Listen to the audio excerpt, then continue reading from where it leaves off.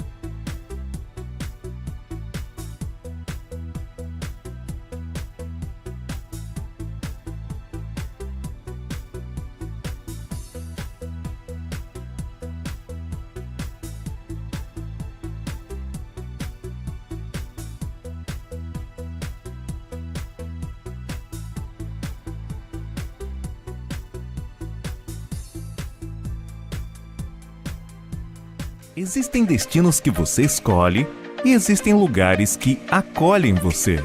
São Gonçalo do Amarante, localizada no litoral oeste do Ceará, pertinho de Fortaleza, é um paraíso hospitaleiro reconhecido pelo melhor da sua culinária, pela bela praia do Pecém, da Colônia e da Taíba, pela prática de esportes radicais e com o melhor lugar para apreciar o pôr do sol. Nessas férias, descubra São Gonçalo.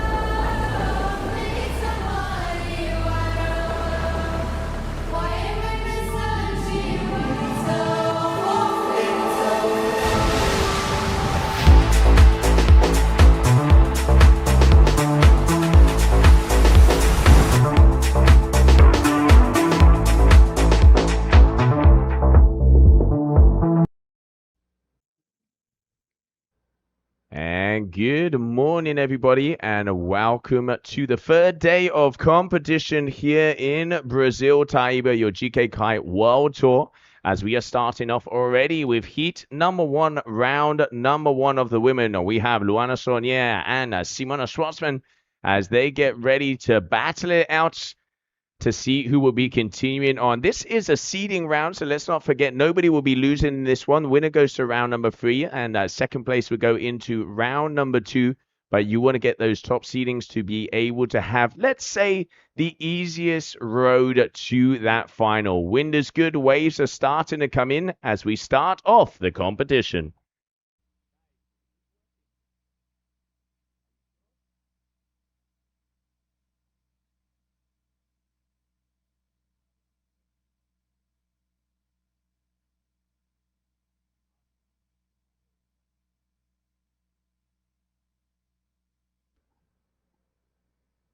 All right, here we can see that nice couple of waves already for Luana. She has a 5.17 and a 3.0, so she is your current heat leader, as we can see there on the screen. And then in second place, we have Simona, as you can see, a little harder. She is a goofy foot rider going backside here at Taíba. Yesterday, round number 1 of the competition, and what a round it was. Highlight has to be local hero Artur Moraes absolutely knocking it out of the park. Plus 16 overall score and flying down the line. He knows this place like the back of his hand. This is his playground. And I know a lot of the top athletes are very worried to be coming up against him. There's going to be some big rounds coming in round number 3. But right now here all the way along, Luana, beautiful turn there. Looping the kite. Oh, if that one goes in the mush, just managing to keep it out. So managing to get herself out of that sticky situation. But 3 turns here for her again, looking to improve on that 3.0.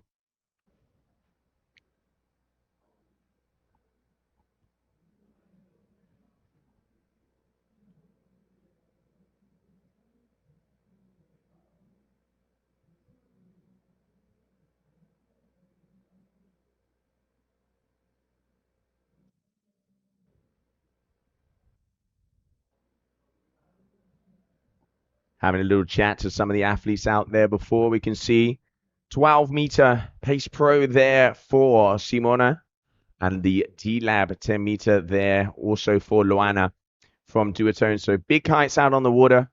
Tide is nice and high right now, 8:30, just coming up on 8:30 over here local time. So that morning coffee starting to kick in as we get going with the third day of competition. And as we can see here, your women's round number 1, heat number 1, with 3 minutes to go. So far, Luana Sonier having the upper hand in this heat. Next up, we will be coming out on the water. Amber Skinner and Kesiani Rodriguez will be joining us. Kesiani Rodriguez, also one of the top kite surfers on the planet, currently 3rd overall in the 2025 season. She had a 5th over there in Cape Verde, a 5th in Silt, and a 5th in Dakla. So looking to get past those semifinals to be able to join on our finalists here at her hometown, home country of Brazil. Already yesterday, we could hear the vibe that there was on the beach. This is one of the things I love about Brazil. There is just constant music.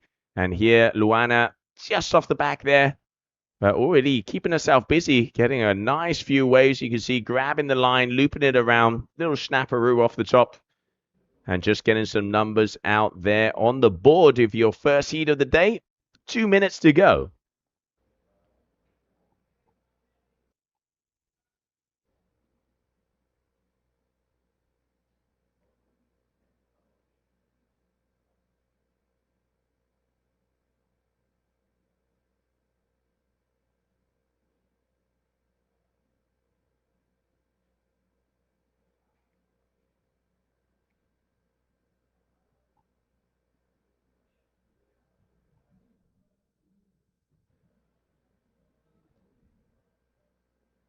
And I can see out of the back of my booth here that all of the athletes starting to bring out those big kites. We've got about 15 to 18 knots out there at the moment. Here we can see Simona.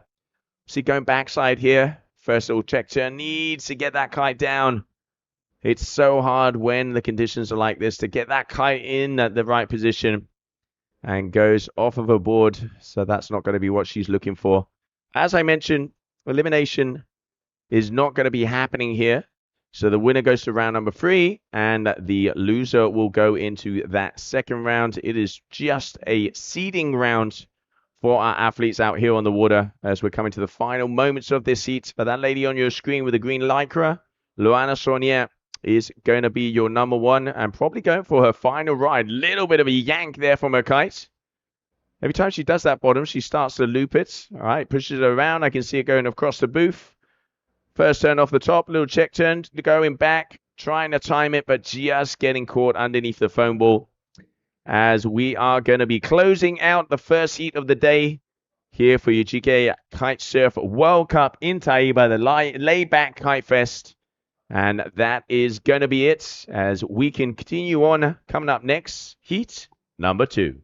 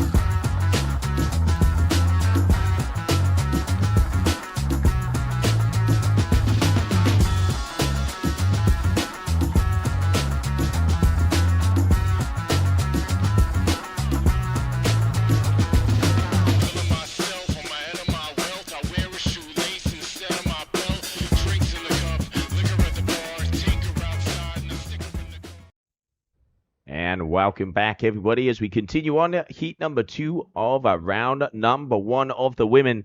As we are going to be seeing out there is going to be Kesiani Rodriguez up against Amber Skinner as they get ready to rumble. Having a look at the scores of that previous heat where we saw Luana Sonia take the win as she had a total of a 9+.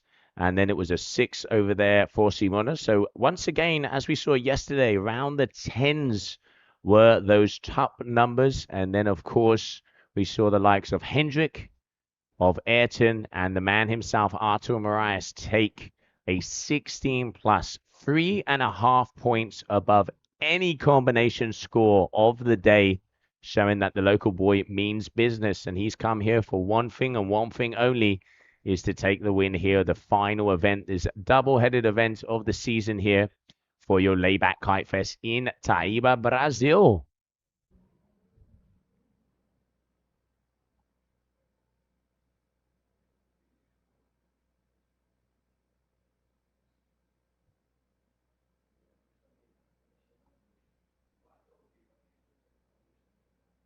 Don't forget, we have 13-minute heats, 2-minute transitions. Our athletes, they have 15 wave that they can take off of. And the top 2 waves, the top 2 scores are the ones that are going to count. There, Kesiani Rodriguez had a quick chat to her before she was going out on the water. And Kesiani, one of the top riders, as I said, she's out there on a 10-meter carve from North Kiteboarding and on the Charger 5.5. And charging away through that turn, as she is one of the favorites to be taking this event. 3rd on the overall ranking right now as it stands.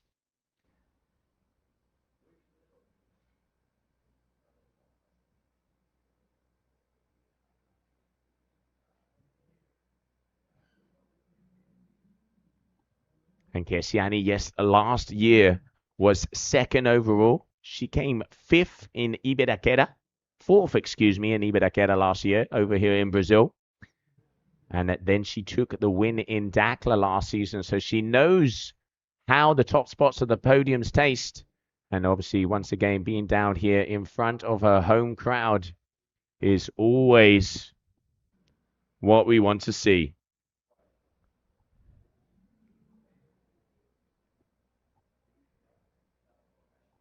Here we can see the replay here of Kesiani. Nice turn in.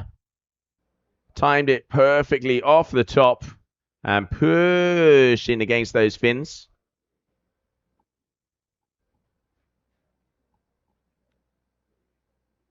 Early start for our athletes over here today, as it is just coming up on 8:30 in the morning. But we have a lot of competition to get through. Unfortunately, yesterday, only able to get through one round. And then the first day of the competition, unusually over here in Brazil, were no conditions. So we have about 14 hours of competition to go. So a full day of action coming your way. Kesiani Rodriguez already with a 5.67, 10 minutes on the ticker. She looks like she's going to be engaging on a wave. Hanging out on the skippers meeting this morning. What the judges are looking for, it is quality versus quantity. That is what they want to see. It's not about how many turns you do, it's how you do those turns. Also, of course, wave selection, commitment, variety, connecting turns, connecting maneuvers, rail to rail, speed, verticality, airs, and of course, barrels, which I don't think we'll be seeing barrels over here. But with the best of the best out on the water, anything can happen. And yesterday, also that carving 360 from Artur Moraes going right into the power section, Kelly Slater style, showing that these guys are here and they mean business.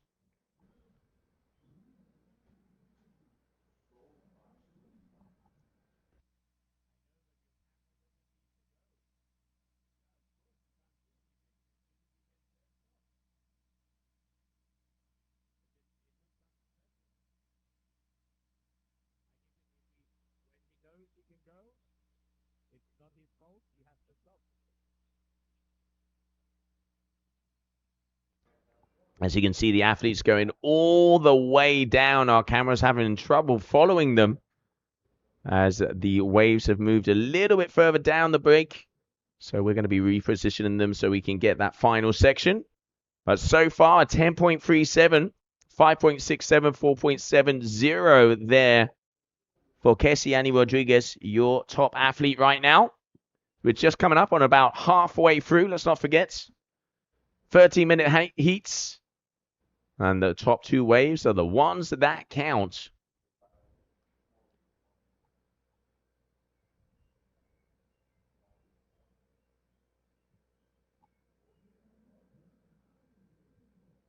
And here we have Kessiani looping it around. Oh, just losing the feet there. Continues looping, pulling on that line. And not really in control. You can see a little all over the place. So that's not going to be improving on her score. And here just gets caught up. A little bit of a fumble on the bottom. But still, numbers on the board. And that was that moment where she kind of lost her balance, which sent her into a snowball effect of not being able to get the turns that she wanted. But still in the lead. Your current heat number one from Brazil, Kessiani Rodriguez. The second place of the 2024 season. And having a little chat to her before. She's hungry. She wants it. And so far, producing the goods. 9.54 Luana Sonier in the previous heat, taking the win. And Kessiani already above that. So setting the bar of where those top scores are going to be landing. And one of the things, especially here in Brazil, any underdog can come in and make a surprise. We saw it with Artur Moraes. We knew he was going to be one of the top players. And I'm sure we'll be able to be seeing that on the women's kiteboarding as well.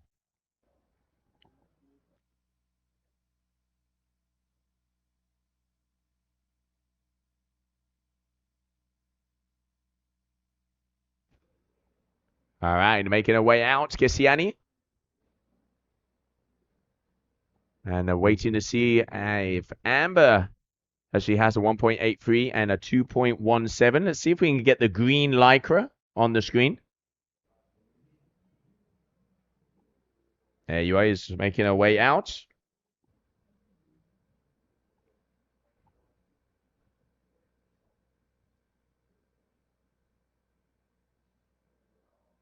Sets are definitely far and few between, as we're just coming up on high tide right now. And then when it comes to the evening, it will be around 5 o'clock-ish. That high tide waves are very close in on the inside. A little bit of a one-hit wonders. So athletes really having to look at that selection to be able to get those diamonds in the rough. Those little nuggets to be able to get the goods they need to make their way through to round number 3. Let's not forget, not an elimination round. So nobody will technically lose. Nobody will be going home. This is just a seeding round to potentially have the better path to make your way further and further along in the competition. Oh, Kessiani not timing that loop. You can see the frustration, shaking her head. But comfortably in the lead so far.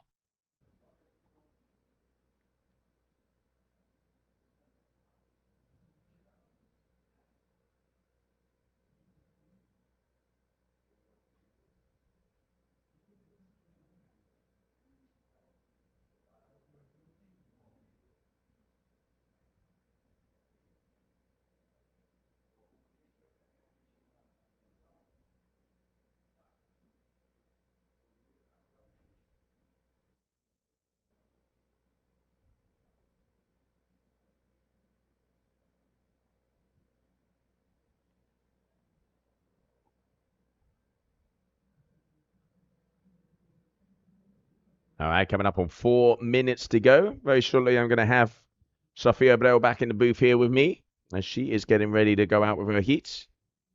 Goofy Footer going to be going backside over here.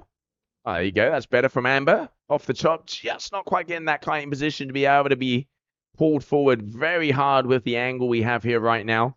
As that afternoon comes in, we'll be making their way through.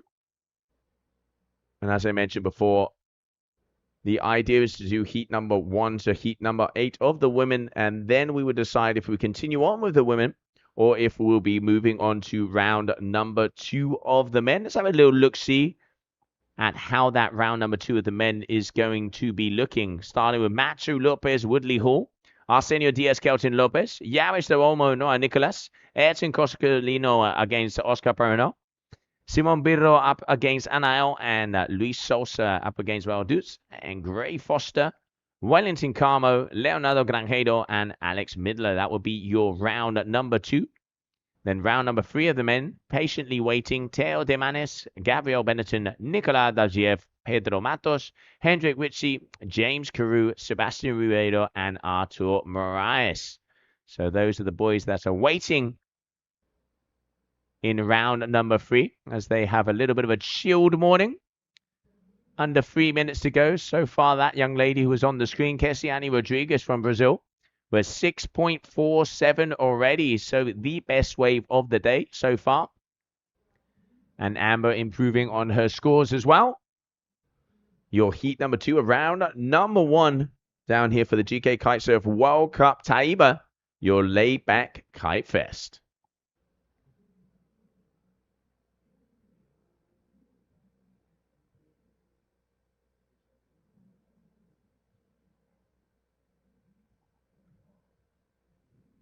Just going over the rail there, unfortunately, on that little foam ball.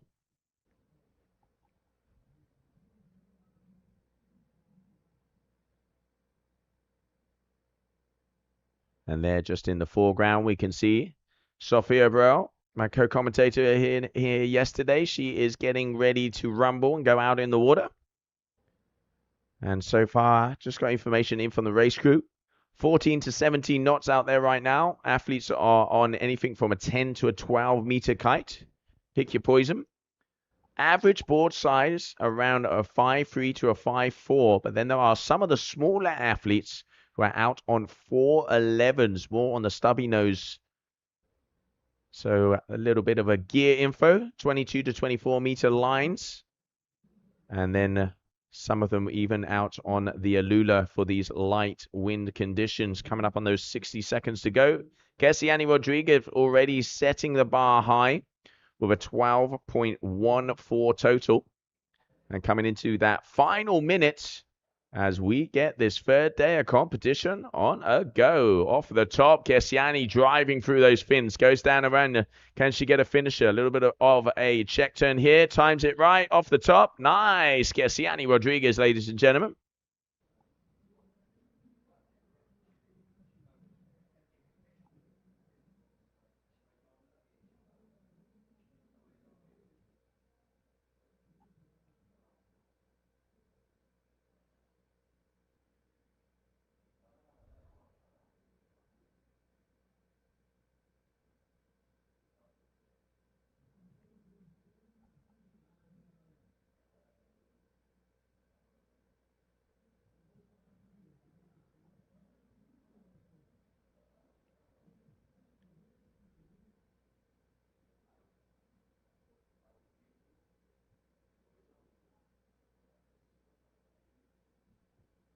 All right, so that is going to be it. The end of the heats. Couple of good waves there from Kessiane with that 6.47, setting the highest score of the day so far. We continue on here, Taíba, Brasil.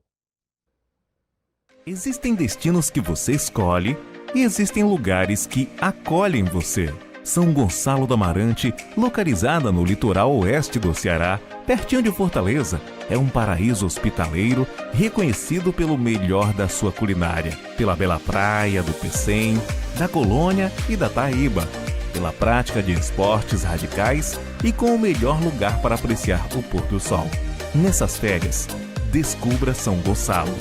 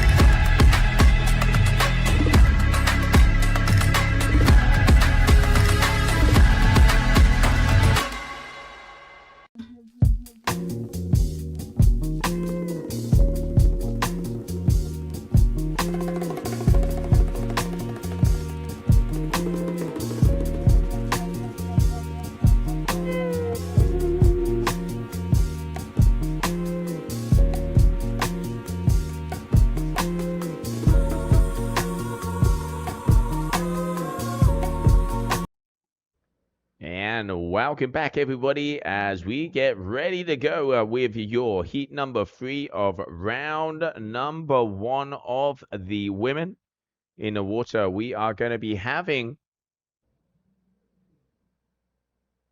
Luisa Neto and Serena Luz. There they are. These are the athletes as they get ready to go out. Conditions 14 to 17 knots. We got about 2 foot, occasional 3 foot waves coming through. Little ankle biters so far here on your screen in the green lycra. Luisa Neto. A little chat to her just as she was going out onto the water. She's going to be out there on the 10-meter duotone Neo, and that is the D-Lab Whip 411. So the stubby Naira's board, very small board, but she prefers the skatey feel under her feet. And then, of course, we have Serena Luz, one of the veterans out here on tour, as she has been following for quite a while now. Got very nice scores over there in Dakla. She had a 4th in Cape Verde and a 3rd in Dakla. So she is currently 7th overall on the 2025 ranking. And if I'm not mistaken, looking like she is out there on a 10-meter. 13 minutes, top 2 waves will count. They have 15 wave attempts. So plenty of time, plenty of waves. But once again, the judges, they're looking quality versus quantity. Wave selection is key out here. We saw it yesterday in Artur Moraes. He was picking off those diamonds in the rough, picking off the little nuggets that gave it that extra push. And if you can perform on those waves, you are going to get those high scores. All right, Luisa engaging, going around, a big carving hack. All right, first turn off the top.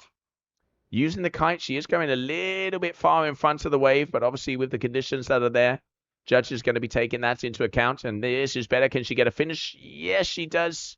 Off the back of that wave, but still, scores on the board. It's about getting a little loose out there and then starting to bring those top scores.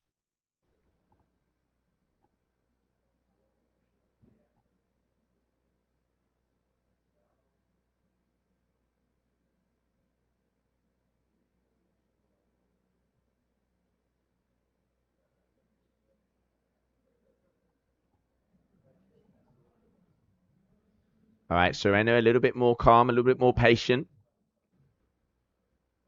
Got about frequency of about 2 to 3 sets in each one of these heats.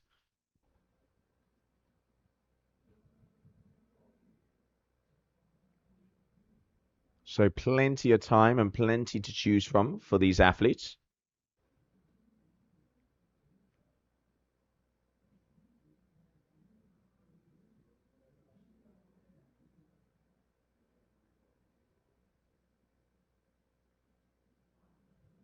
So then having a little look, but not decided not to engage. And there we can see Luisa as well.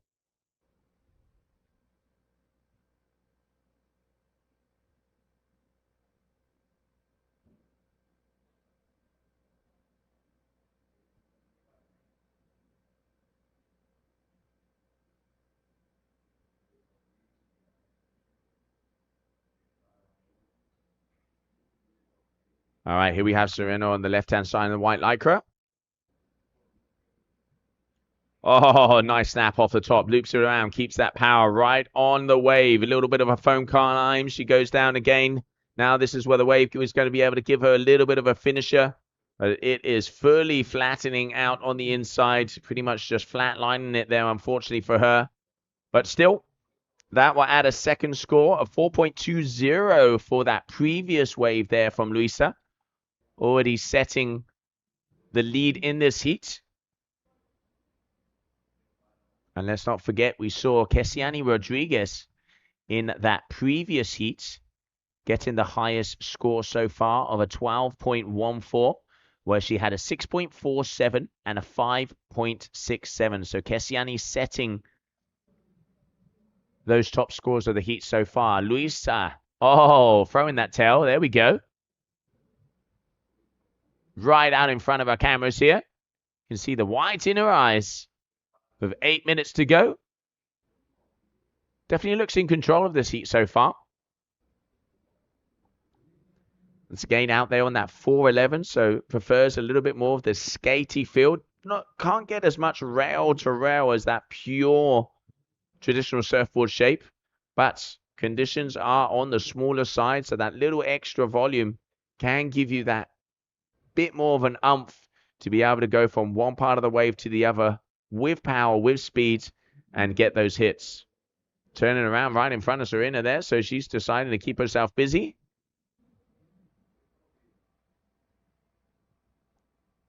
Really, these inside waves don't have much of a face. One hit wonder. Times it well, but loses speed on that bottom turn. Looks like now, yep, she's going to decide to run up the beach, get herself back into position.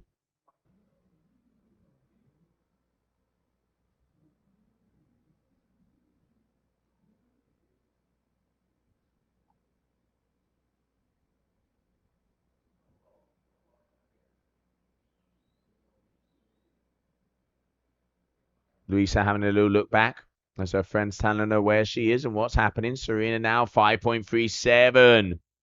So still in second, but throwing down the hammer of the top score of the heat. And you can see there's that surfing background pushing against the boards, staying close to the foam ball, staying close to the power section. Going off the top, goes down again. You can see keeping herself on the face, looping that kite for everything it's got. But again, that last section of the wave really not giving her the finish that she wants.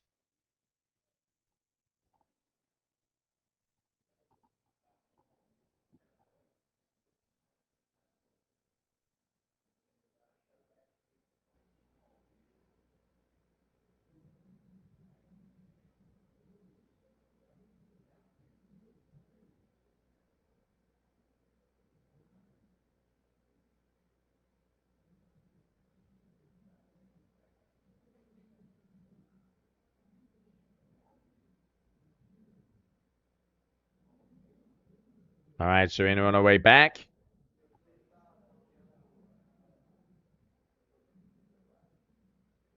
Eyeing up that wave. All right, she is going to be engaging. Here we go.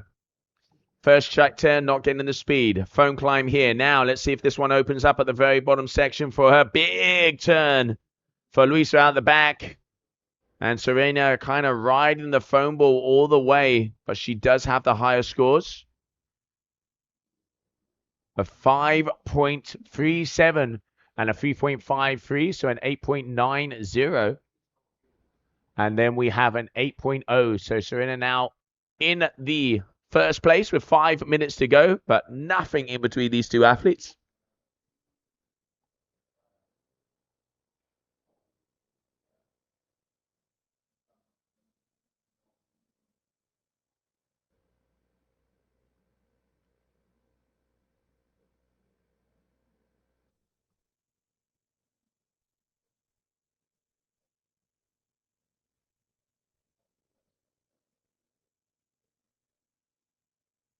There you can see a little bit of motion out the back there. Coming up on 4 minutes.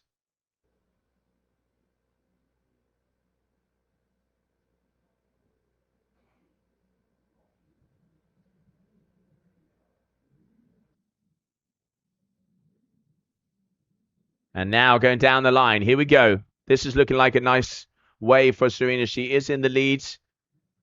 And now scores drop. Luisa's going back. So we have turn for turn off the top there for Serena. Even a little smile. Can she keep it together? No, she doesn't. Oh, that is a shame because that was a very nice finisher for her. Here we go. Luisa dropping in. We got action in the water.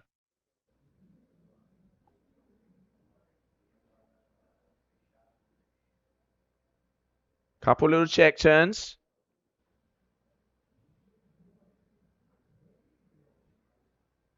And now let's see how our judges like those last two scores. 4.87, that last wave from Luisa, and a 9.0. So there is 0.07 of a difference in between these two athletes. I got a feeling that 3.63 didn't quite catch the first turn of Serena, but I reckon that might improve very shortly. So it is going to come down to the wire. It's nothing like a nice old buzzer beater.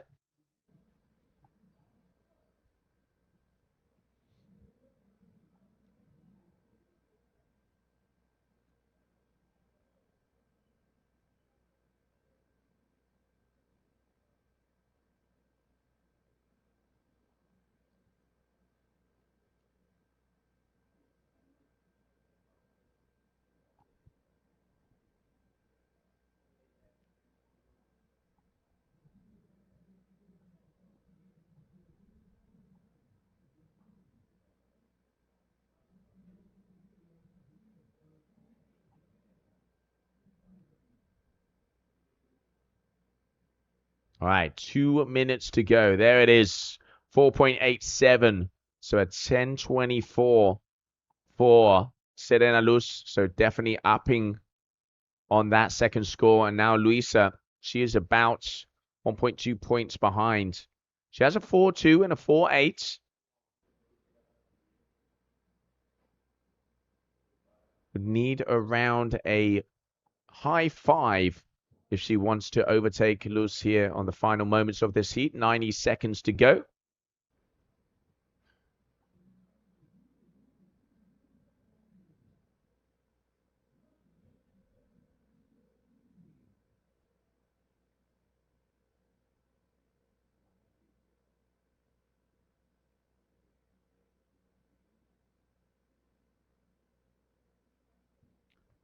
All right, Luisa dropping in. She needs that medium to high 5 if she wants to take out Serena. Here we go. Double pump on the turn. Foam climb off the top. Oh, goes off the back. Judge is going to be high, not liking that at all. And you can see now just losing the balance, losing the flow. And Serena right behind her, looking to engage. She's going to be looping that kite. There's the loop.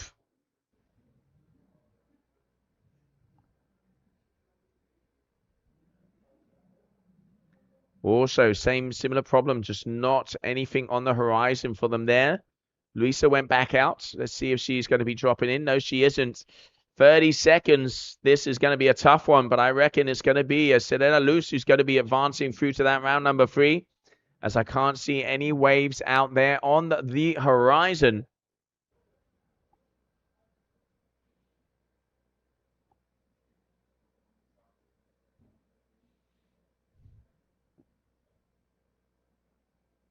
Here we can see Serena, final moments, is going to be dropping in on another wave. But even so, she is already in the leads. So that is going to be it. The winner of the heat, Serena Luz, as we continue on now with heat number 4, round number 1. Existem destinos que você escolhe e existem lugares que acolhem você. São Gonçalo do Amarante, localizada no litoral oeste do Ceará, pertinho de Fortaleza, é um paraíso hospitaleiro reconhecido pelo melhor da sua culinária, pela bela praia do Pecém, da Colônia e da Taíba, pela prática de esportes radicais e com o melhor lugar para apreciar o pôr do sol. Nessas férias, descubra São Gonçalo.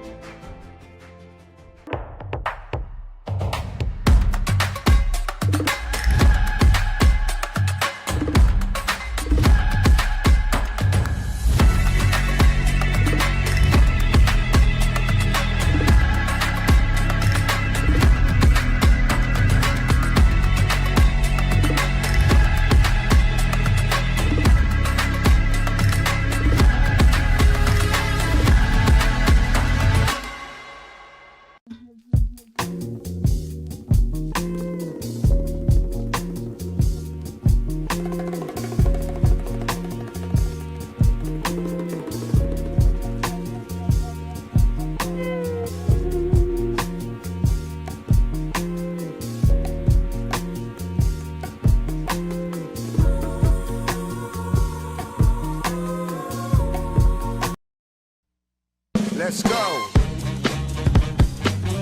Yeah. Brand Nubian Wild Cowboys. Let's go. Started as this young boy, came on the set. No videos, no internet. Back then, touch the mic, you was a threat. To touch the mic or even clutch the mic. To touch the mic, you know you had to be on. Now I rule New Rochelle where I was born. Grand Poobah up there was the king. Brought me Lord Jamal to his wing. Wasn't like the same old thing, we was gods. People was ours, they said we was crazy. They said we hate people. Far from the truth, expressed our views and proved it in the booth. Through stress, pain, even strife. We kept it moving, hey, that's our life. All for one for all. Blast from the car, house or mall. You know the gods will never ever fall. Just like that, y'all.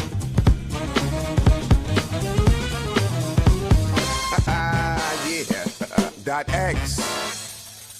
Been across the world with my wild cowboys, one of a kind, crazy style boys. A lot of MCs make a whole lot of noise. They trash motives just for cash. I'm the type that'll take their whole stash. Worldwide, rap never died, it was a coma. I'm here to give it pills, restores health and give it a lot of thrills. Sometimes I even give myself chills. I stay in this business with deals. New York resident, I don't give a fuck who's the president. I still gotta grind. When you say Sadar X, that's a hell of a line. And I'm a hell of a find.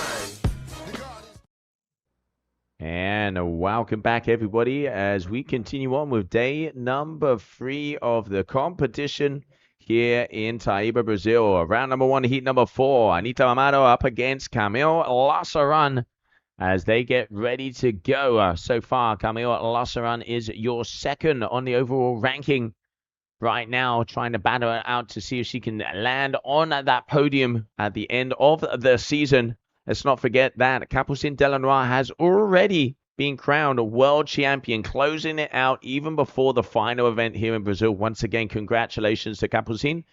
And Camille here, she is on the 411 D-Lab whip. And she is going to be going out on the 12-meter Neo, as I just caught up with her before the heats. Anita also similar setup.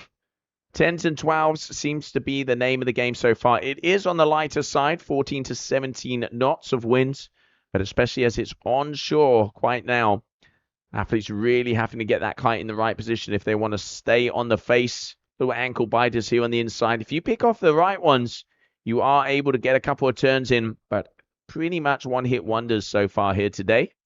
Cassiani Rodriguez with the best overall score, as she has set the bar to be the woman to beat with a 12.14. Serena in that previous heat with a 10.24. And now let's see how these ladies do. Backside for Camille.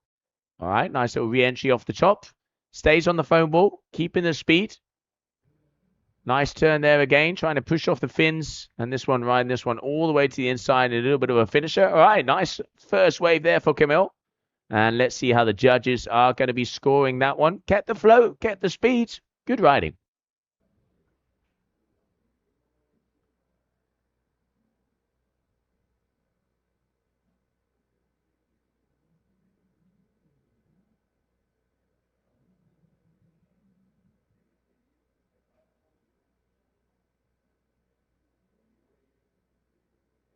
And there, both our athletes making their way back out.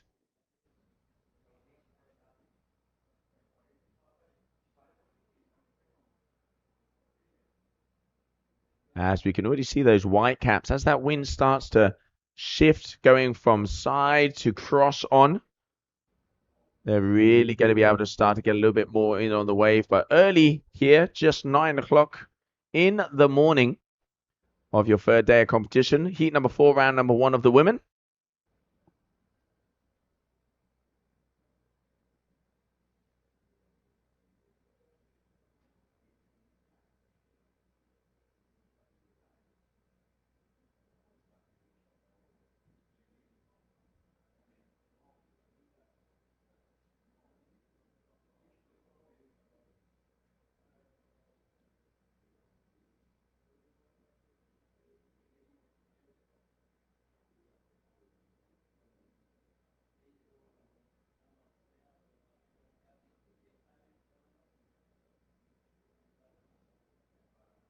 All right, Anissa there Just getting a couple of turns in. It is definitely not easy conditions, as you can see there. The overview of the point break we have. This little sandbar here in Taíba. As that tide starts to go out, you already start to see the rocks appearing. Athletes are out on 12 and 10 meter kites. And there, that score, so a 0.67. Just having a little look-see. Camille with a 2.50 for that backside ride that we saw with those 3 little turns on the inside. Let's not forget 30-minute heats, 2-minute transitions. And here we can see Camille again. Little foam climb, getting that board nice and vertical. Is better timing. No, just losing the speed and going off the back, though, unfortunately. As soon as you can get the finisher here. That's a better turn, pushing it now, going down. What's it going to be? Foam climb off the top again. Numbers on the board.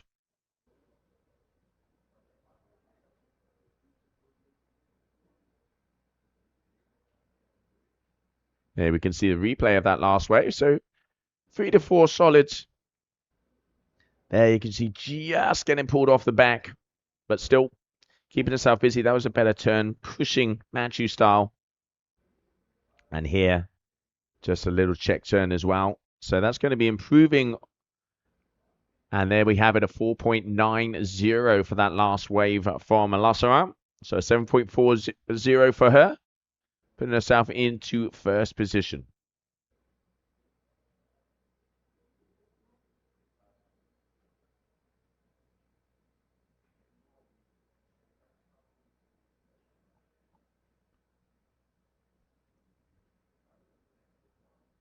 There's 7 minutes to go here in Taíba for your Kite Fest, your layback Kite Fest as we get ready.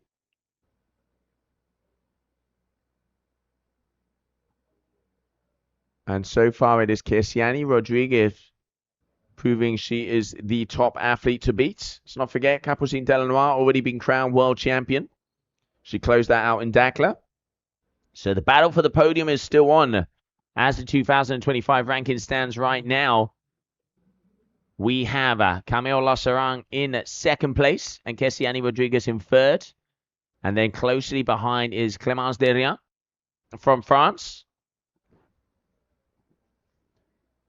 Camille, just that kite a little bit too high, not being able to get the re-entry that she was looking for. Camille, one of the top strapless freestylers there and been putting in a lot of hours on her wave riding. See, backside here, not the easiest of feats. But already with that 4.90, proving she can get those higher scores.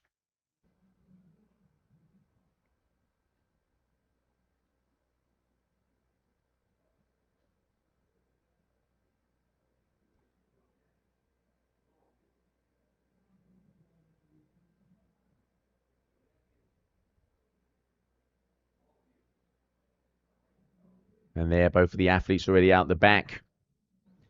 Hunting to see if another wave will come their way. I can already start to see some of the rocks appearing here on the inside. Idea is to get through heat number 1 to heat number 8 of the men. In the next round, here we can see some of our athletes getting ready. Sophia Bell, my co-commentator there in the blue. She's going to be going out very soon. Gabrielle Benetton there as well. All right, that's a better turn there from Camille. Now we're talking.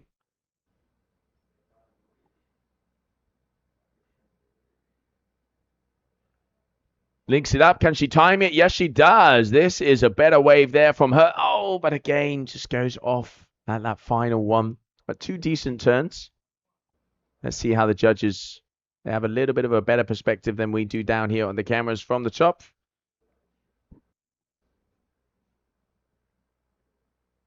And they're looping that kite to be able to get this turn coming up now.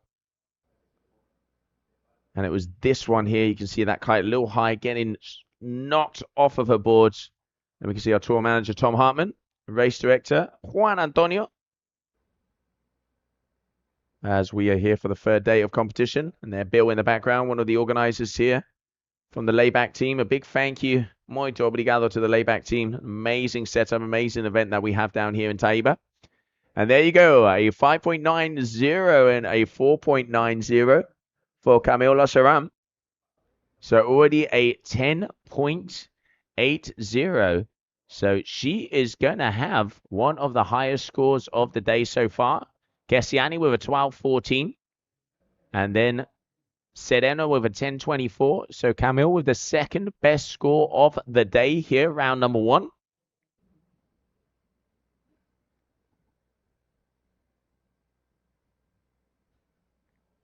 The point separation in between these two athletes is very close as well. 2,030 points for Kessiani, 2,060 points for Camille. So they pretty much, whoever is in front of each other, will be going into that second place on the overall podium. So the battle for second place is very much alive with 3 minutes to go here.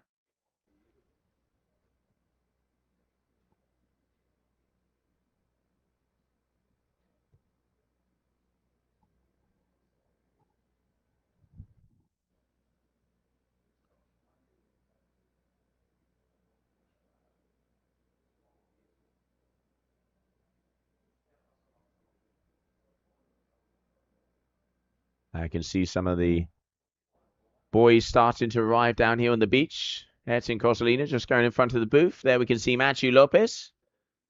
And Simon Sportsman there in the back as well.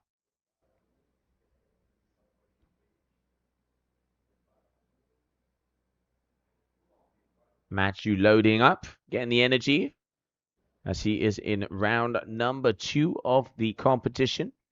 And Matthew will be going up against the likes of Woodley Hall, as he is going to be the first male heat to enter the water. So far, heat number 4 of the women. Next, we will have Daniela Moreno from the Canaries and Charlotte Carpentier from France.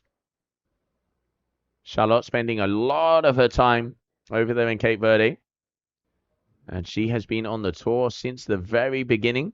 Always a smile, Charlotte Carpentier. And great to see her over here in Brazil. And Daniela Moreno, one of the younger athletes coming in from the Canaries, also loving the surf. And let's see how that he is going to go out for both of the athletes. But right now, eyes on the water. 10.80 for Camille Lassaran, for 5.90 and a 4.90, leading this heat so far against Anita Amaro on your screen.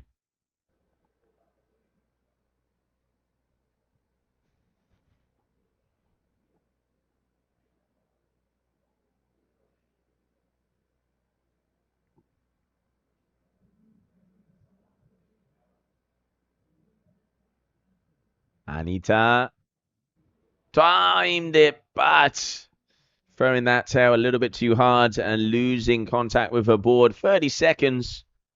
So it is definitely going to be Camille Lassaran having a look at her watch. She knows the job is done as she comes into the shore. So it will be Camille Lassaran who will be taking the win of this heat number 4. And Anita going into that round number 2.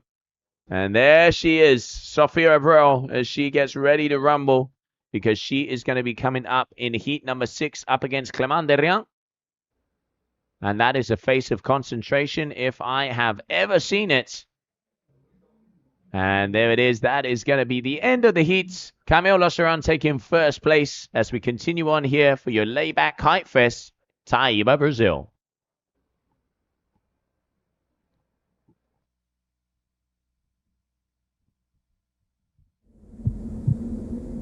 A gente sonha, a gente luta, a gente se arrisca.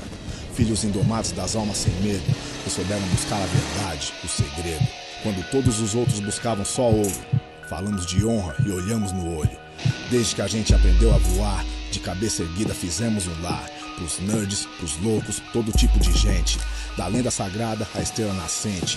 Ao redor da guitarra, família pra sempre. A galera, a história e nossa verdade. Tem tinta nas veias como essa cidade. Vai sem medo, meu filho, é só o começo. Respeite as raízes e reforce a corrente. Evoque o que é puro e espalhe as sementes. Aumente o volume pro mundo saber que você é a música e nada vai te deter. Porque você não está só. Nós nunca estamos sós.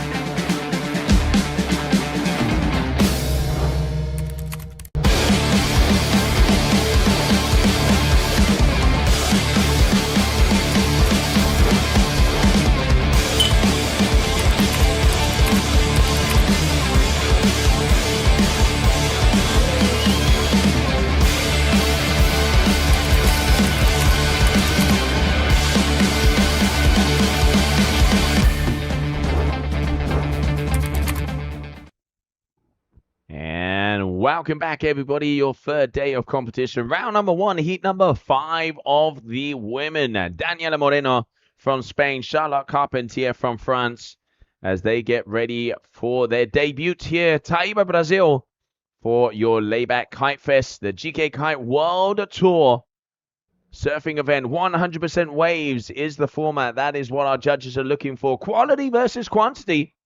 And already starting off and firing out that first bullet, Charlotte Carpentier here, your core athletes with the white lycra. And then the Spanish athlete with the green lycra, Daniela Moreno. Charlotte deciding to have a little walk up the beach. Wind conditions right now, we have in between 14 to 17 knots. Side on, and as the morning starts to go, the wind will shift ever so slightly and start to be side cross on or cross shore. And right now there we can see Daniela getting that second wave. Talking to both of these athletes earlier this morning. So Daniela is going to be out there on the F1 Addict. She's on an 11 meter and the Mito Pro Carbon 454. And then when it comes to Charlotte, she is out on the Core Nexus. And she is on a 4.8. So small boards. Charlotte, one of the smaller athletes on tour. And then Daniela with that 5 as they get ready to throw down here for us. 4.33 Charlotte, 2.33 there for Moreno. 13-minute heats. Top 2 waves are the ones that score, and they have 15 wave count. So they can engage on 15 waves to see who is going to be at that number 1.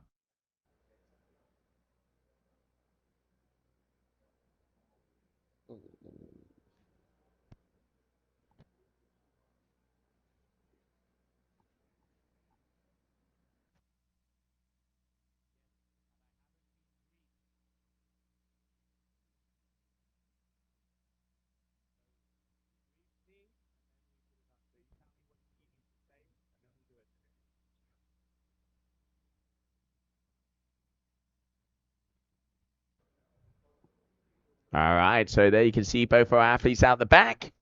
Charlotte here on the inside, having a little look-see. Having a little dabble.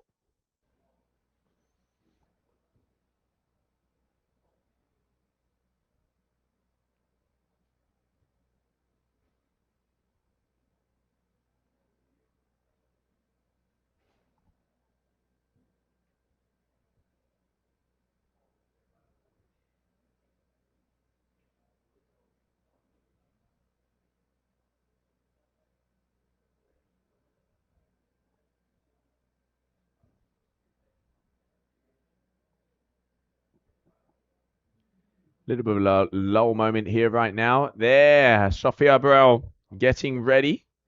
There's the smile. Grabbing a call, going into that comfort zone. On that previous seat, Camilo Losaran taking the win with a 10.80. So we have Daniela Moreno and Charlotte Carpentier. Daniela now dropping in for that second wave. Next up will be Sofia Abreu and Clemence Derrien. Then Katie Evans, Sonia Bunter, and Liliana Sanders and Capucin Delanois. Your heat number 5. Oh, there you can see. Getting the goods. The good old boyo. Cereza boyo, as I've been told. Cherry on the top. And there's Serena. The Brazilian power. Showing how she can get those turns. All right, Daniela having a little run. And here, Charlotte. On the old ankle biter. Flat lining it down.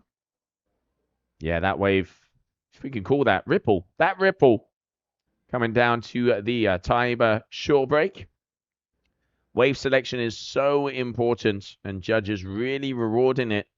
If you can wait for those better sets and perform is the word, you will be able to get those higher scores.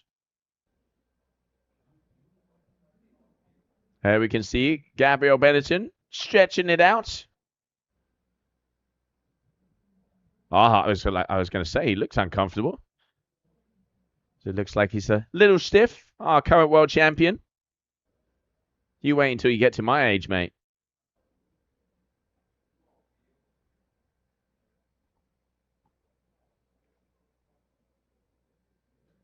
All right, there we can see athletes getting ready to come up as we continue on in the water, heat number 5 of round number 1.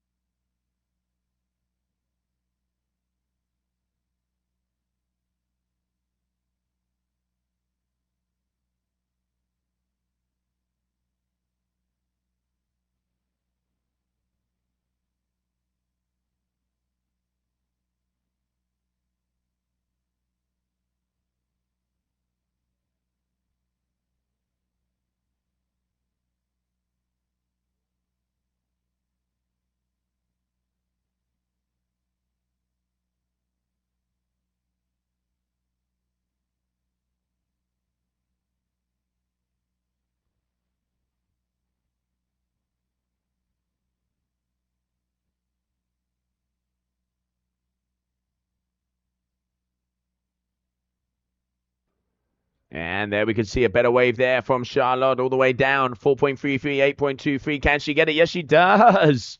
Throwing that tail. And look at the timing here. Can she get a gain? This is a better wave there from Charlotte. I reckon I even saw a little smile there from her. So Charlotte Carpentier, she is going all the way down. And here, once again, coming off, you can see how side shore it is. But there you go. That's going to be her, if I'm not mistaken, that's going to be her 4th wave. Yep. So wave number 4 there for Charlotte. And really throwing that board around. Your current heat leader. And that's going to be improving on that 2.83 for sure. You can see the VIP area we have here. Once again, a big shout out to the layback crew for making all of the setup that we have here. And Simona Schwartzman just cruising, chilling, having some food, having some cold ones. She is going to be coming into the water very shortly. Daniela Moreno, 4.70. Charlotte Carpentier, 8.0. Good scores here for Charlotte. With a 4.33 and a 3.67.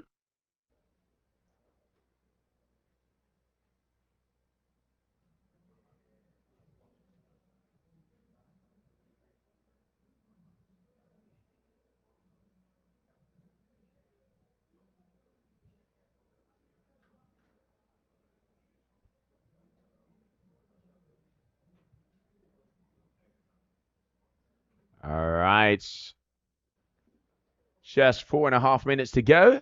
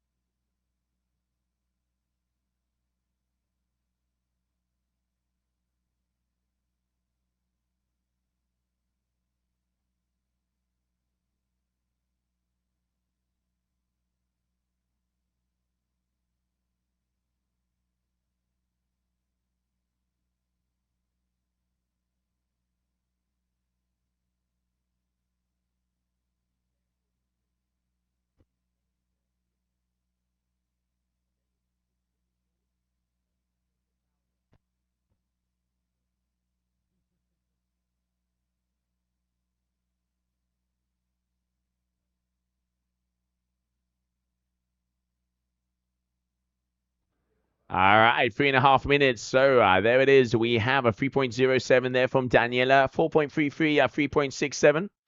Charlotte Carpentier in a very comfortable position so far with 3 minutes to go on the clock. 10 meters, 11 meters, and 12 meters is the name of the game so far. 100% waves. Once again, judging criteria, quality versus quantity. They are looking for style. They're looking for execution. Rail-to-rail surfing. It's not a copy-paste to get the win here. We want to see those maneuvers being linked together to be able to get those top scores. We have a panel of 5 judges.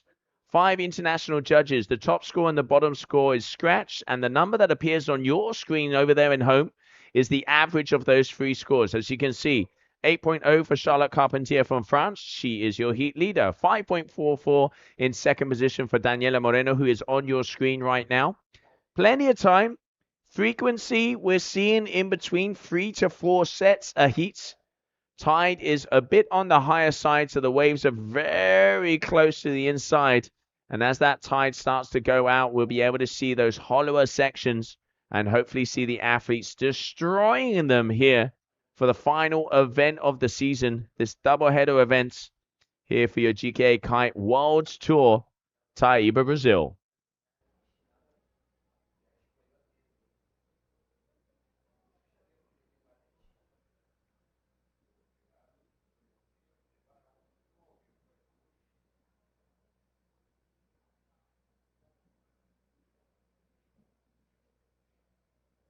$90 guys.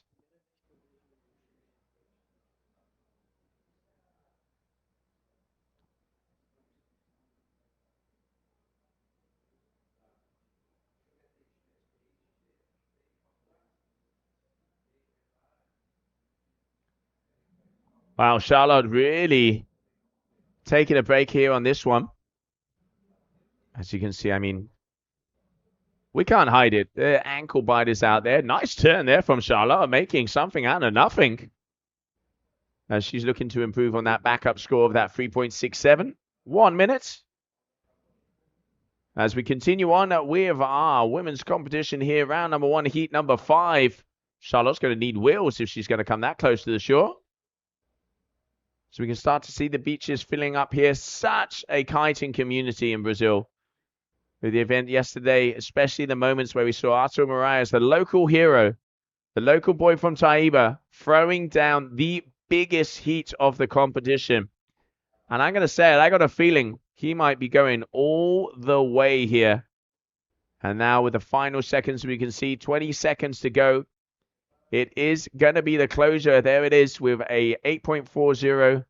Daniela is definitely not going to have enough time to be able to get another wave out there. As we close this off, we will wait for those official results. But it is looking like it is going to be Charlotte Carpentier to take the win.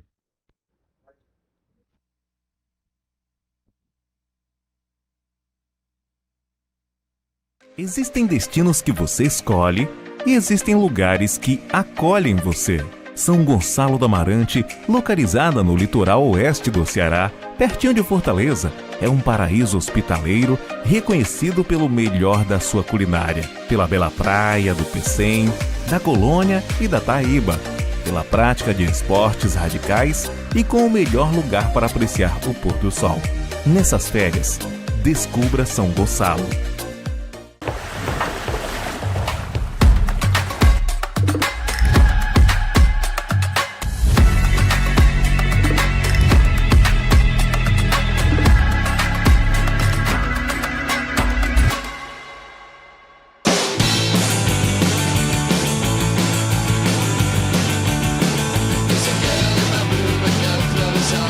She could be cool or out of her mind. You make her kiss and never could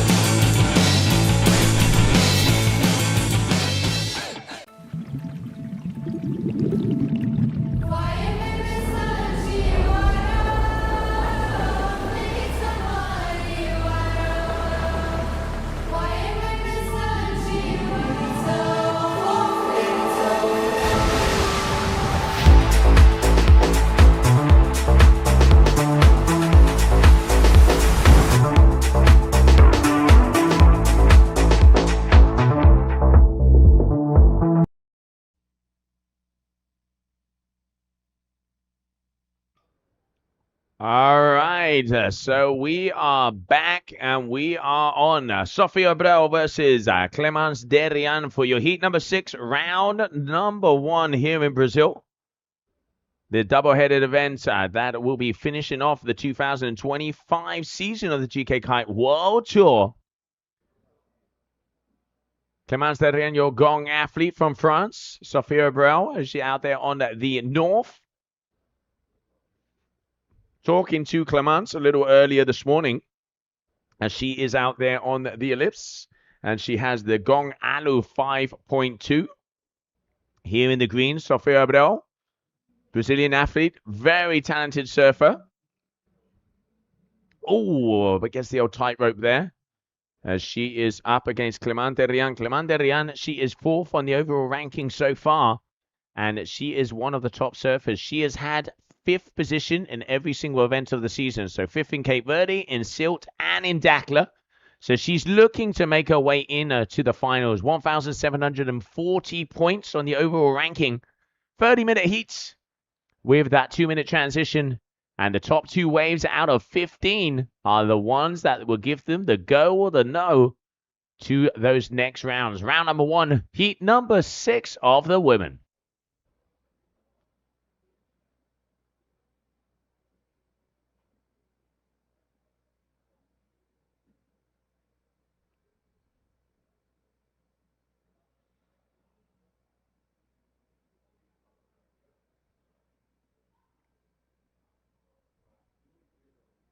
We can see both the athletes. Left-hand side, Clemence. Right-hand side, Abreu. Clemence, front side. All right, check turn off the top. Keeps the speed. Now she's going to be going here on the double up. Nice back to the foam ball. Flattens out a little bit. Can she get the finisher? She's eyeing down the line. Timing it nicely. Off the top there again. This is a good wave from Clemence. And foam. Oh, she's still got her fins.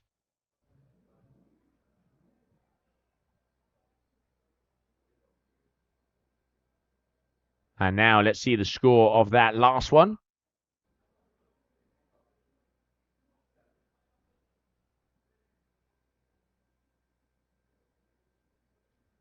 So 233 for Sofia Abreu for that first wave.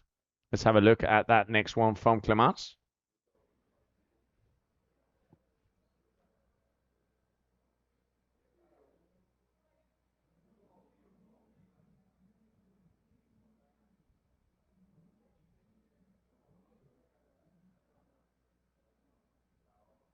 There we can see Sonia Bunta getting ready. The Flying Flamingo, a.k.a.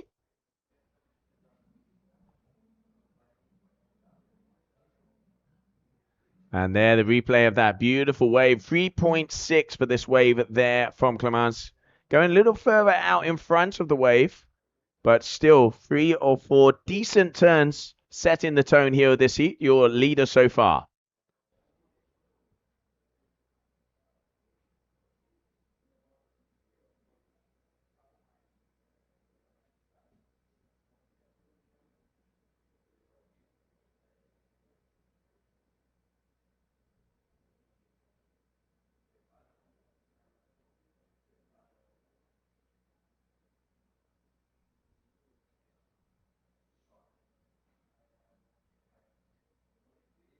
And here we can see the replay of that wave, looping that kite around there for Sofia.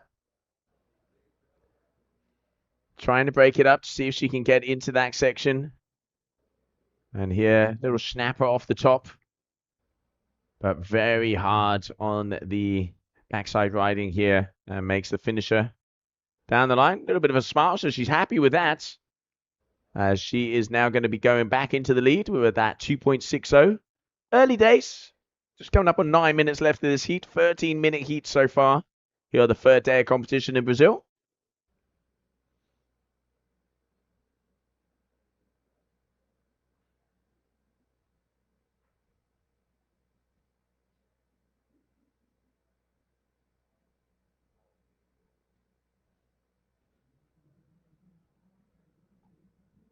All right, Clemence keeping the speed. Double pump, foam climb. Nice.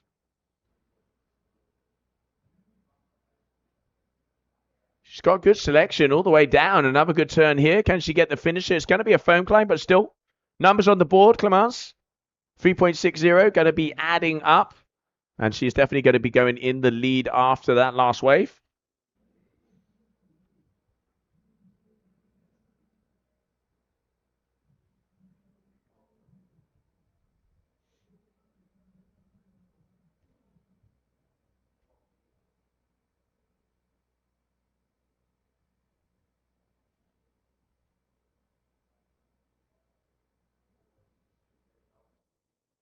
And now we can see that tide going out. Those little rocks are going to start to appear.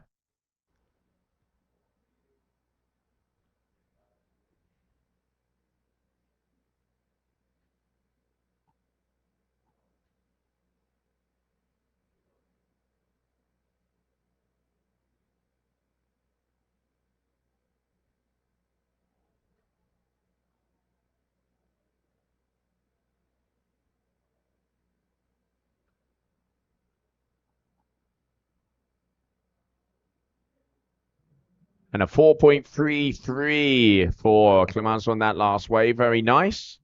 Top waves of the day so far. High fives, small sixes.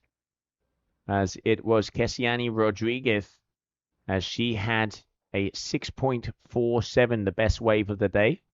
Here we have Clemence. Really like the bottom turn. Oh, great timing. Oh, just missing underneath the lip. What a shame. But really keeping herself busy out there, consistent. And here in front of the white wall, judges are going to penalize her there for that. Sophia on the right-hand side, also really small check turns, trying to stay on that wave, but just kind of going straight lining it all the way down.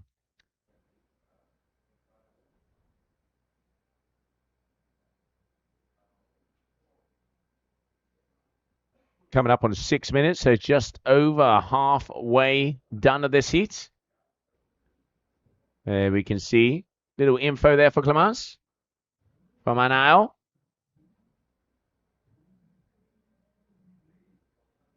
And they're just milliseconds away as that wave was forming really nicely. But so far, Clemence really showing she is in command of this heat.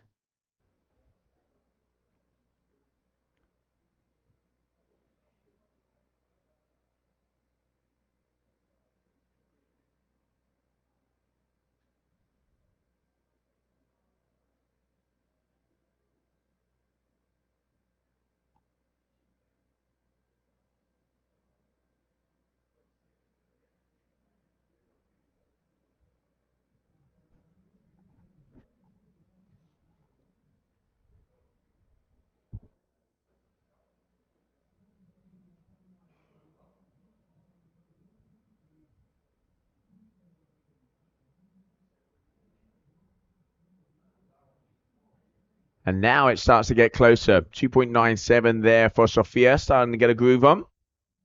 Clemence here, speeding her way across, having a little look behind her.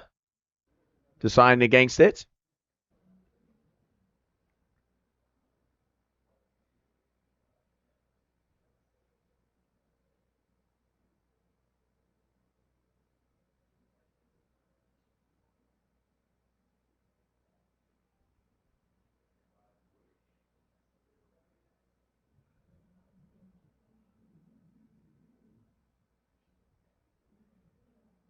All right, Sophia, this is looking like a nice wave.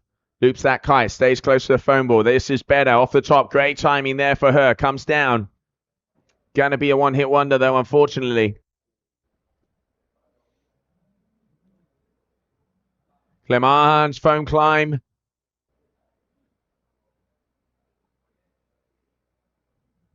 Looping that kite around. Can she get a section? Closing out in front of her. Still in the lead. 4 minutes to go.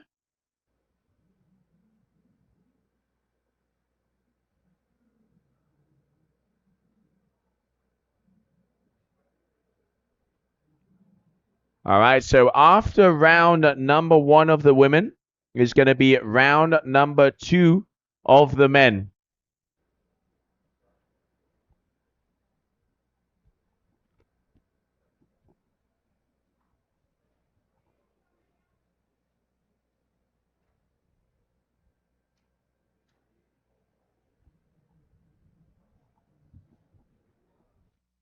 is it's right on top of me, man. I can't, yeah.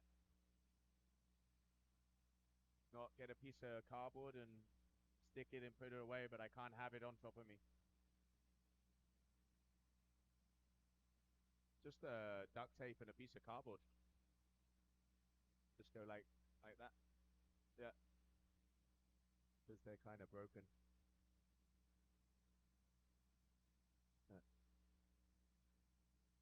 Yeah, no worries. All right, 823. Clemence Derian with that 433, the highest score, as we are coming to the closing moments of this heat. After round number 1 of the women will be round number 2 of the men. So we will be starting to see as Matthew Lopez will be coming out against Woodley Hall. Sophia, better turn there from here. Now we're talking. And let's see how that's going to improve on her score. Looking to go above that 2.97.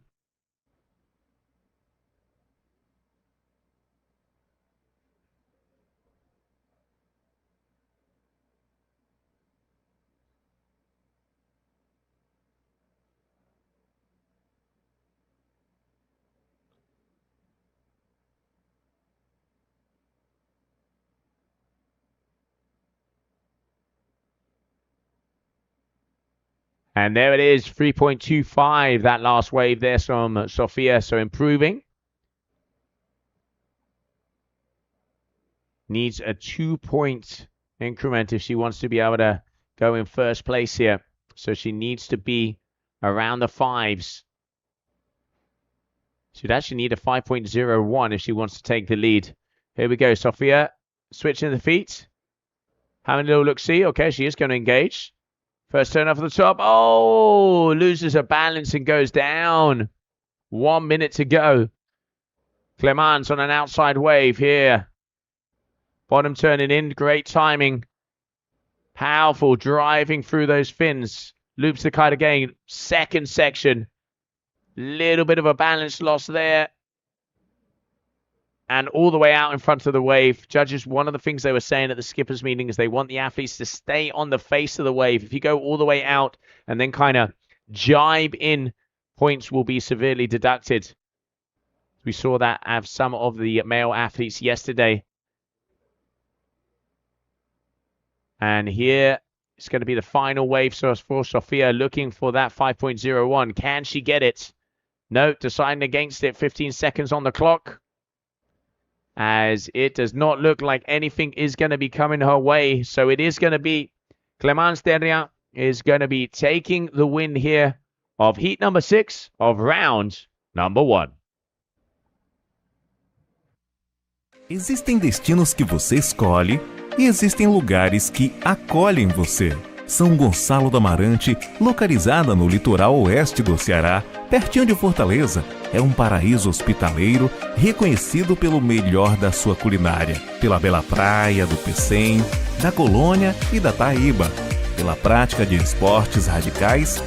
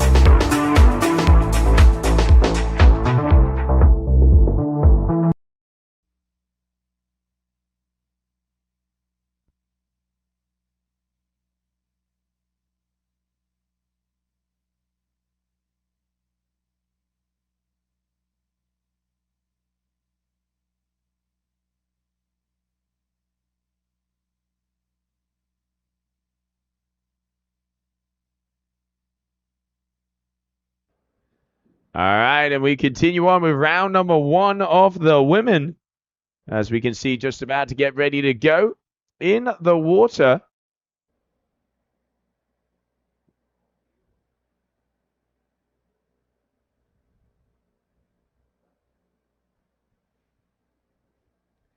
As we are going to be having out there is going to be Katie Evans and Sonia Bunter.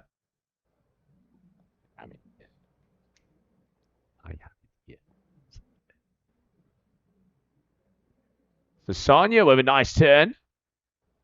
Putting on one of the best performances I've seen her in Dakla in the previous events. 9th on the overall ranking. She came 5th. Her best event results so far. With some very nice surfing.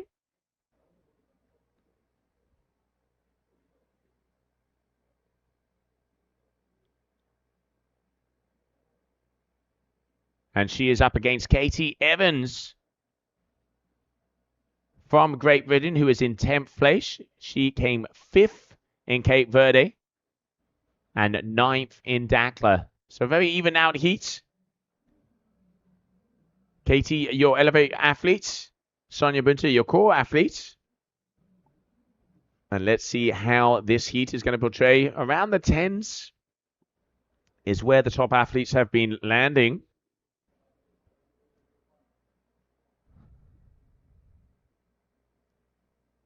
And Sonia right now here going down the line.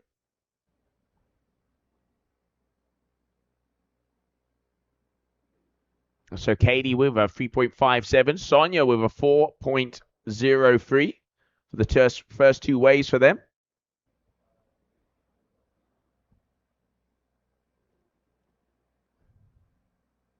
All right, Katie. Dropping in.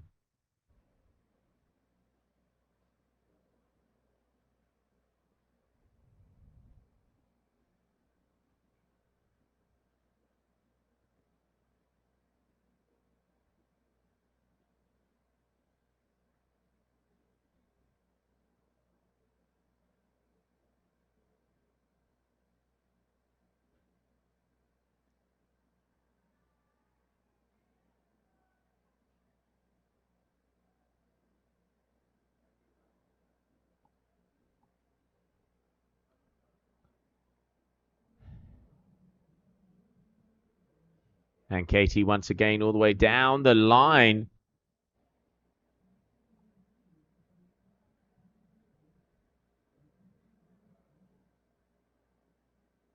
And let's see how that score for that last wave is going to be. Here we can see Sonia out there on the section. If I'm not mistaken, that is going to be her 9-meter. And then, of course, she is on the 411 Badger from Core. Another one of those athletes with the smaller boards.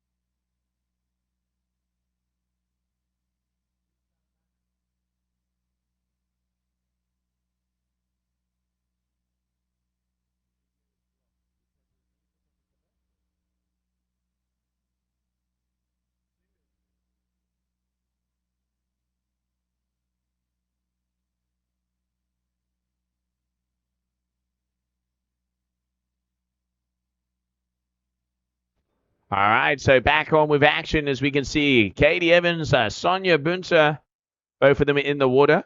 Right now it is Sonia Bunter in the lead with a 7.70, 4.03, 3.67 versus Katie Evans with a 3.57 and a 3.33. Your heat number 7 of round number 1 of the women. The third day of competition here in the paradise of the north coast of Brazil, Taíba, for your laid-back kite fest. And we can see Katie here out there on the 12-meter elevate. As she is trying to rack up a few more points to take her way into that first place.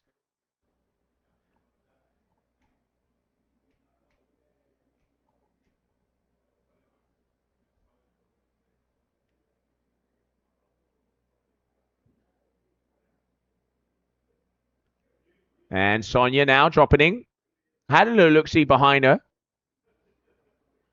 Some of the waves as that tide is going out, looks like they are improving ever so slightly. After round number 1 of the women, we will go into round number 2 of the men. First heat, it will be Matthew Lopez and Woodley Hall.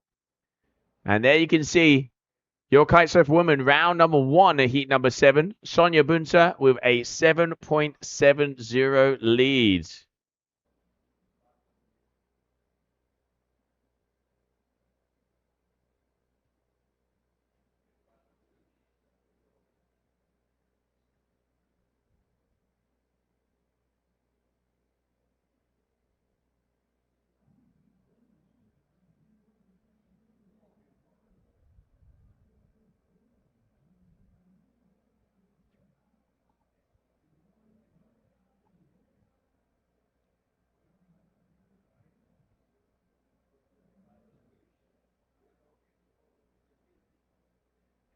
Sets are far and few between in this heat.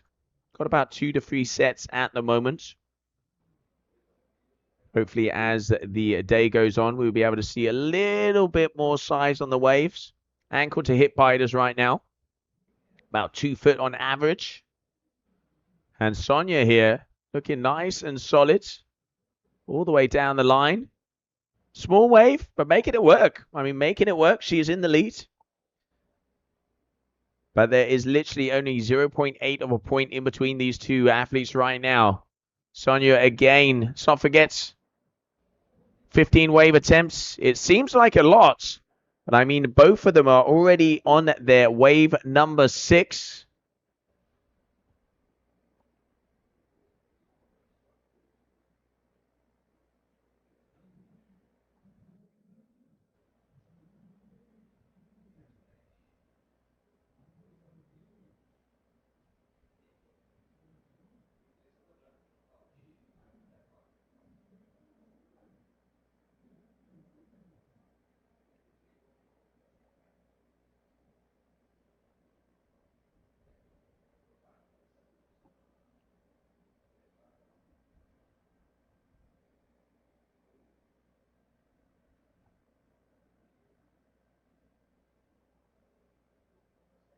There we can see the replay of that last wave there from Sonia. So evened out right now.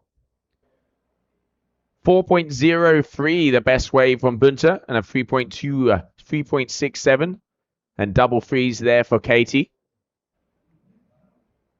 Katie having a little look-see. There we can see our current world champion, Capucine Telenoir, as she gets ready for her heat.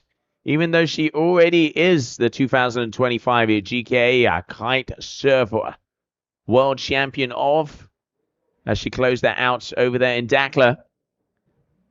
But she is here for the win. A very determined young lady. And proving why she is number 1 so far.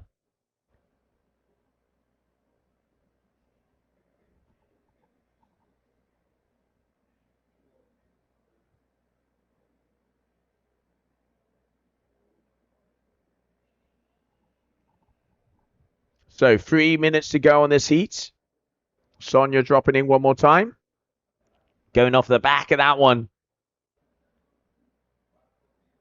And we can see all the way also there on the left-hand side, just above the flags, as that is going to be Katie Evans.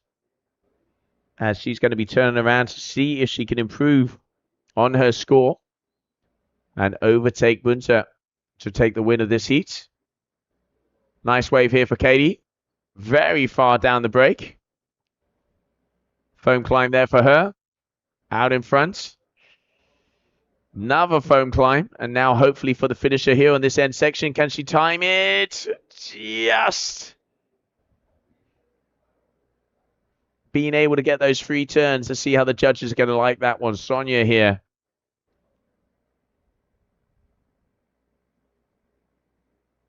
And kind of linking it up with the double up for that wave. 2 minutes.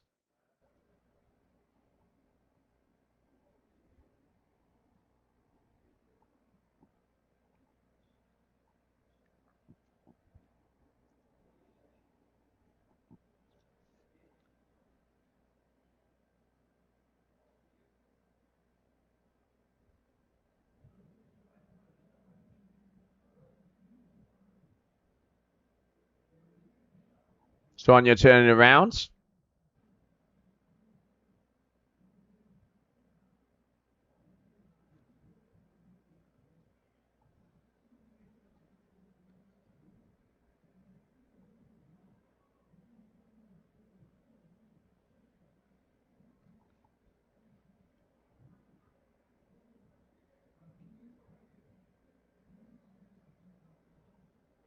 All right, with 1 minute to go. Bunter on yet another wave. Can see out of my booth here. Katie Evans checking up to see if she can get another one. Sonia keeping herself busy. It's all about getting numbers on the board. And so far, she is in first place.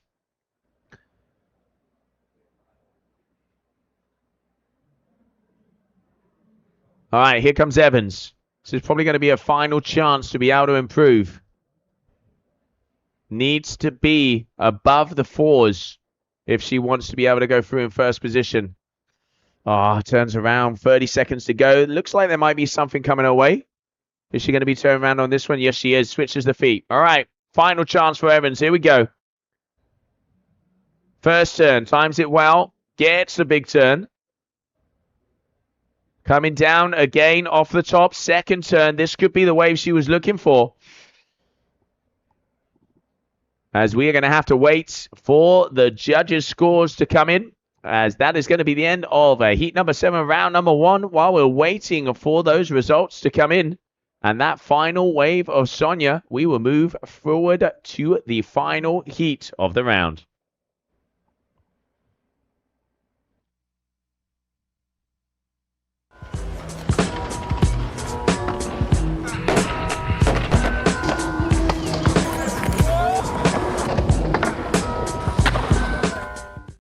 Let's go.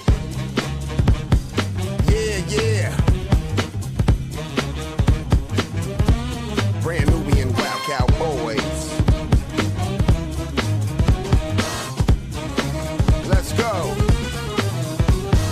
Started as this young boy, came on the set. No videos, no internet. Back then, touch the mic, you was a threat. To touch the mic or even clutch the mic. To touch the mic, you know you had to be on. Now I rule New Rochelle where I was born. Grand Poobah up there was the king. Brought me Lord Jamal to his wing. Wasn't like the same old thing, we was gods. People was ours, they said we was crazy. They said we hate people. Far from the truth. Expressed our views and proved it in the booth. Through stress, pain, even strife. We kept it moving, hey, that's our life. All for one, one for all. Blast from the car, house or mall. You know the gods will never ever fall. Just like that, y'all.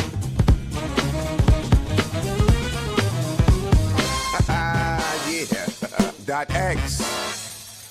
Been across the world with my wild cowboys, one of a kind, crazy style boys. A lot of MCs make a whole lot of noise. They trash motives just for cash. I'm the type that'll take their whole stash. Worldwide, rap never died, it was a coma. I'm here to give it pills, restores health and give it a lot of thrills.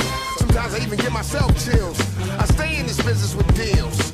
New York resident, I don't give a fuck who's the president. I still got a grind when you say Sadar X, that's a hell of a line. And I'm a hell of a fine.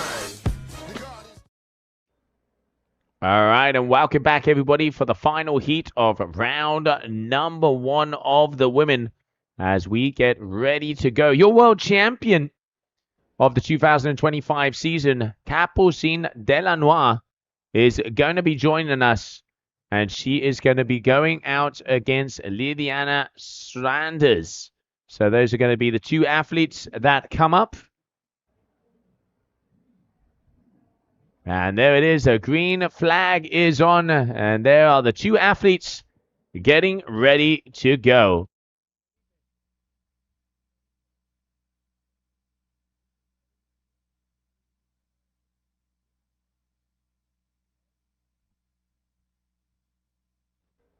All right, so now let's see what those scores are going to be. Already, Kessiani Rodriguez with above the sixes on some of her waves, getting a total of 12.14.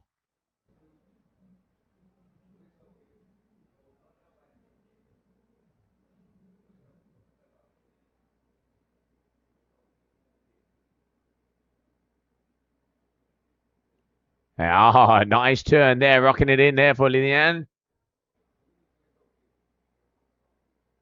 Capuzin on the left-hand side. Sanders on the right. Check back turn. Loops grabs the line to get that kite right in position off the top there for Capuzin. As she is out there on the 2026 Carve, the new kite from North Kiteboard. And then, of course, the Charger 5.5. So Capuzin with her first ride. Now, let's see how that's going to compare to some of the waves of Kessiani Rodriguez. As we know, both of these athletes are going to be battling out 6.47 for the second wave of Kessiani and a 5.67 for the first.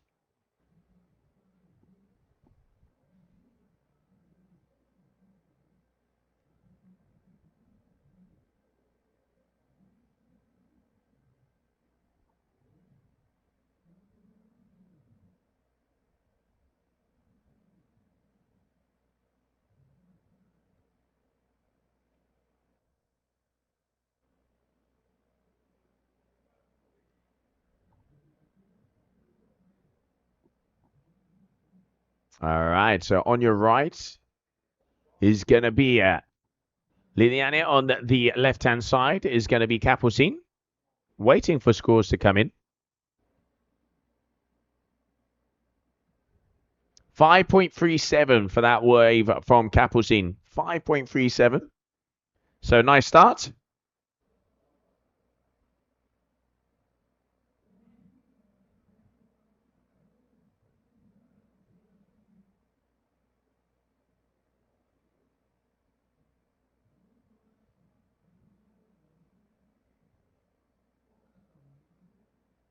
All right, loops that kiting. Good timing here off the top. First turn there from Capucine de Lenoir. Back to the foam ball. Straight in for that second turn.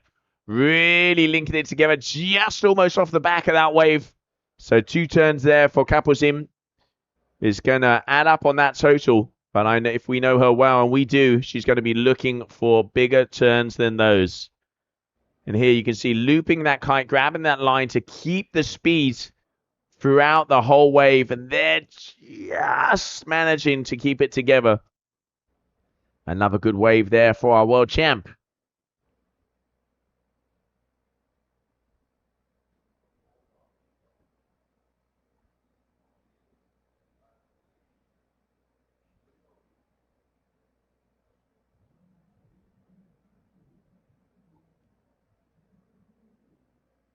And a 4.73 for that second ride there from Capuzin. Liliana here, Sanders, what she got? All the way on the right-hand side of the competition area. Next up, we will have round number 2 of the men. Where it's going to be Matthew Lopez and Woodley Hall. Matthew Lopez, the winner of last year. As he's going to be wanting to get through and start to come through the rounds. Such a tough competition. There are so many riders. Any heat can be a final. And there is going to be an absolute blinder of a battle on in this third day of competition. Idea is to go all the way through to the semi-finals and leave the semis and the finals for tomorrow, where we will be closing out the competition. Then starting on Wednesday, we are going to be over in the Taíba Lagoon with the GKA Kite World Tour for our twin tip freestyle in one of the best locations in the world for that discipline.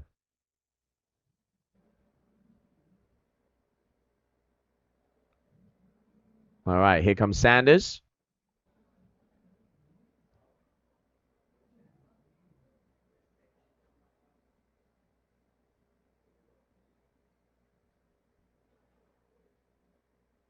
All right, that's a better check turn there from Sanders. Going in again, really using the kite, going quite far out. Not sticking on the face, but still, numbers on the board. 3.17 the first wave. Let's see how that one is going to play out. Kapuzin having a little look-see. You can see that priority mark out the back. Kapuzin. Looks like she's going to engage. Yep, pulls it around, loops that kite. Here we go. Check turn, goes down the line, loops it again. Gains the power, make sure she keeps it together. There it is, cut back, letting that tail loose. All the way along, and a big powerful flow off the top. But unfortunately losing her feet and goes down here of the final heat of the women of that round number 1.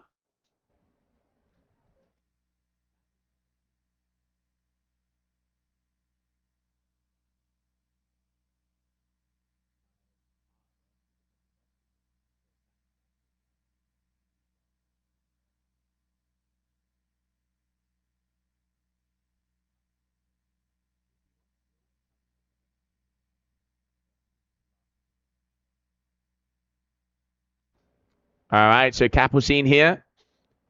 You can see really linking the turns together with the kites. And a face of fury out here on the water. And those last 2 waves, a little bit of a tail slide there. And then here on that next turn is where she lost her feet. So 10.10 for Delanois. And a 5.67 there for Sanders. As we can see some of our men getting ready to rumble, as they are going to be coming up next in that round number 2.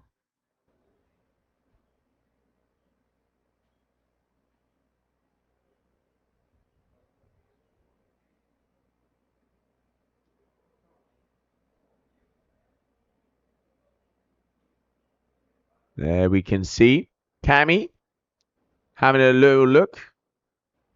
Also together there with Alex and Simao, as they're getting ready for their round 2. Sanders, better turn off the top. Can she stay? Goes a little bit far out in front, but engages for that bottom turn. Good timing again, but not being able to get that turn and come back onto the face. So unfortunately losing an opportunity there, as we're coming up on 5 minutes to go.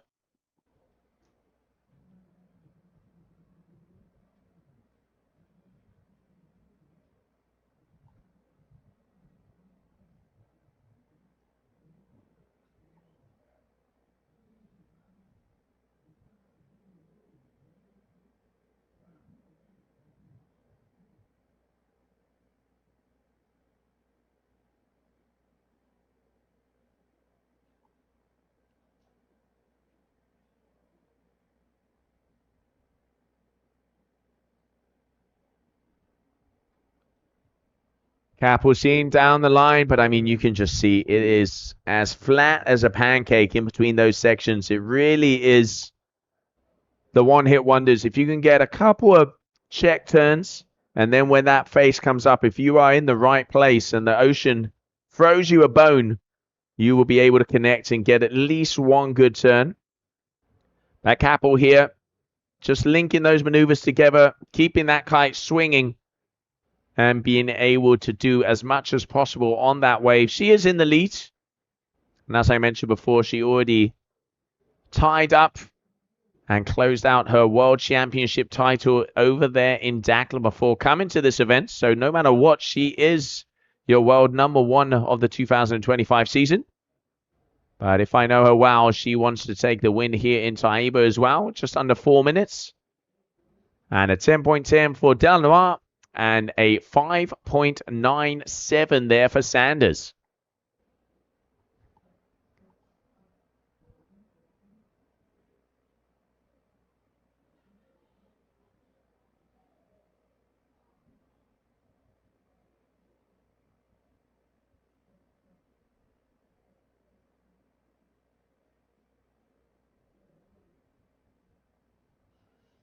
All right, there we can see Sanders making her way back out. Been seeing 2 to 3 sets in these 13 minutes of time for each one of these heats. So 10 minutes already gone.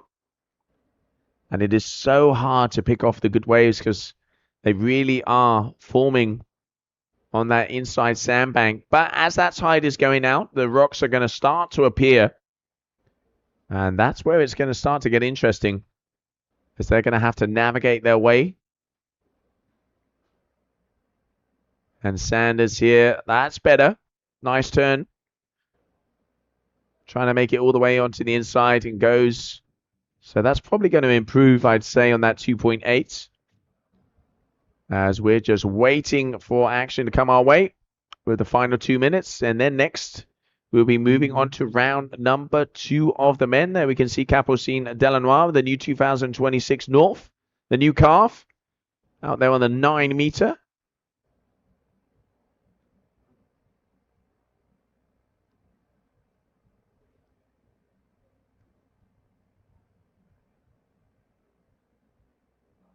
And the final 2 minutes. 6.24, so improving a little bit there for Sanders. But I mean, she has a very hard heat being drawn. Your world's number 1. Not an elimination round, just for seeding. As now, after this, will be round number 2 of the men. And then we move on to round number 3 of the women will be coming up after that. As my race director, Juan Antonio, will be moving on to the women after that, round number 2 of the men. So action-packed day here in Taíba. 3rd day of competition for the finale of the GKA Kite World Tour.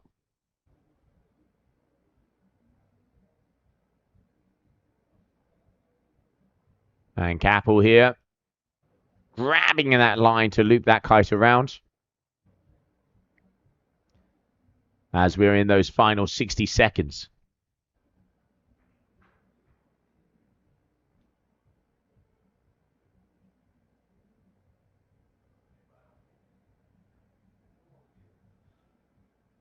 All right, we can see a little bit of action happening there. A big shout out and thank you to the lifeguards here of Taíba, making sure we're safe. And warming up with a little stroll, a little jog down the beach, keeping themselves active.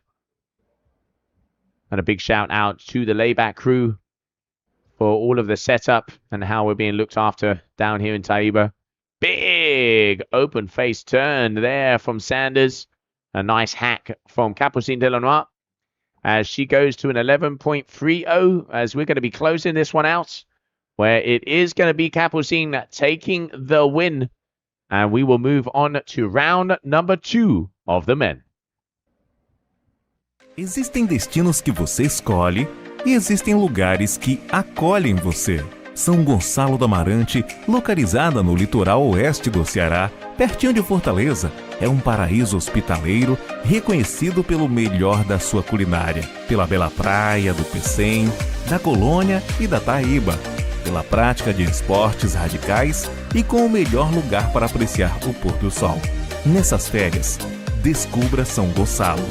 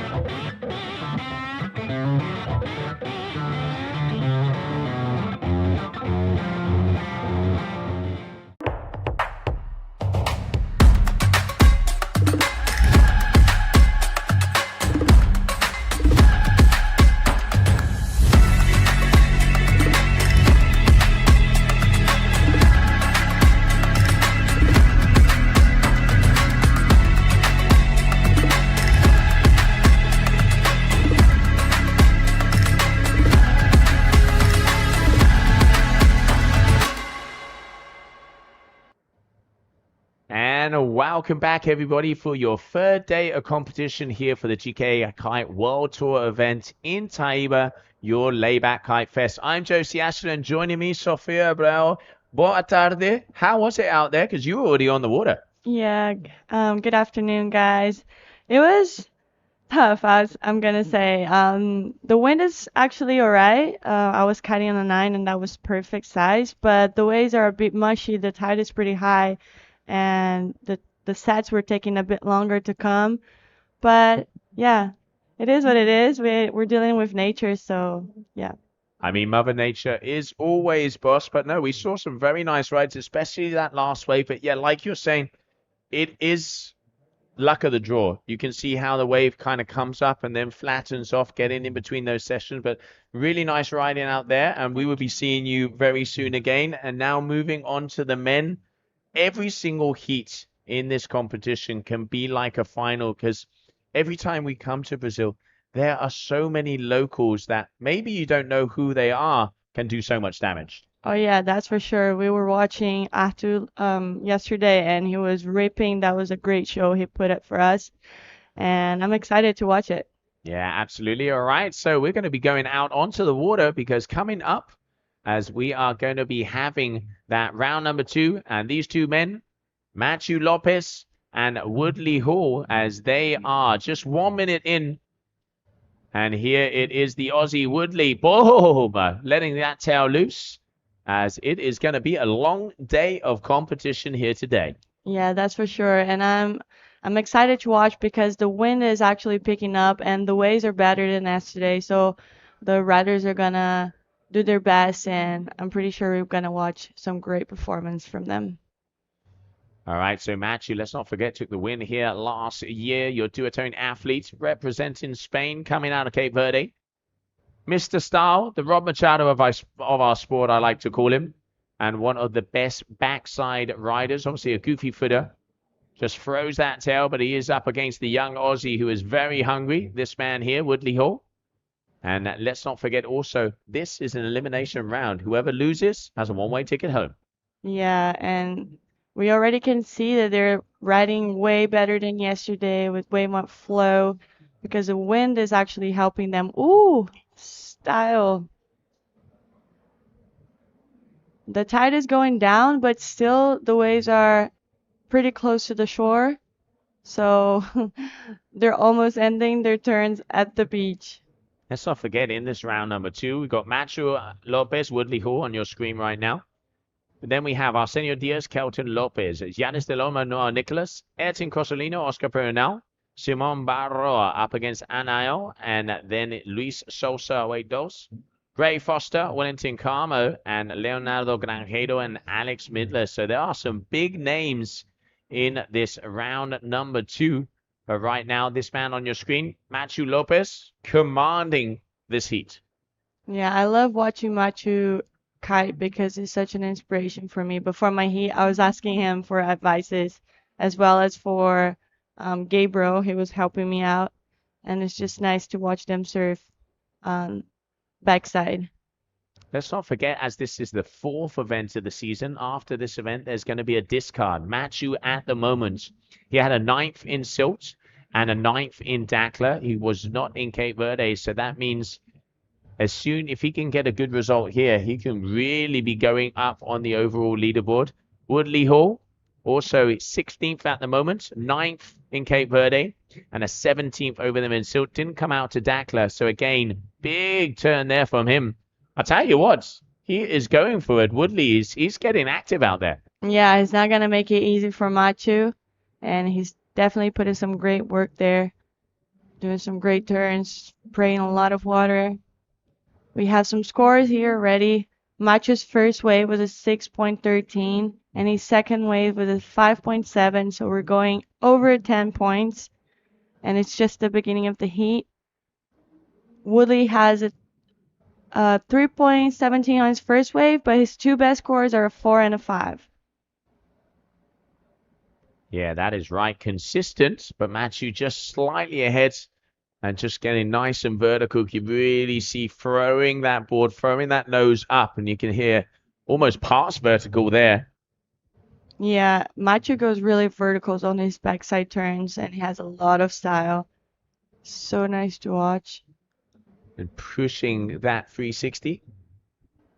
You can see Wind on the lighter side is really having to use his legs to make that one around. Oh, Woodley, big, powerful carve. And it's curious, and I noticed that they're both using is that the whip? That's the whip, right? Yeah, that will be right. Yeah, both of them out there on the whip. Match, if I'm not mistaken, on the D-Lab, and that's going to be the SLS here. I'm not used to riding those. Every time I ride them, it just feels so weird. I'm so used to a surfboard with I would say the complete nose. Yeah, I mean, different styles, different athletes. The whip, let's say the more smaller to medium range waveboard from Duotone. A little bit more volume, a little bit more skatey feel. Yeah. Big, powerful hack there from Woodley. He is throwing this board around. Yeah, it's been very aggressive on his turns. I mean, good scores already. 5s and 4s we can see compared to what we were seeing yesterday as well. I think probably the scale has been upped a little bit as conditions are quite hard out there. But yeah, very nice turn there from Woodley, really pushing his way through those fins. But then, as you were saying before, Sophia, that very hard to link two good turns together because the wave really does back off. There we can see James Carew giving him a help. All right, it looks like he broke a fin, so Oh, that's what. pit stop. Yeah, that's what we were noticing. That as the tide's going down, the rocks are starting to show up. So we need to be very careful. The waves are probably gonna get better, but it gets a bit more dangerous as well. Oh, he lost it. I don't know if he broke it or if he lost it. Well, he lost it anyway. He's finless. Let's put it that way. He's finless. Because sometimes it breaks and the bottom part of the fin stays in the fin box. All part of the game, isn't it? Yeah, All part of the game. that happened to me once in Mauritius. I was in the middle of the heat and I hit the reef and I lost it. I broke one and lost the other. Fortunately, I had a caddy there and I could switch boards because it was far out the beach. Because how can I say, when the reef breaks? Yep. Yeah. Yeah. Yeah, obviously in one eye, it's all the way out, probably about a kilometer away from the shore. But I mean, the waves. Yeah, So actually, nice. I didn't compete in one night. I competed in Belombre. Okay. Yeah, that was the last Mhm. event that happened in Mauritius. I missed that wave. That was a good wave. All right, Woodley now. New board, new fins. Boom. Lets it loose. Looping Oh. that kite. Did it go in the water? Yes, it did. Can I you get think it back did. up? Yeah. The old upside down. Here we go. All right, here we can see Matthew as well. Just turn for turn, links it together. Yeah. Pretty vertical. This last turn is gonna make another one. He got it. All right. So far, 11.83. So Matthew, 6 and a 5. Let's recap on what happened out there yesterday. We saw first few heats, it was around the 10s were kind of the top scores. Teo, Hendrick with an 11.5. Then it kind of moved along and we saw the likes of Ayrton get into the 13s. But Artur, with that 16 total, I mean, he set the bar. Yeah, that's for sure. Everyone was talking about it at the beach, so he actually raised the bar. And I think everyone's aiming for that today.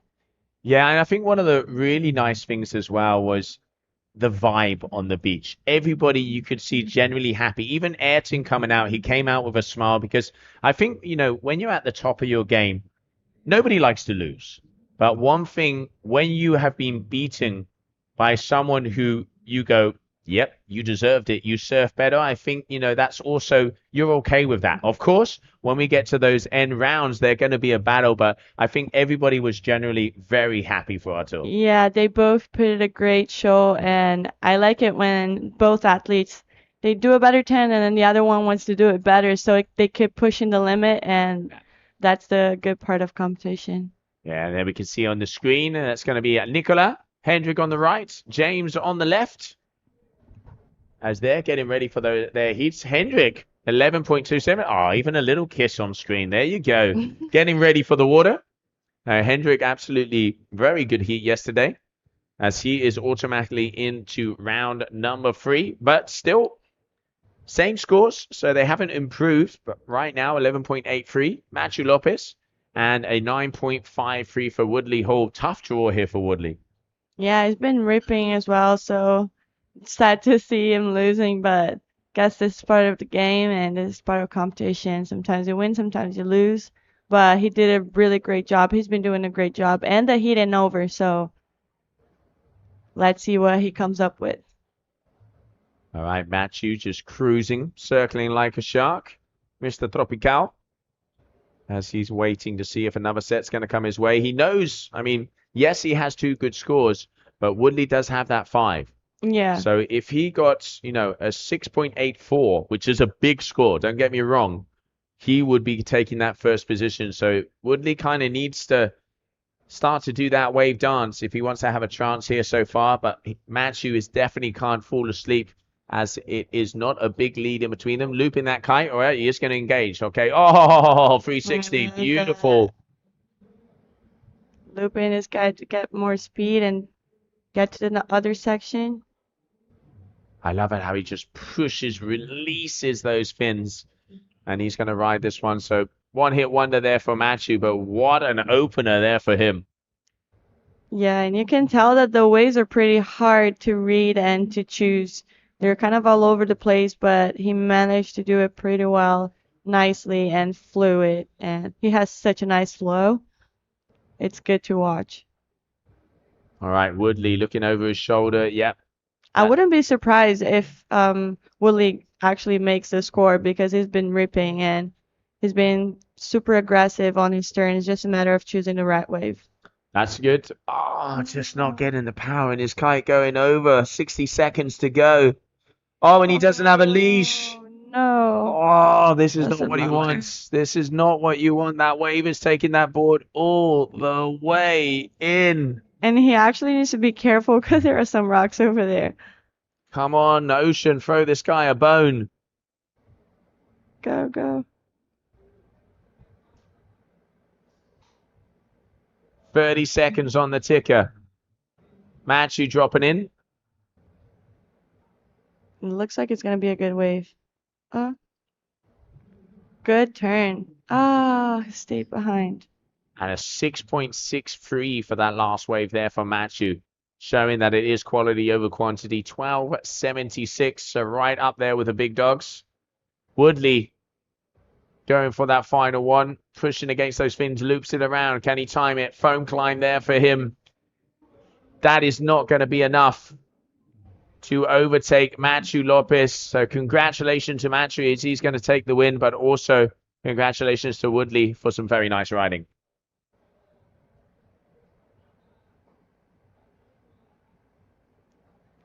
Existem destinos que você escolhe e existem lugares que acolhem você. São Gonçalo do Amarante, localizada no litoral oeste do Ceará, pertinho de Fortaleza, é um paraíso hospitaleiro reconhecido pelo melhor da sua culinária, pela bela praia do Pecém, da Colônia e da Taíba, pela prática de esportes radicais e com o melhor lugar para apreciar o pôr do sol.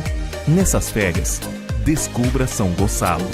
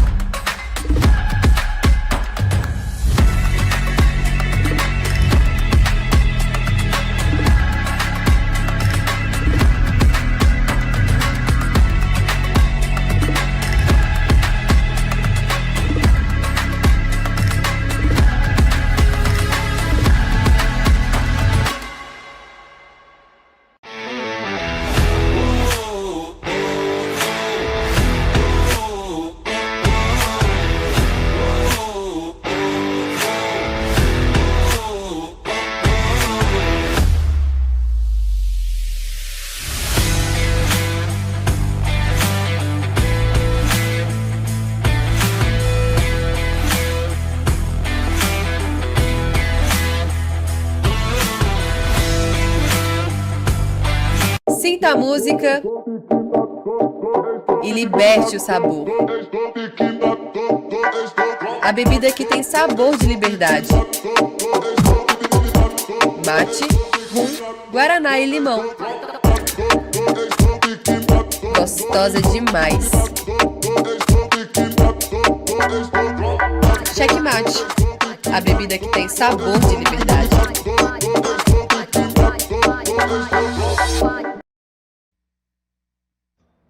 And welcome back, everybody. Round number 2 of the men heat number 2, as we are getting ready to go with Arsenio Diaz and Kelton Lopez, the two Cape Verdean boys, battling it out to stay alive in the competition. In the green, Arsenio. In the white will be Kelton, as we are all ready to go. 30-minute heats. Top 2 waves are the ones that count, as we are here for the 3rd day of competition. Taíba, Brazil, the Paraíso of the North Coast. And I'm Josie Asher joining me here, Sofia Abreu, as we are getting ready, as it looks like a little bit of action coming our way, but the waves are still small. Yeah, the two Cape Verdeans battling for their spot in the next round. We'll see who's gonna get the best. I mean, there is more than just a heat win on the line here. There's bragging rights. You know, you can get a whole year of, hey, you know, I beat you. Yeah, true. A heat between friends. I always end up like that. All right, Arsenio here on your screen. Both of the athletes are backsiders, so they're goofy footers. So it's going to be equal dips for both of them. And so far, Arsenio a little bit more active. We can see him out there. Both of them also out on 10-meter kites, from what I've been told. And Kelton there, a nice little re-entry. So one way for each of them, just waiting for scores.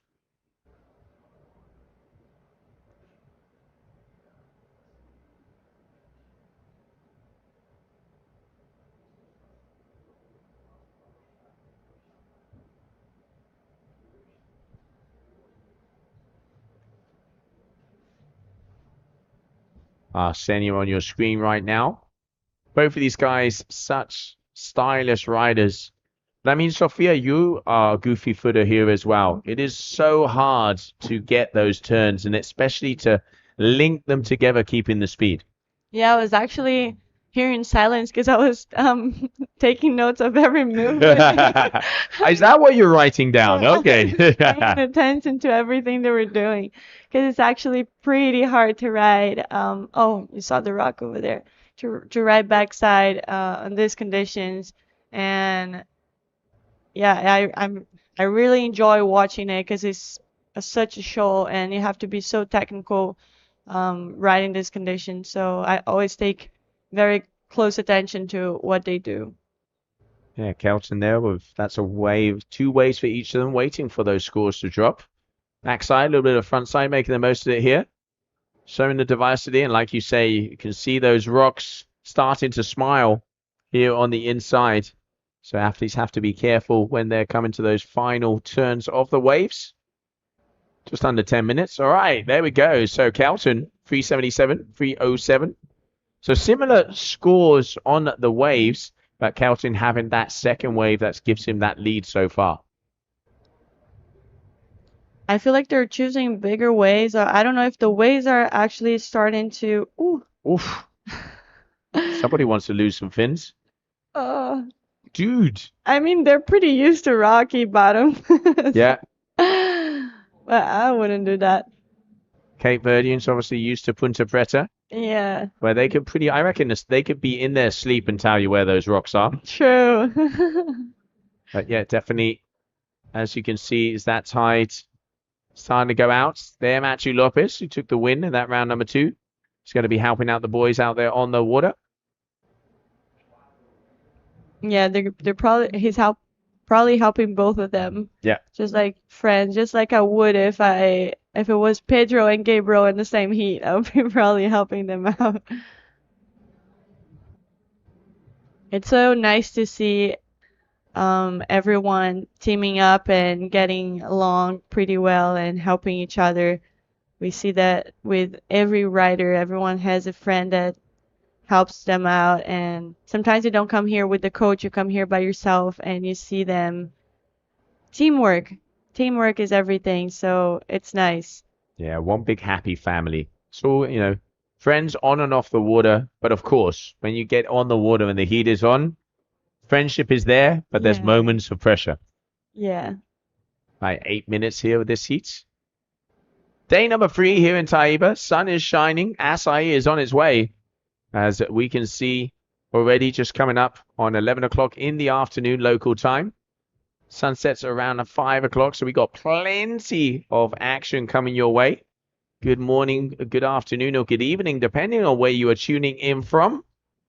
As I recommend you guys get some cold or hot beverages and lock yourselves in, as there is going to be some big heats coming our way. Round number 2 of the men, so first elimination. Arsenio asking if he's in the lead, and no, you're not, mate. You are in second place, as Kelting has the upper hand so far. 2 waves for each of them, and Arsenio managing to score on 1, but still, Kelton Lopez, 6.84. Yeah, I feel like Kelton is trying to wait for a bigger wave, waiting for a bigger set. And I think that's a wise decision to make. Because if you don't choose the right wave, you're not going to get the score you need. You're just going to do turns in the mushy part, and that's not going to be valued by the judges. Yeah, Arsenio here really trying to milk this one. But as you say, shaving the rocks. But yeah, no face to this wave, pretty much just straight line in it. So yeah, definitely wave selection is going to be key. Yeah, and I'll say it's pretty hard out there to actually choose the right wave. Because sometimes you're on the outside and you're like, this wave's going to be good. And then it reaches the break and it actually is not good. So you have to really know the place and train a lot or have someone helping you out. And that's Serena. Serena is helping send you out. Machu as well. It's so nice to know that you have your friends cheering for you and helping you at the beach, because sometimes being in the heat by yourself can be quite, I would say, makes you anxious a little bit because you don't really have the information. Sometimes when you're kiting too on the outside, you cannot hear the narrator at the beach. So it's nice to have people helping you. Yeah, support is always great. And especially, I think, as I mentioned before, the word family, this is a tribe in the end. And really cool to see everybody giving that helping hand. Everybody's happy for each other on the water. Of course, it is a competition, so that, everybody wants to win. But I think it's important that everybody also feels looked after as well, which is great. And, the setup we have here with the layback events here for the Kite Fest is really cool to see all the structures. You guys have VIP areas, physios, plunge baths. You got food all day. Really doing a good job. And Calton, I'm wondering why they're running at the beach, because the wind is not that light. no, yeah, there is And it's even more sketchy to come in and run. I wonder, and probably Macho's being like, "Get out there! yeah, What are you doing I here?" think Matthew is saying there's what are you doing? She's like, you can go upwind. Calton now, he's still in the lead, but look at that. 0.11 of a point. So it is hairline so far. That was his last wave. Did the most out of it, that's for sure. But I don't know if that will increase his score. Yeah, curious why he came in. Exactly like you're saying there, Sophia, because he was, there's enough wind to go upwind. But Yeah. coming out, okay. Well, obviously they have a different perspective than we do here. So best in the world, they have their reasons. But right now, it is Calton in the lead, Arsenio in second place. I always try to go upwind kiting because running at the beach just makes me feel so tired, makes my heart race so fast, and Stressful as well. yeah, and I get pretty anxious when I'm about to get the wave. My heart's beating fast, so I always try to go upwind kiting, unless it's like super light, and there's no way that you can do it kiting. I mean, the guys are on the 11-meter kites. There's definitely enough wind to do it. We can see them, being able to get upwind, but Yeah, personal choice. strategies. It's all about the Yes. strategies. But yeah, right now, Kelton still in the driver's seat, but anything can happen because, I mean, threes are Yeah. low scores. Here we go. Arsenio dropping in. First turn. Connects. Can he go for the second? Foam climb. All the way down. Now he wants to speed it up. That's better. Gets another little off the top. He kept it together in between the rocks. Looking to improve on that 3.23. Kelton also answering back as well. These guys are using every little ankle biter out there. Yeah, I'm impressed how good they're riding on the Again. these small waves, but I wonder if the wind dropped. I mean, they can still see whitecaps out there. I mean, Kelton he's one of the bigger guys. He's definitely one of the tallest guys out there. And but looking at Matthew, I think he's saying the same thing again. Why aren't you going upwind? But yeah, that is going to be a close exchange because both of those waves are very similar in size, similar turns. Because I feel like if you use the kite to go upwind, even in the middle of the wave, you can find a wave and come in that wave. If you're running at the beach, you lose kind of time, you lose waves. I don't know. Yeah, I mean, it's obviously conditions are on the edge, so hard to see it from here. Kelton, I think maybe just slightly better wave than we saw there from Arsenio.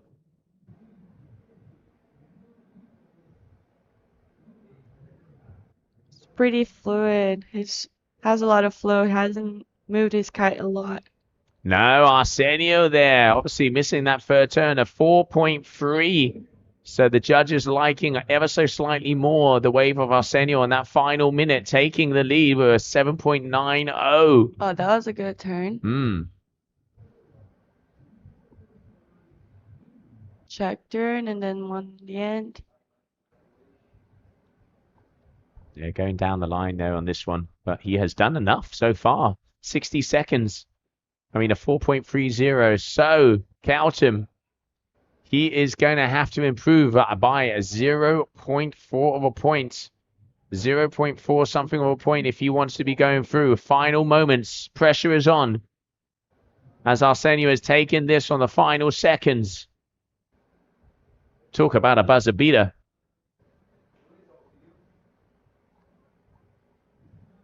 Ah, there's a smile. There's a smile. I wonder if it's gonna have time to get another wave. I don't think so. 20 seconds. Oh, he's on this wave. Here we go. I mean, Arsenio. Oh, good turn. Thinks it. Gets the second. Goes off the top. Oh.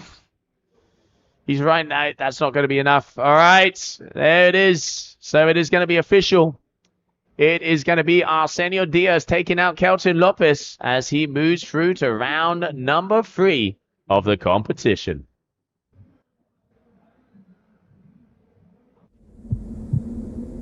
A gente sonha, a gente luta, a gente se arrisca. Filhos indomados das almas sem medo, que souberam buscar a verdade, o segredo. Quando todos os outros buscavam só ouro, falamos de honra e olhamos no olho. Desde que a gente aprendeu a voar, de cabeça erguida fizemos um lar. Pros nerds, pros loucos, todo tipo de gente.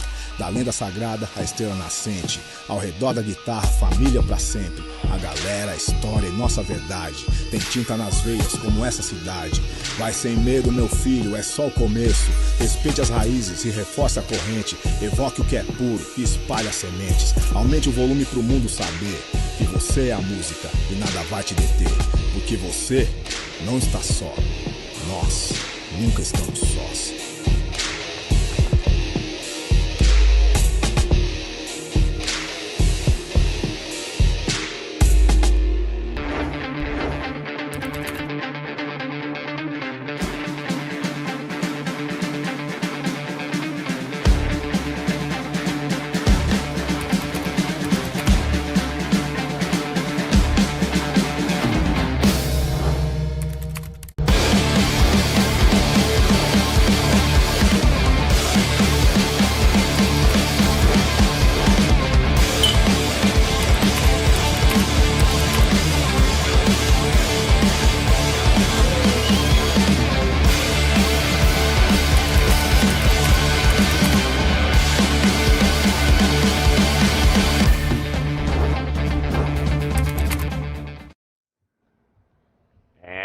Welcome back, everybody, as we continue on now for round number 2 of heat number 3 of the men. Coming up is going to be Yanis Delonamo and Noah Nicholas, as you can see here on screen, as we are getting ready to go with green flag in the sky.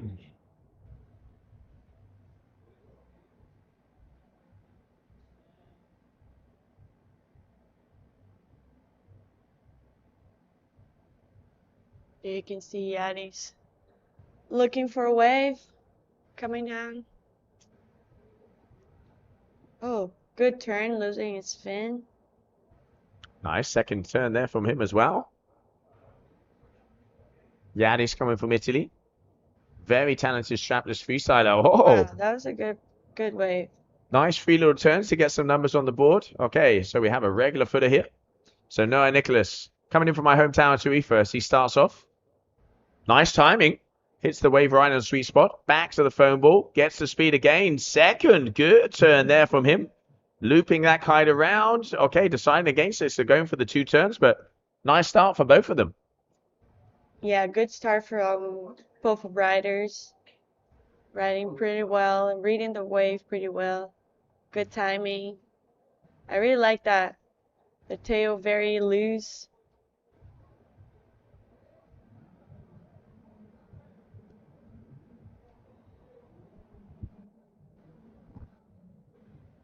And here we can see Noah.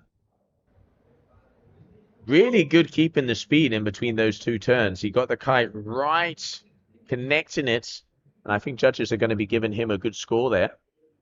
Let's not forget 13-minute heats. We are in round number 2 of the men third dare competition here at the beautiful location of Taíba. Here we can see the event setup, where we have all of the different sections, the riders tent, riders equipment area, the big cinema that we have here for this competition.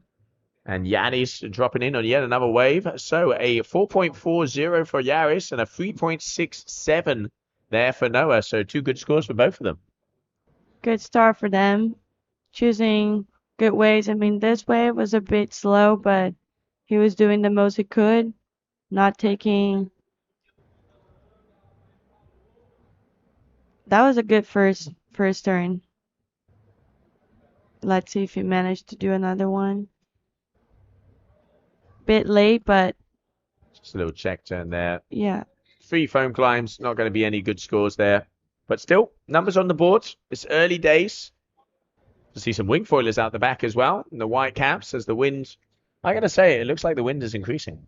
Yeah, I think the forecast said that the wind was gonna start picking up at 12. So guess it's picking up already, and that's good for us. Good for all the riders. At least we have waves and wind today. We've got waves, we've got wind, we've got coconuts, we've got açaí, Brazil in all of its flavor. Love it. Right, Noah having a little look-see.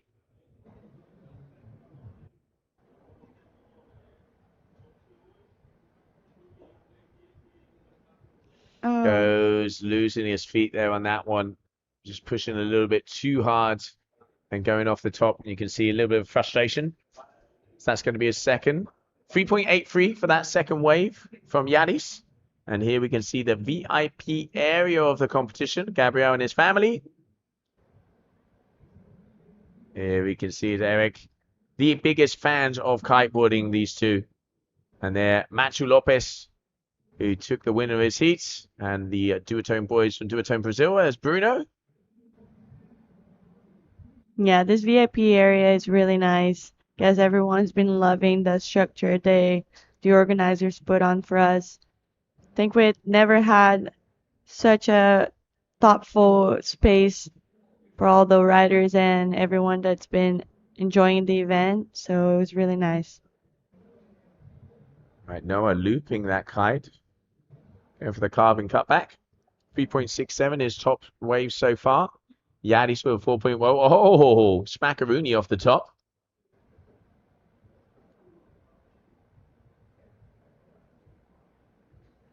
I love how the boys are always staying busy and getting the most waves they can. Even though wave selection is key, It's nice to watch them perform in every way they can. Yeah, and especially with conditions like this, you really need to kind of get those base scores, which we've seen a lot of the top guys do. They go for those two waves, get that score where they kind of want to be, and then they can start to improve on it and push it. Because as sets are very far and few between, you don't want to be caught out waiting and waiting and waiting and waiting, because then sometimes if the energy doesn't come your way, somebody else can get two medium to low scores and you are out. Elimination rounds are already out here in the competition, so it is do or die out there. Yeah, and yeah, it is the goofy footer is taking advantage on this heat, but we still have 7 minutes on the clock, and there's a lot of things that can happen. But I'm happy to see a goofy footer doing a good job. And you're going to be coming up next, Sophia. I tell you. Oh yeah, against Keziani, the queen. Go big or go home. That's going to be the motto. Just full Go power. huge, go huge. No, it's really nice. I feel like I have no pressure here. I'm just trying to have a good time, have fun. I like competing, but I'm here to have fun. That is the most important thing.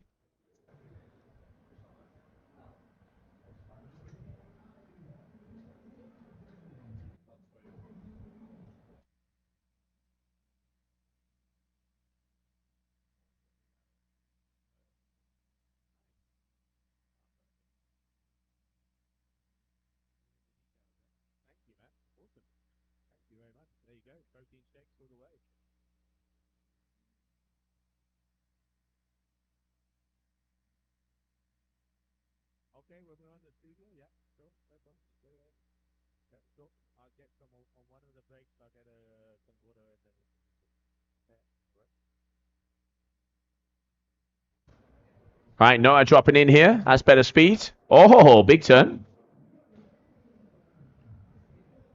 Can hear the beach. Oh, Karate Kid. That's the athlete zone. You can see Wyatt getting ready for his heat, very concentrated. And in the back, the physiotherapist working on the athletes as well. And you can see Simona. Yeah, and they're in the middle, Gray. So both of the Americans. Now, my question is, what do you reckon they're listening to? Is it some reggaeton, some rock and roll, some Enrique Iglesias, some classical music? They were looking very mellow. Yeah, I have no idea. I'm gonna ask them. I'm gonna ask the athletes what they listen to before the heat so we can have this curiosity fact here. I'm going to throw off the first question. Sophia, what music do you listen to before your heat? Come on, throw it down. It depends, but I think I would go for a hip hop or rap or even rock. Like, yeah, I'll go for that. Something that can hype me up. So if I suddenly see you bobbing your head out that, we know it's either AC/DC or Mr. Puff Daddy coming on. But no. Some Dire Straits. Oh, the classics. I like it. Yeah. Yeah, it is really interesting, like how I think the preparation of an athlete to go to compete. Everybody has their ritual, so to say, and for example, you take the tennis player Rafa Nadal. He would, touch his shorts, touch his thing, go here, go there. We see athletes with music. Some athletes, how they have their coffee. It really is a ritual. Yeah, that's for sure. In the Biraquera last year, I really had a ritual. I would wake up, do yoga, do a meditation, then have breakfast. I had it all, everything like very similar each day, and it did well. Oh, it definitely did. It definitely worked. And here now in Taíba, so now obviously you're going to be going out a little bit further on in the afternoon. So commentate a little bit, and then you go out and have a bit of a rest to get into the AC/DC. House bells getting ready. Yeah, but I'm pretty comfortable here. I'm not really focused, to be honest, in the competition. I'm just trying to do my best and perform and have fun, not really in the competition mode, I would say. I think that's one of the most important things as well. No matter what you're competing for or at what, you always have to have fun. Of course, there's moments of seriousness, but I think when an athlete stops having fun, that's where you really have to, kind of restructure what is happening Yeah. out there. Yeah, because in the end, it's all about kite surfing and doing one of the things that we love the most.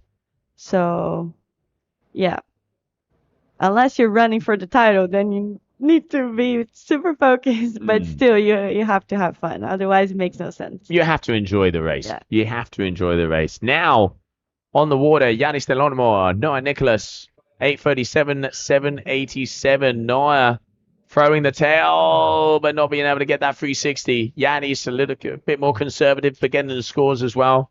Gets pulled over. So important to have the kite in the right position because it's very side at the moment. Yeah, and as you can see, the waves are starting to have more of a face, like cleaner and being a bit faster because the tide is going low. So you have to be very technical and loop your kite fast and get to the point where you want to hit the wave fast. Otherwise, the wave's just gonna pass by you and you're not gonna do the turn in the right spot. So, yeah.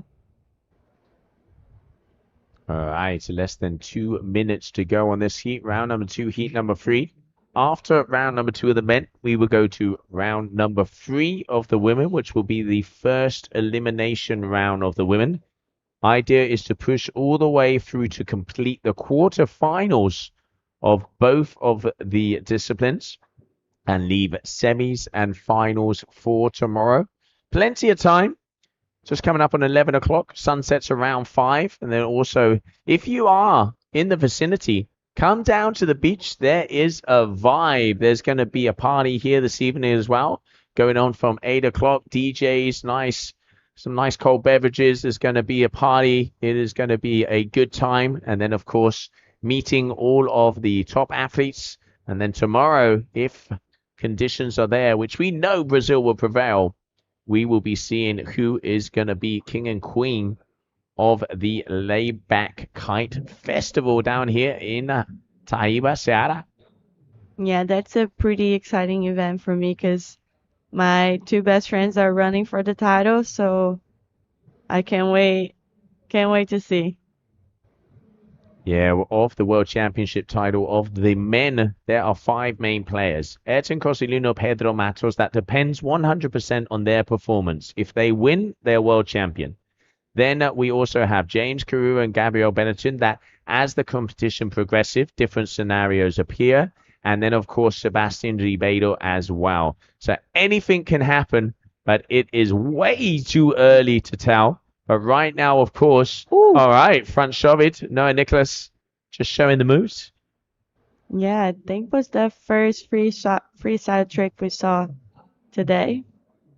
All right, so that is going to be it. We're going to wait for the final scores on those last waves from these two men. But as it stands, Yanis Delonmo in first, Noah Nicholas in second, as we continue on round number 2 of the men.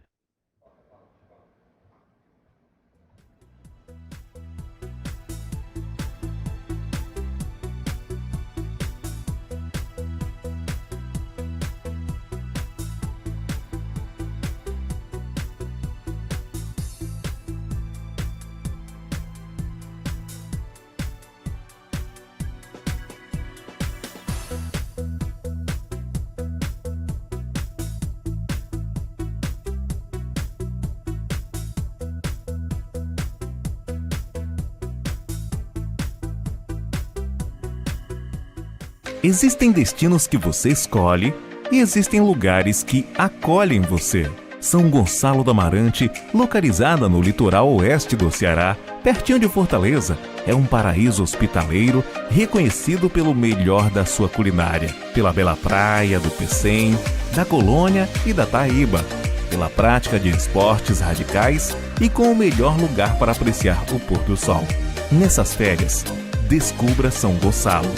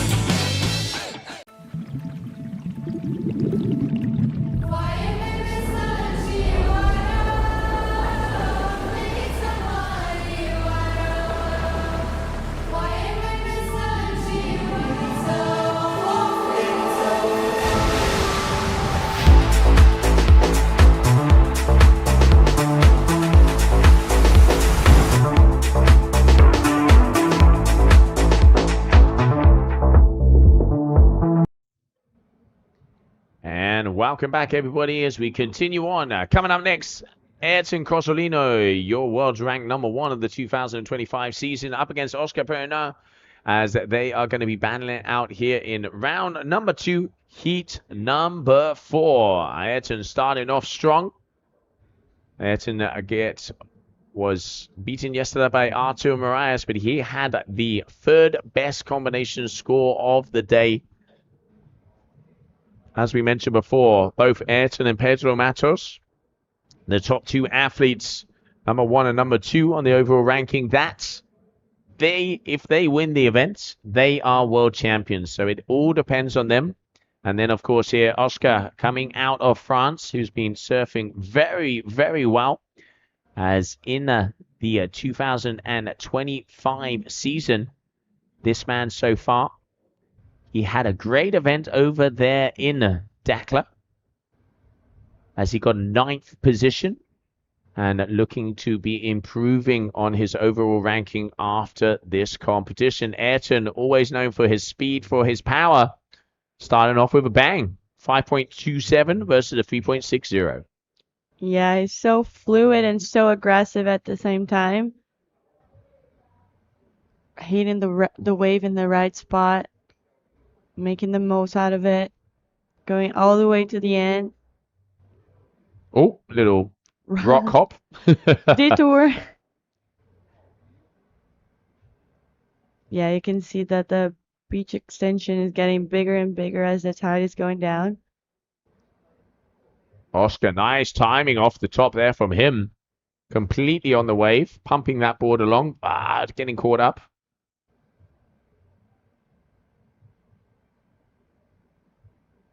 Good wave selection for Ayrton. Two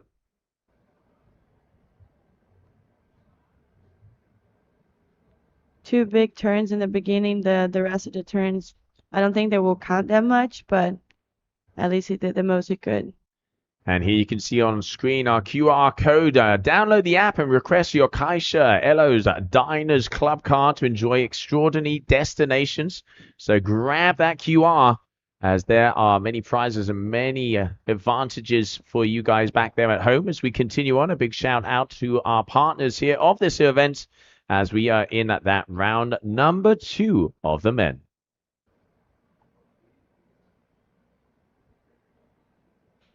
All right, so having a look at the scores, 527, 570. Oh, great timing from Ayrton, throwing that tail. Yeah, he's been choosing the waves really nicely. The waves have bigger walls. They're bigger until the end. Oh, that was smooth. That was very smooth. Just, jibing around the rock as he's on it as well. Yeah, after that, I don't think that he could have done anything else. Just go back. Big first turn, throwing the tail, pushing against it. I feel like the waves are getting better. Does look like it. Yeah. It does look like it. I'd agree. I mean, that tide is at, what would you say, mid-tide? Let's not forget, fully low is going to be 4:30, 5 o'clock. If my memory serves me right. It's almost low tide. Okay, so even more. It's going to be 12:12 low tide.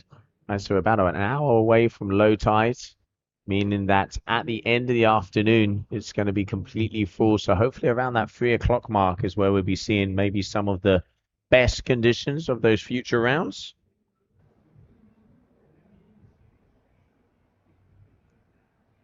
That's the replay of Ayrton's last wave.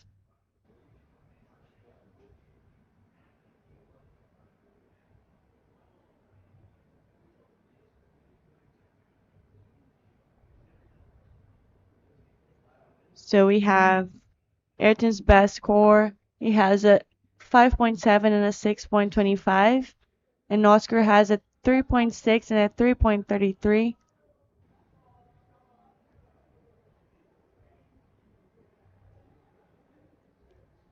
And we can see Salsa getting ready, one of the Brazilian athletes.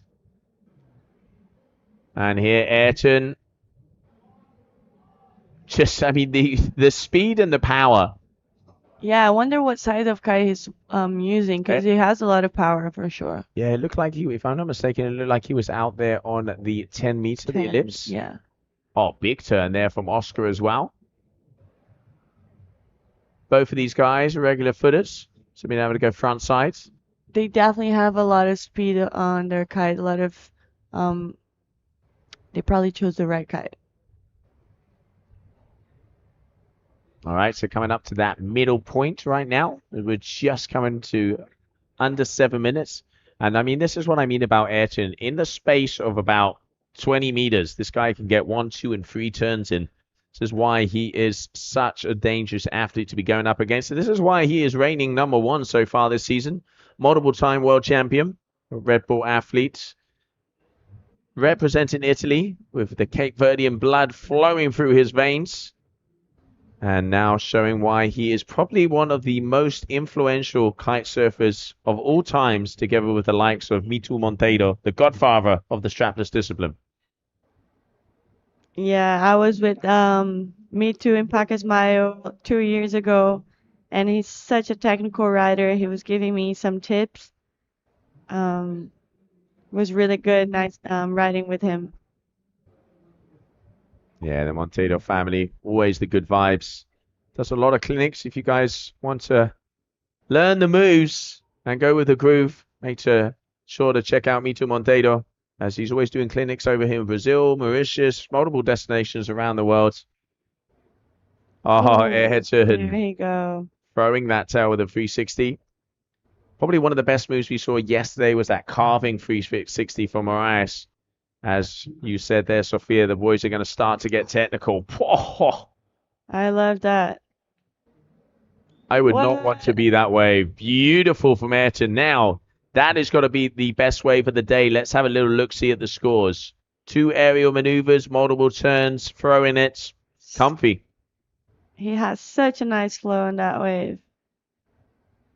Ayrton with an 8.30. Oh, wow. So that, if I'm not mistaken, that equals the best score from our tour yesterday. Wow. Going to go to the drawing board here. Memory's good, but not that good. All right, Artur Moraes on that final heat. 8.33 for Moraes, so almost the same score. So Ayrton proving that he is way up there. 14.55, and we are just getting warmed up. We knew there'd be a battle coming our way. Yeah, he's put in a great show. That last wave was insane. And that's why he's one of the best of the world. Starting off with that first 360. Gets a couple of turns here on the bottom. And then it was also another aerial maneuver. Foam climb. And just checking to get the speed. And then here again. Boom. Big turn.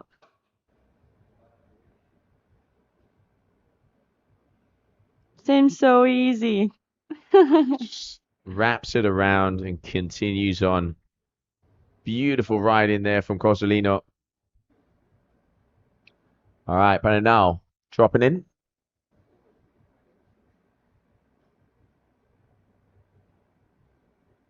Oscar also with a 360, very nice. It's good to see some variations as well. We've been seeing cutbacks, turns, snaps, but it's good to see 360s and whatever else they can come up with.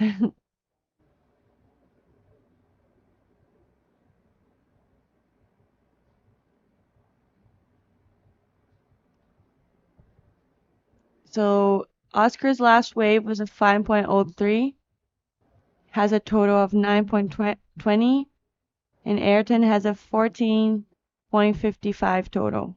Oh, now that last wave was a 5.23, so now Oscar has a total of 10.26. Yeah, we can see the replay of that last move there from Cosolino. I mean, really good scores here from Oscar, but he's just up against Ayrton, who has fired out an absolute blazer with that 8.3. Elimination round, unfortunately, here, just on 2.5 minutes to go. But we know anything can happen. It ain't over until the buzzer. And Oscar is going to be throwing everything into these turns, losing the back foot.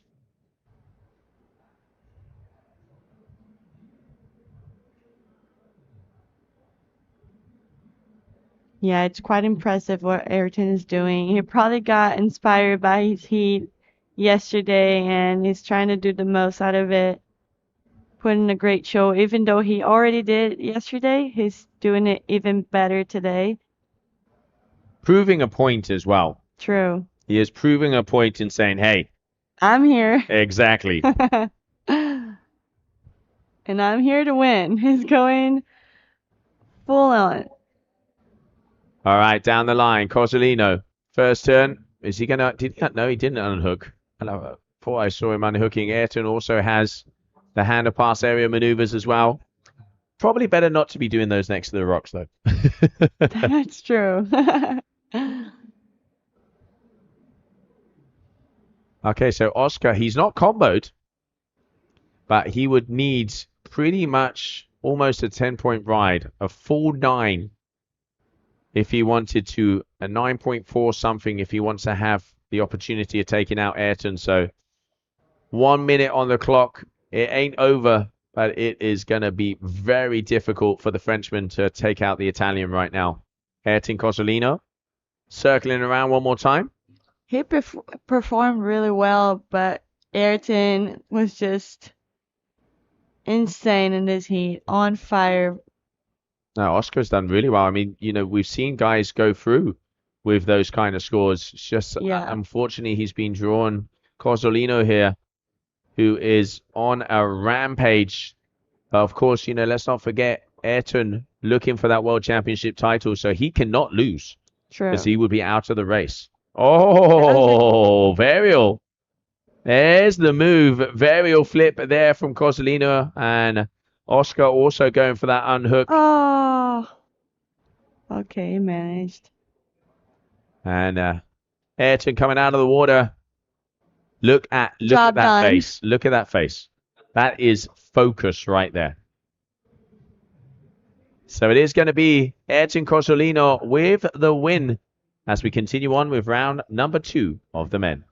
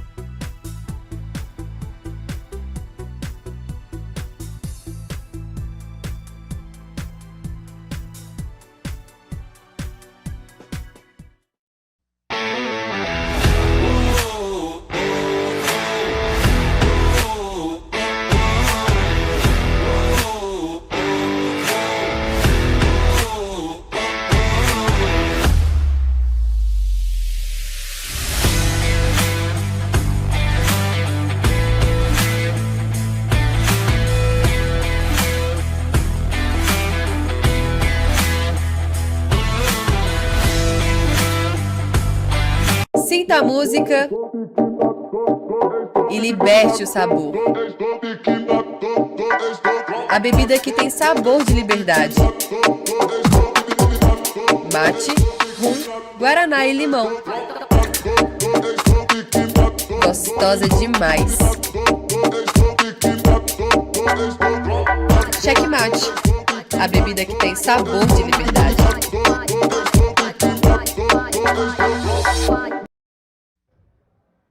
And welcome back, everybody, as we continue on. Coming up next is going to be heat number 5 of round number 2 of the men. Simão Barro and Anael Bashir is going out as they get ready as we continue on here in the water.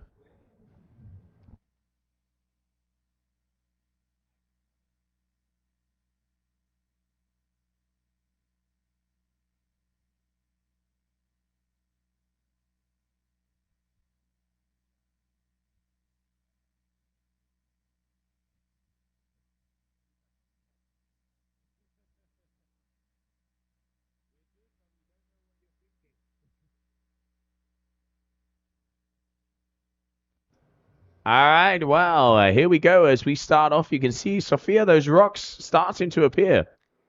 Yeah, the rudders are gonna have to take more, be more have more attention so they don't hit the rocks. But at least the waves are getting better, and that's due to the tide. So it's you win and you lose. You win because the waves are better. You lose just a bit because you have to be more careful, and maybe you won't be able to hit the inside section, but that's all right.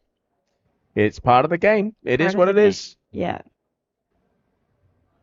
All right, so Simão Barro and Anao, both of these guys. Simão coming out of Portugal and now over here from France.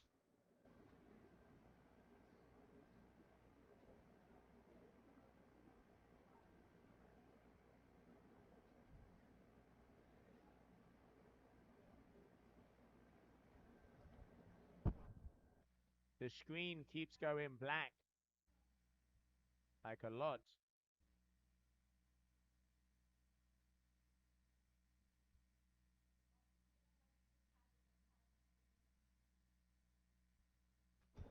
All right, here we can see Simão dropping in. Like I was saying the other days, this is a condition that Simão is pretty used to. His home break, Costa de Caparica, has a pretty similar condition. So let's see if his knowledge on this type of conditions will make him win this heat. Yeah, like he's saying, very close to the rocks here on the inside, so that's not going to be able to get them those scores away for each of them. We just saw Etin Corsolino throw out the second biggest heat of the competition so far, showing that even though he didn't win his first heat, he is here to take that number one spot.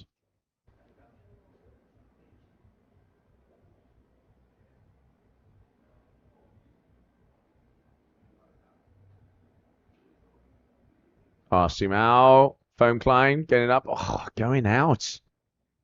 Already a 4 and a 2, so 7.28 in the lead, but medium score so far. Yeah, I'm pretty sure he can improve that. Like I said, he's used to the conditions, just a matter of choosing the right ways. He has a really powerful surfing. He's a surfer as well, so I'm pretty sure he's gonna use that to help him out.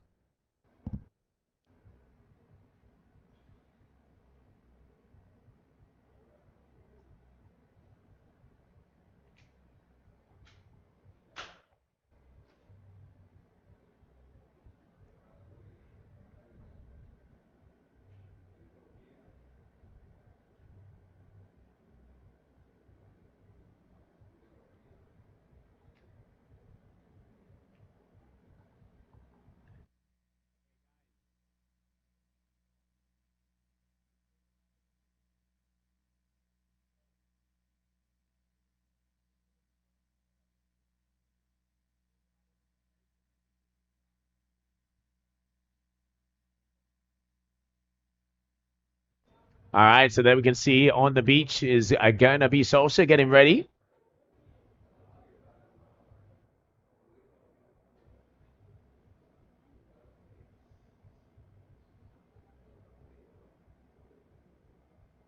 .28 and a 6.0 right now.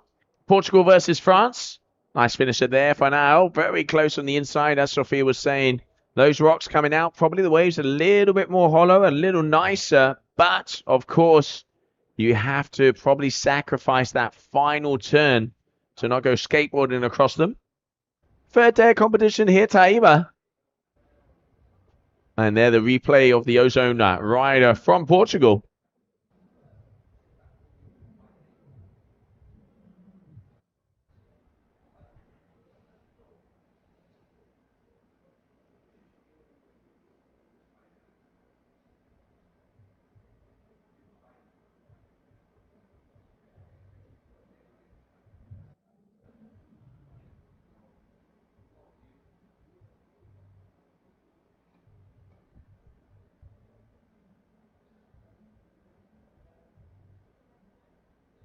Seven and a half minutes to go, Sophia, and already so far close, but it looks like Simão Birro has the upper hand. Yeah, it has a 4.65 and a 2.93. Those scores can definitely get improved. And that on the screen, we can see Sebastian and his little daughter. Like Joe is saying, she brought good luck to him yesterday. He was ripping. She's so cute. And that's Anael and his wave. Trying to get that turn done. He did it. I'm not sure if it's going to improve his score. I didn't see the beginning of the wave, but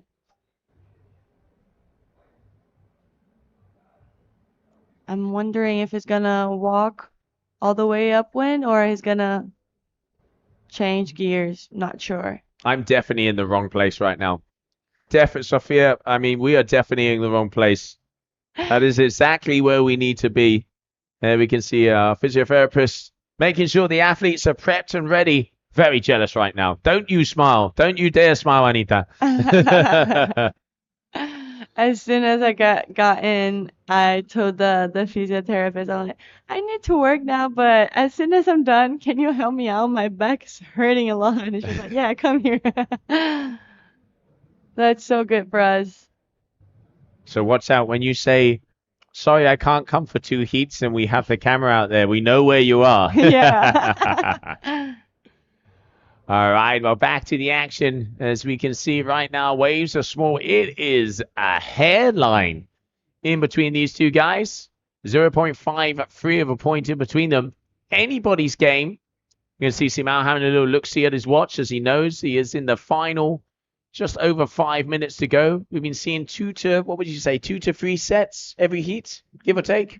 Yeah. Hard to tell because sometimes, like, a bigger wave comes out of nowhere. It's not really even a set. It's just a bigger wave coming by itself. So, oh, good turn from Simone. Good first turn and then a re-entry. Doing another turn, finishing strong. Let's see. Another turn. That was a really good wave for him. Probably his best wave. I didn't see his 4.65, but that was a really good wave. He's definitely changing to 2.93. He's gonna put himself in a better position. A lot of style, a lot of flow.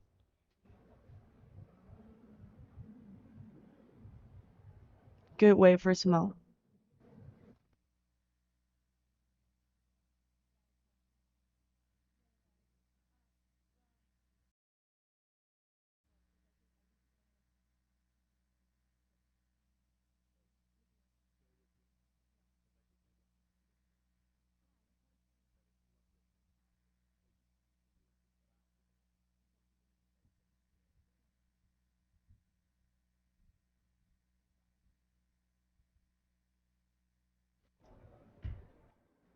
All right, so 9.48 right now.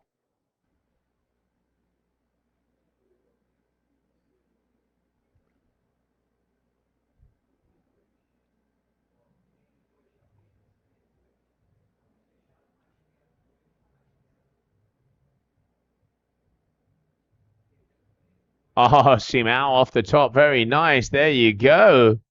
Beautiful. Linking those moves together, but now he is hunting him down. 3.5 minutes. 7.05, 9.48. As we have your heat number 5, round number 2 of the men right now. And here we can see the replay of that wave. Boom! Almost losing that foot. Repositioning. You can see getting a little wobbly out there. And great timing there from the Portuguese athlete Simão Barro, but just not quite linking both of those maneuvers together. But still, scores on the board, numbers out there. As we continue on here for the 3rd day of competition, Taíba, Brazil.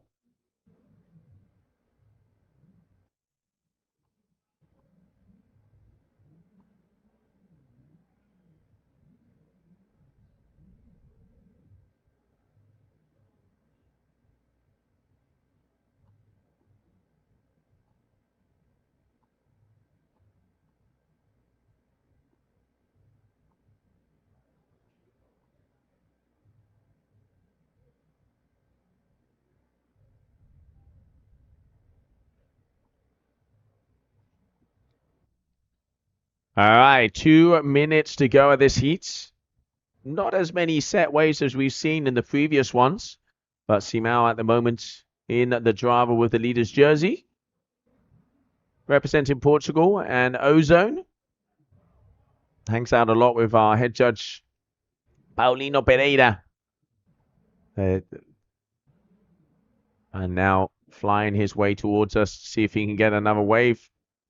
Deciding against it.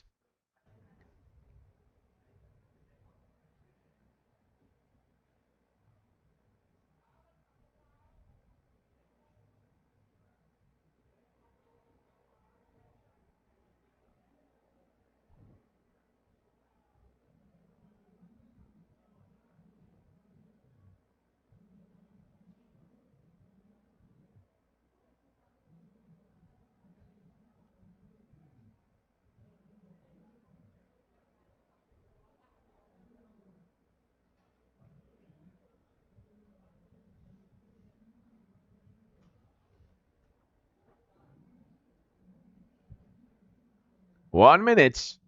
All right, Simao dropping in. Check turn off the top. Makes his way down, double pump. Loops that kite. Great timing. Yeah, now we're talking. Driving those fins. As that's going to be another good wave for him. 30 seconds to go. Is there going to be enough time? Because Anao, it is very close. If he got a 5-something, he would be overtaking Simao. But that was a very nice turn there from Simao Birro. As we're coming to the closing moments of this heat number 5, round number 2 of the Ben. And unless something changes very shortly, it is going to be Simao who will be taking that first position as we're waiting for final scores to drop. But so far, getting on that wave on the closing moments, it looks like it could be this man here, Simao Barro, who will be taking the win. But we will find out right after the break.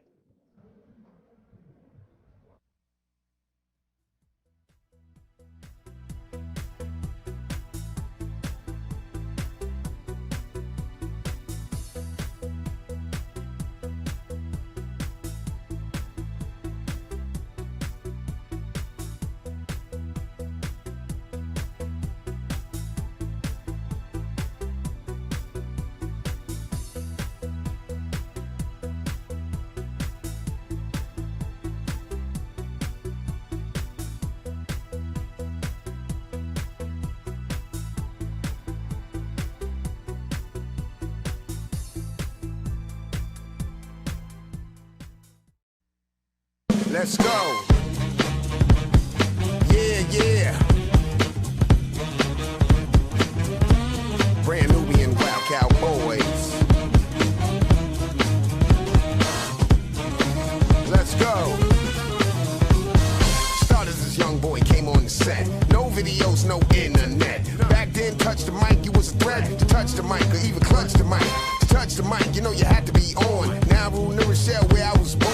Grand Poobah up there was the king. Brought me Lord Jamal to his wing. Wasn't like the same old thing, we was gods. People was ours, they said we was crazy. They said we hate people. Far from the truth, expressed our views and proved it in the booth. Through stress, pain, even strife. We kept it moving, hey, that's our life. All for one for all. Blast from the car, house or mall. You know the gods will never ever fall. Just like that, y'all.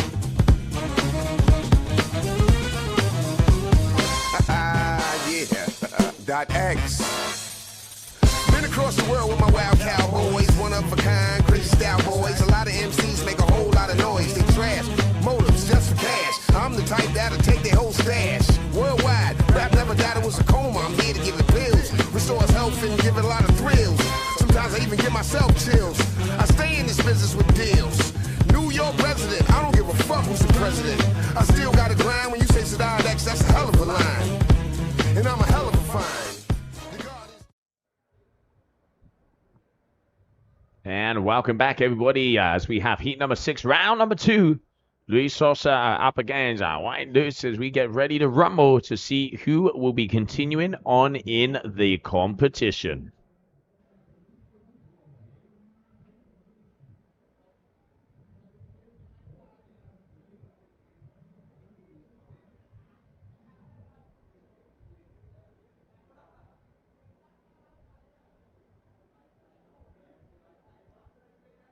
And Luis Souza already got his first wave. We couldn't see it from the booth, but it probably was a good wave. He got a 4.3.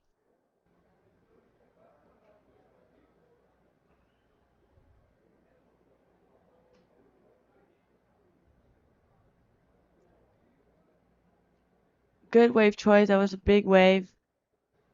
Guess local knowledge doing great for the riders. Just like we were watching yesterday.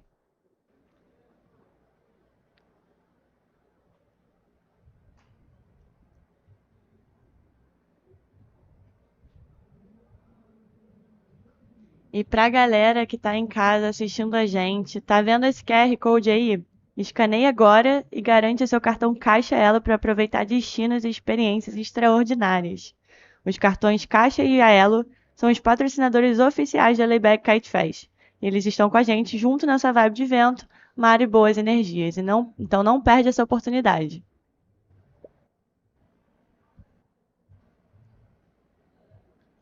All right, as we continue on out there on the water, as you can see, with our round number 2, Sofia, those rocks are starting to say hey. Yeah, the rocks are saying hey, and the waves as well. The waves are having a cleaner wall, so they're gonna be better for the riders to perform, make better turns. And there you can see Wyatt. Oh.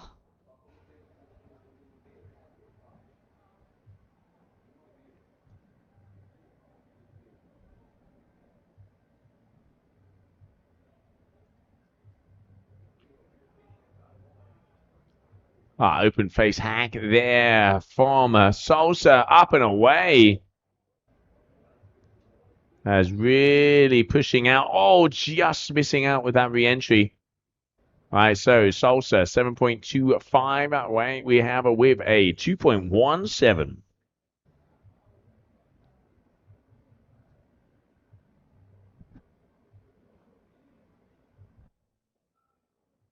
Nine minutes to go, and we're seeing Luis trying to find a good wave. That was a good backside turn.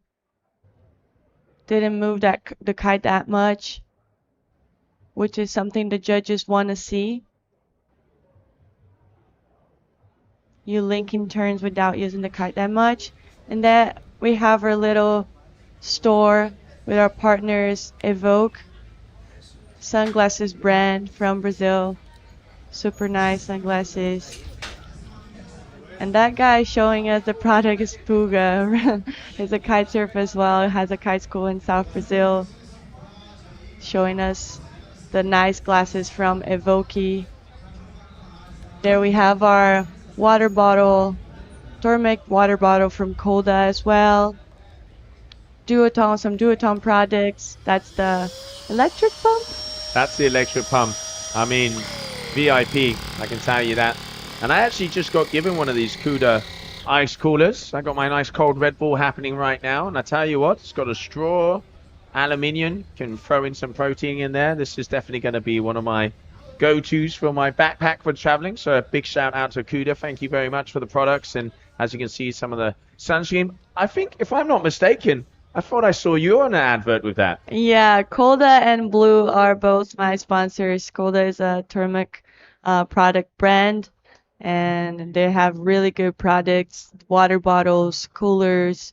They have a lot of good stuff. Check them out. And Blue is a sunscreen, and they have a leave-in for our hairs as well. It's a really good brand. The sunscreen is really good. I'm gonna give you one. Exactly. There you can see Wyatt wasn't the best wave, but he's doing the most out of it. Trying to keep the rhythm, making some turns.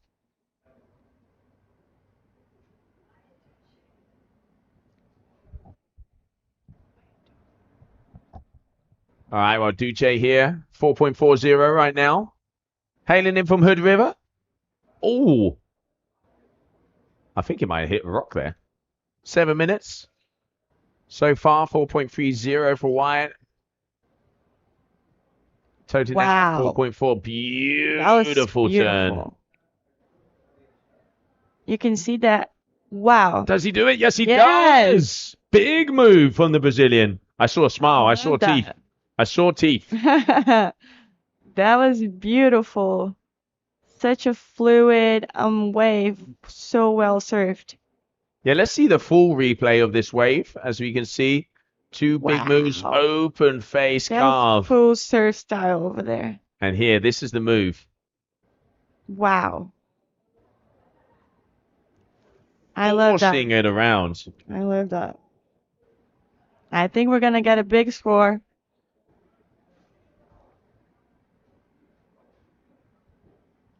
And here, I mean, look at the setup we have. Big shout out once again to Layback for making this Kite Fest happen. Big cinema screen where we're going to have everything happening over there tonight. You can see the VIP area at the top to watch the competition. Athlete area at the bottom on the left-hand side. That was going to be where our athletes have their gear up the top. Also, judges, media down in the bottom. That's us in the live stream studio where we have prime view. Get out the popcorn and start to watch the action.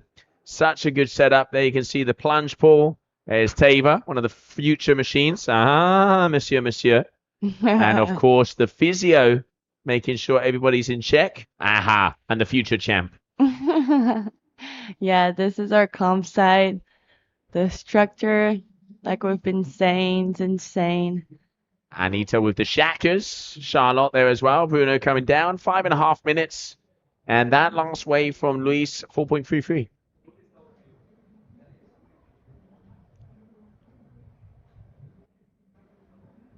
I was expecting a little more. Me too.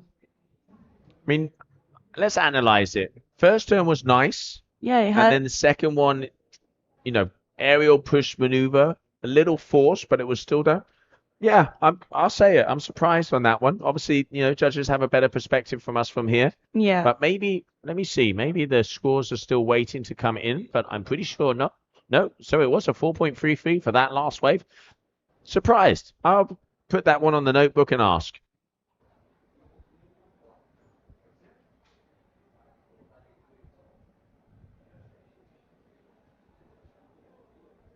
All right, do say here. Here comes Wyatt. 8.63 versus a 5.06.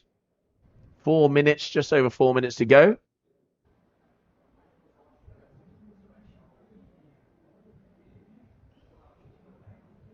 You can see the wing foilers having their time.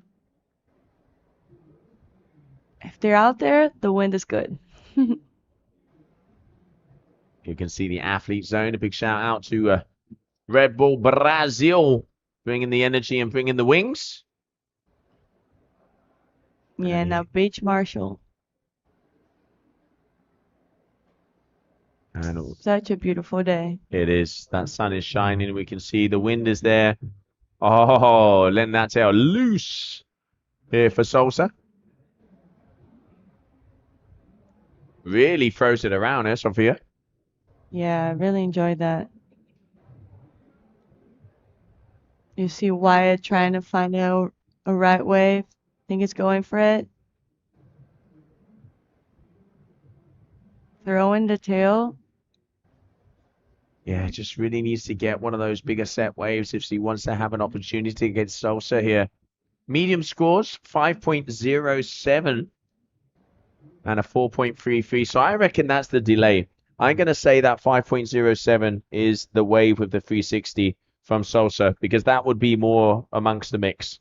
And yet I have got confirmation. So that 5.07 was the 360 wave there of Salsa. So, okay, that Makes sense. makes sense. Yeah. That does make sense. Yeah, because I was gonna say that for me it would have been above 5. Yes. Because the first turn was so clean, the wave had some size, and he did some variety of turns. So the first big turn and then the 360, and I guess that's what the judges want to see. Yeah. They want to see the variety, but again, it is that quality versus quantity judging criteria Quality over quantity, wave selection, commitment, variety, connection between turns, bottom turns, rail to rail, speed, vertical attacks, airs, floaters, and barrels. I think the only one we probably won't hit here in Taíba is going to be the barrels. Oh yeah. That's for sure. Oh, that's a better set wave here, Salsa. Some size definitely starting to come through. I love his top turns there, really pushing against it. Using his board to reach the next section. Double up, off the top, holds Good it turn. together. Nice. And now goes for the air. Does he pump it? Yes, he does. That's a beauty. He's looking comfortable. Yeah. I guess local knowledge. Looking very comfortable here, Sosa. Command in place right now. We can see Wyatt running up the beach, trying to get back into position. Just coming up on 60 seconds to go. You see how wave choice is important, and I'm taking notes on that because I did the opposite. Well, that's good. You got that out of the way. So Yeah. now you know exactly what you got to do, Sophia. Well, I'll try.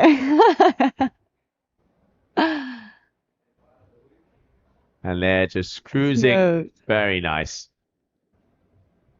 I mean, they've had a lot of waves. That is wave number 7. So they have got through 7 waves each. And now with 30 seconds to go, let's see if we'll be able to get one more before the end of this one. And we'll be moving on to heat number 7.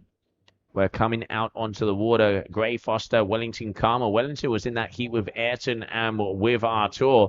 Surfing very well. Gray, also from the United States, has been improving event after event. So yes, that is going to be it for your heat number 6. Luis Salsa taking the win.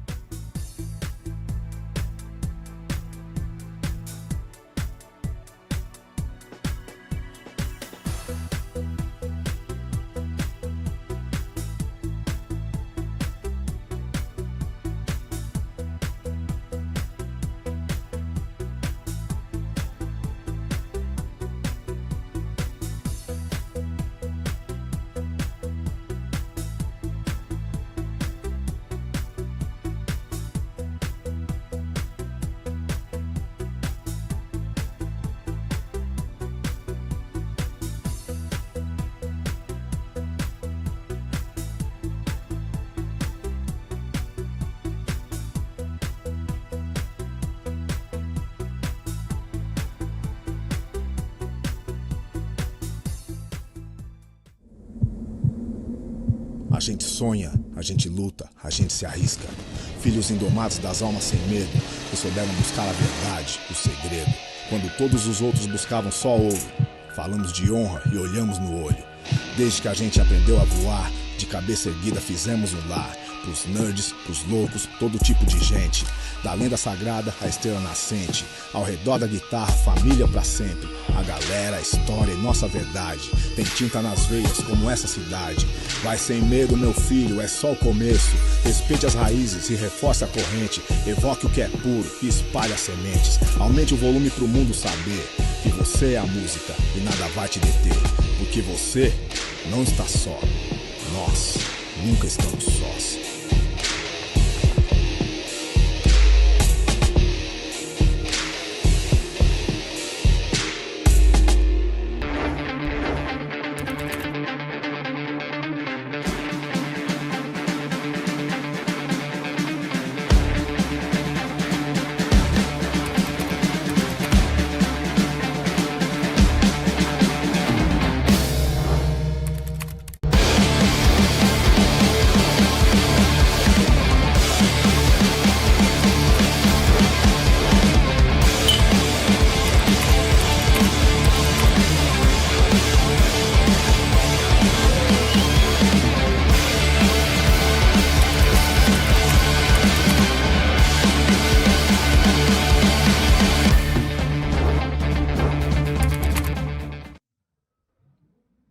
And welcome back, everybody. Heat number 7, round number 2. Wellington Carmo, Gray Foster, as they are going to be coming out onto the water. Gray Foster is 11th from the overall ranking, and 9th in Cape Verde, 9th in Silts, and 17th over there in Dakla. So looking to maybe scratch off that result and get a better result over here for this round number 2 elimination round on the water. So whoever loses, unfortunately, will have a one-way ticket home as we start to get a few turns in. And Wellington already throwing that wave to the side. And here, Gray Foster as well. So he's out there on the whip and looping that kite around and getting some nice turns. This is going to be an action-packed heat.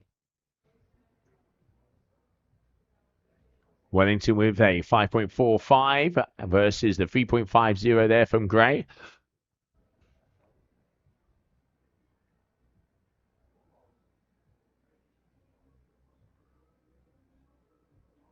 So Gray looking to go around, go around the mark. So that means he is going to have priority. So Gray is going to have priority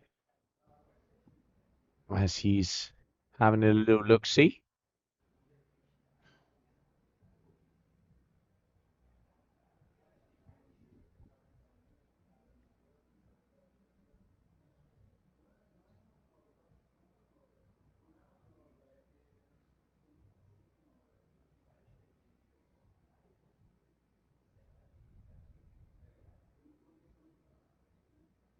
On the inside there, Wellington Carmo put on a very good heat. Let's have a look at the scores that these athletes had in that round number 1. So, round number 1, we saw Gray Foster an 8.24 total. He got a 4.07 and a 4.17. Wellington Carmo, one of the local boys. Oh, 2 big turns there already. He had a 10.57. So Wellington in his heats had a 5.17 and a 5.40. Looking like going to be in similar vicinity so far. Great big off the lip turn there for him. He needs to answer back because Wellington is not here to play at all. He is here to win.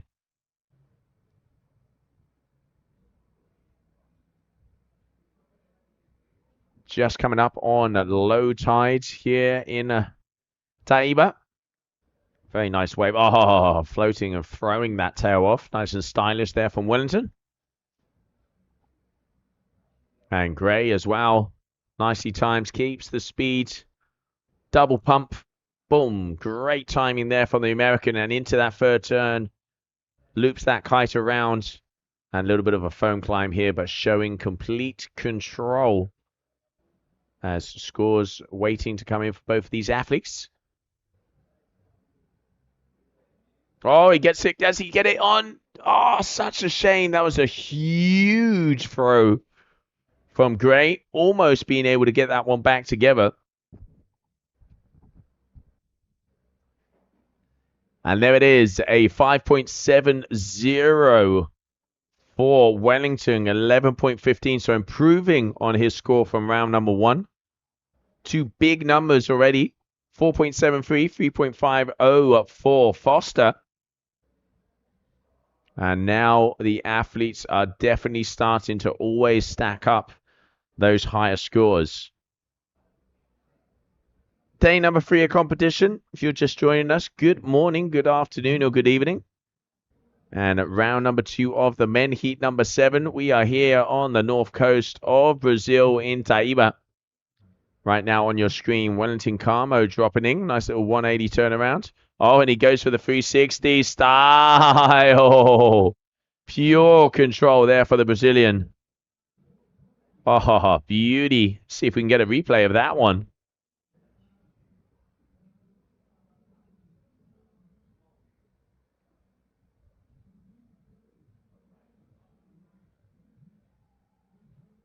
Here we can see that replay. First turn, not so much. Here, gets it off. And now this is where he starts to get busy.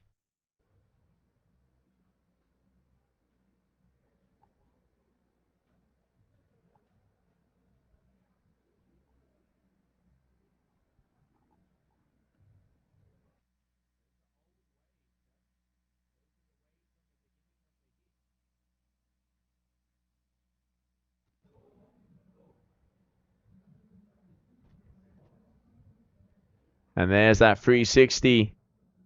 And a beautiful one there from Wellington. And we get the replay of all of the waves of the heat. Oh, again throwing that tail. Karma on a roll. Loops it around and off again. I can hear the crowd on the beach starting to give him some love.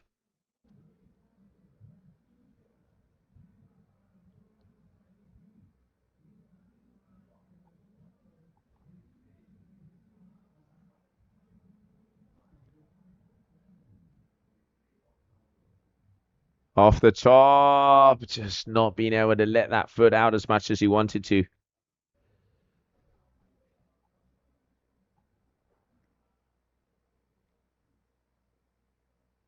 And they're just releasing. As Wellington Carmo, your heat leader so far, 12.50, a 6.8, and a 6.08. So very big scores here for the Brazilian. Gray Foster now, 9.16, improving on his scores. We knew this heat was going to be close. I'll tell you what, the local Taíba boys, they have been throwing down, and a huge turn there for Gray. Nice layback.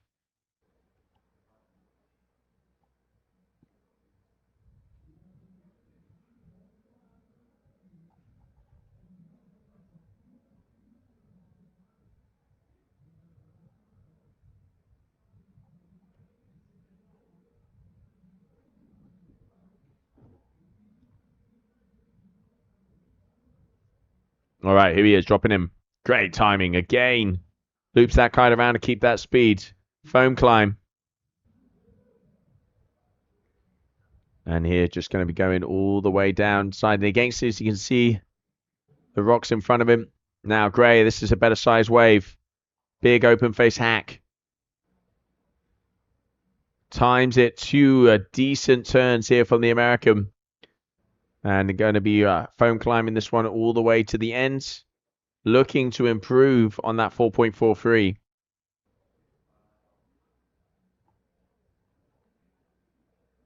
There we can see Alex Miller out there with a Peisel. Beautiful board, that one. Your core athlete coming in from Germany, as he is going to be coming up next. As he is going to be going out against... I do apologize. Get the old screen happening here. As he is going to be going up against Leonardo Grangeiro, another one of the Brazilian powerhouses. This man here, Wellington right now, he is leaving no prisoners out on the water.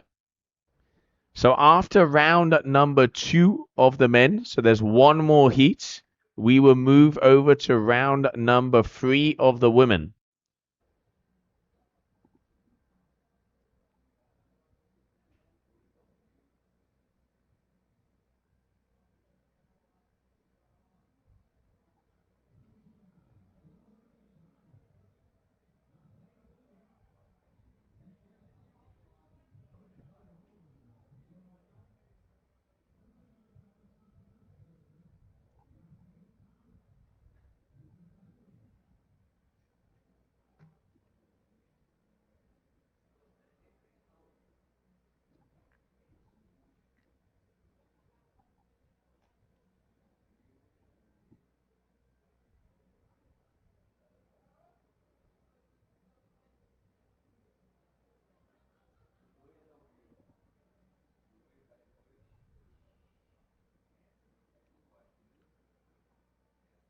And now Gray getting closer with that 5.0.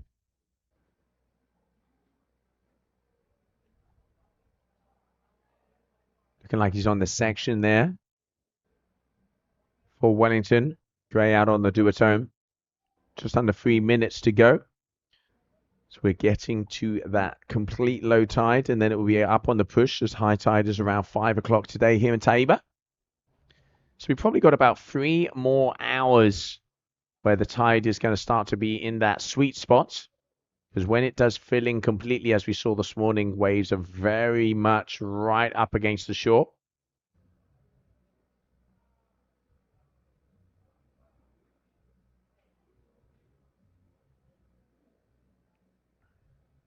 And here Gray making his way across.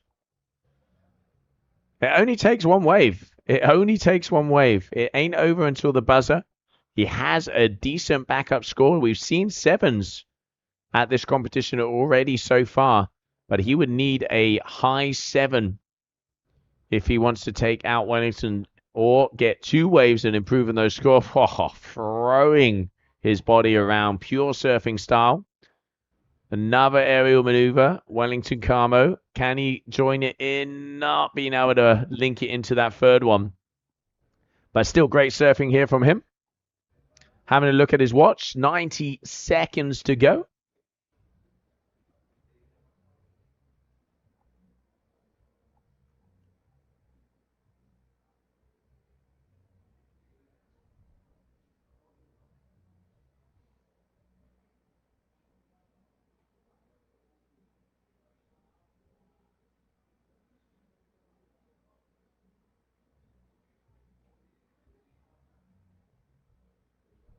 And there, the replay of those last waves from our athletes. And here, Gray Foster. Oh, this is looking like a nice one. Boom!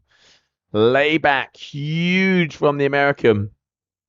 He knows he has to get the big ones if he wants to have a chance here. 2 turns, goes around as he knows that clock is ticking against him. Wellington off the top as well. Loops that kite around to go into that second section.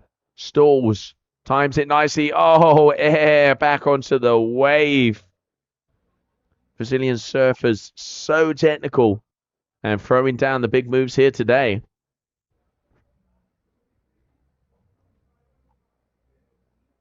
Yeah, the replay of Gray Foster. Look at that. Throwing that back foot out.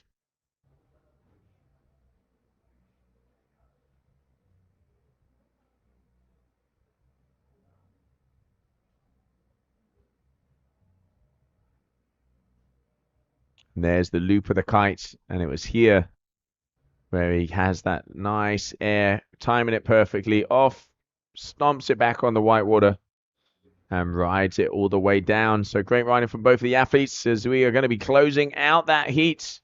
Wasn't improved for Gray Foster, but it is going to be your first place and winner, Wellington Carmo, a little freestyle. As someone is definitely happy as he makes his way in to the next round.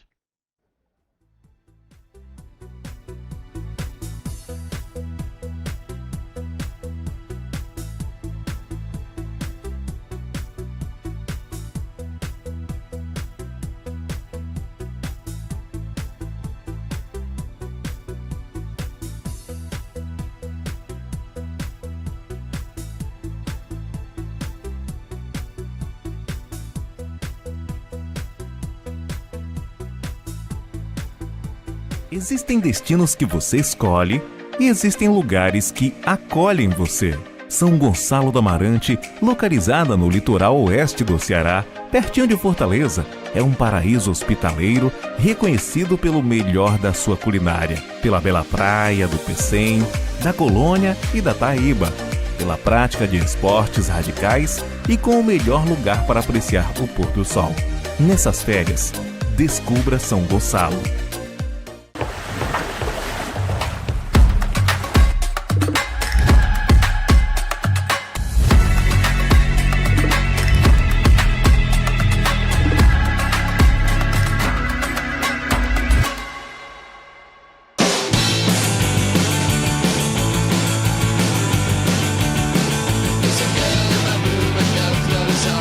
She could be cool or out of her mind.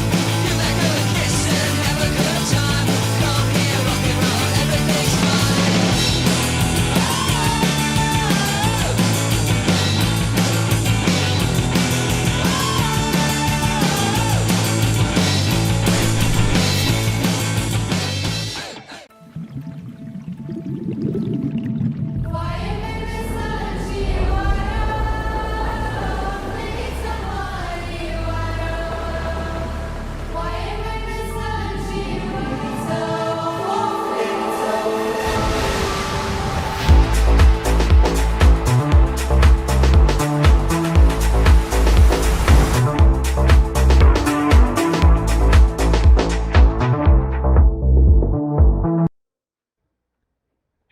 Welcome back, everybody, as the final heat of round number 2 of the men. Leonardo Granjero up against Alex Midler as we get ready.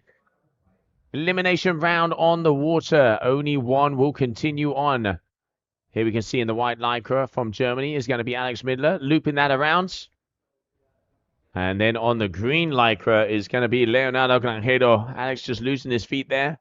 Leonardo putting on a very good performance yesterday, as both of these guys were in that round number 1. Leonardo with a 9.13 total. And then we had Alex with a 4.33, not having the best heats. But new day, new moves, new waves. As we continue on here with the 3rd day of your GKA Kitesurf World Cup Taíba, your layback kite fest. Leonardo, very powerful surfers. One of the things the judges were saying to a lot of the athletes is they want to see them staying on the waves. Sometimes they go a little bit too far out in front and points will be deducted. But Leonardo already throwing down the hammer. 5.43 for him.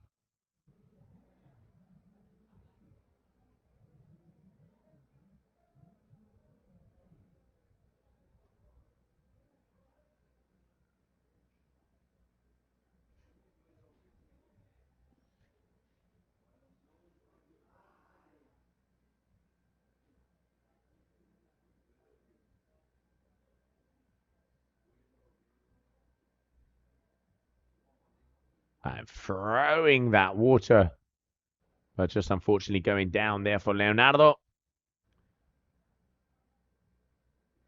As the final heat of this round number 2. Then we go into round number 3 of the women. Where on the women's side, we will see Luana Sonia, Daniela Moreno, Kesiani Rodriguez, and Sofia Abreu.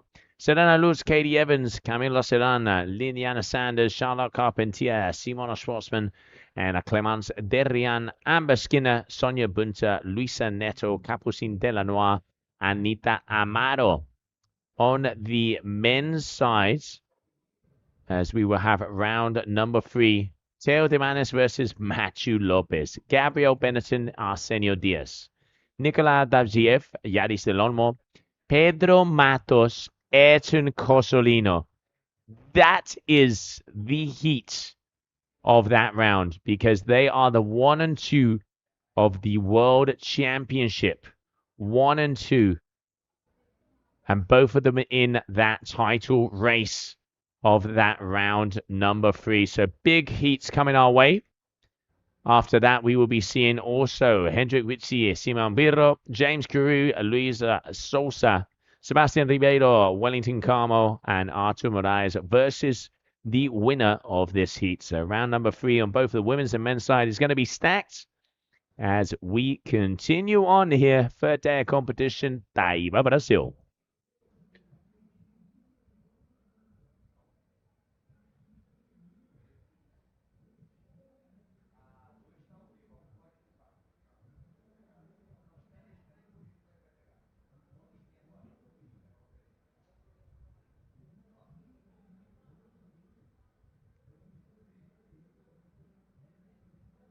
Here we can see the replay of that wave there from Leonardo.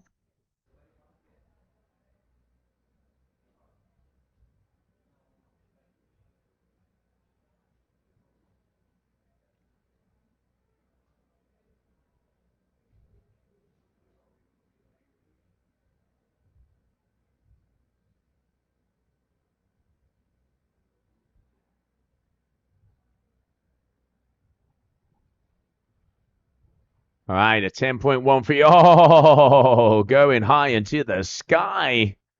Nice little air finisher there for Granjero. Alex, 3.0 in that last wave. Looping that kite around, your core athlete.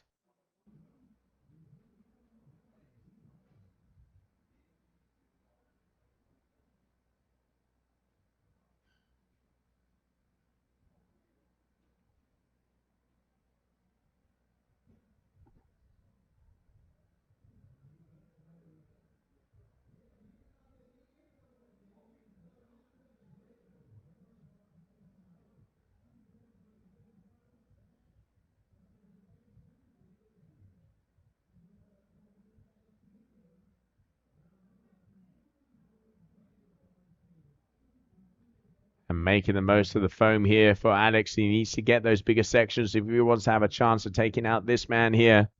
Leonardo Granjero, 7 minutes to go. As I mentioned, round number 3, there are some big heats that are going to be coming our way.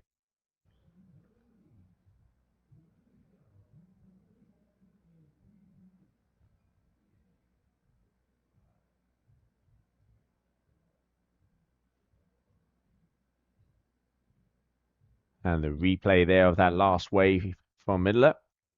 Oh, Leonardo going down hard. 5.53. 4-3, excuse me. 5.23. So 10.66 right now, your leader here, Granjero. We know that the 16s average total was where Moraes was out, your top score so far, and that was a big air, beautifully timed. Just unfortunately not being able to get the landing. And here we can see beautiful location of Taíba, this paradise, kite surfing paradise on the north coast of Brazil, Ceará, here for your 2025 GK Kite Surf World Cup here at Taíba. Big shout out to the Layback crew for putting this Kite Fest on. One of the best event setups we have had so far. And there's no better place to finish off this season than Brazil.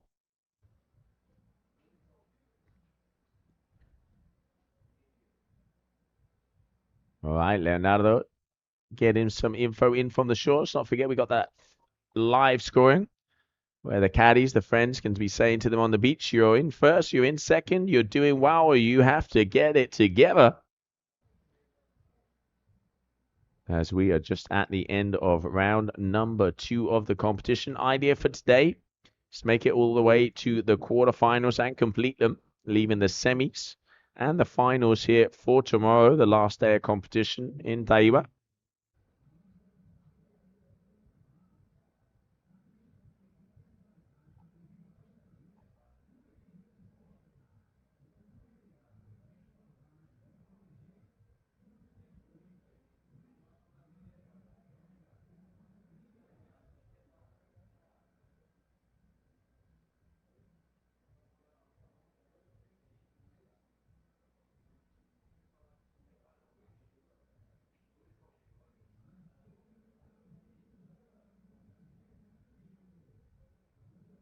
All right, Leo.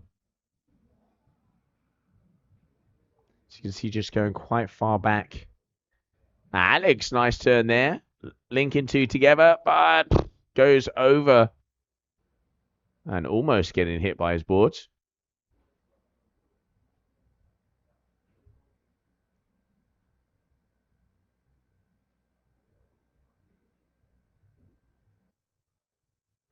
And here we have Leonardo coming in with power. Nice cut back, loops that kite around. Good timing. Oh, air off the top. And the 360. And pushes it together for another move. Cut back one more time. Granjero stacking up the points.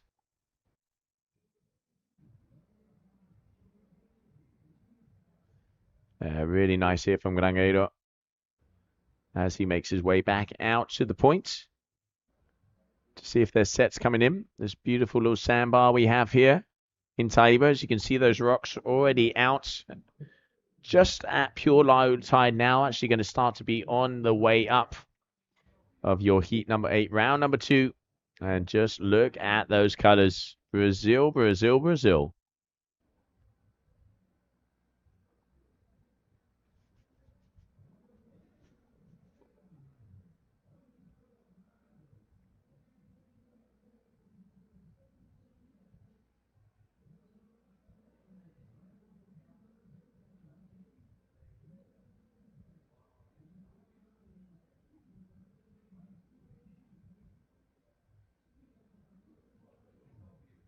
All right, Leo, here we go. Great timing. Keeps that speed. Oh, hits it right in the spot.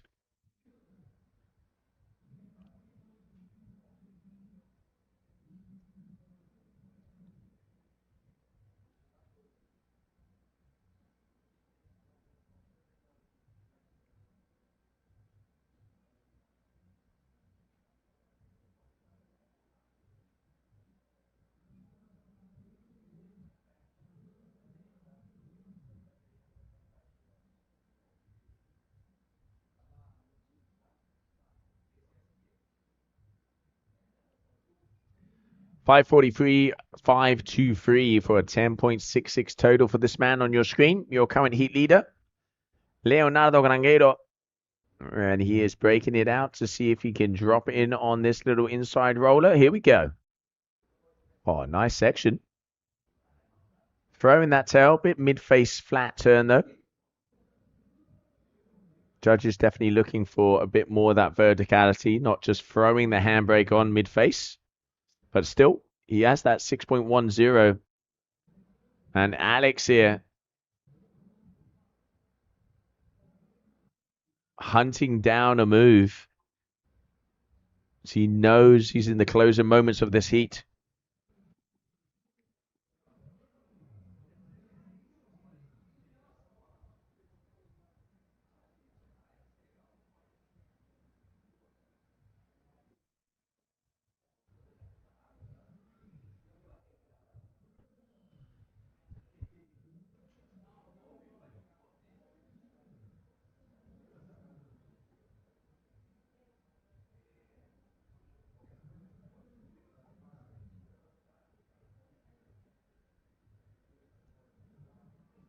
Alex dropping in. Getting tension on that kite. Nice turn off at the top. Can he keep it together? Oh, such a shame. That was a good turn there from him.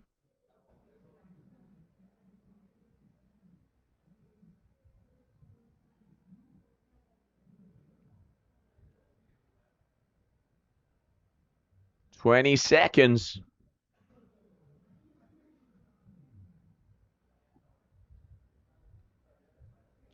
And it is definitely going to be this man on your screen who will be making it through to round number 3 of the competition. So a little bit of a victory lap here for him. And a congratulations to Leonardo Grangueiro as he is through to round number 3.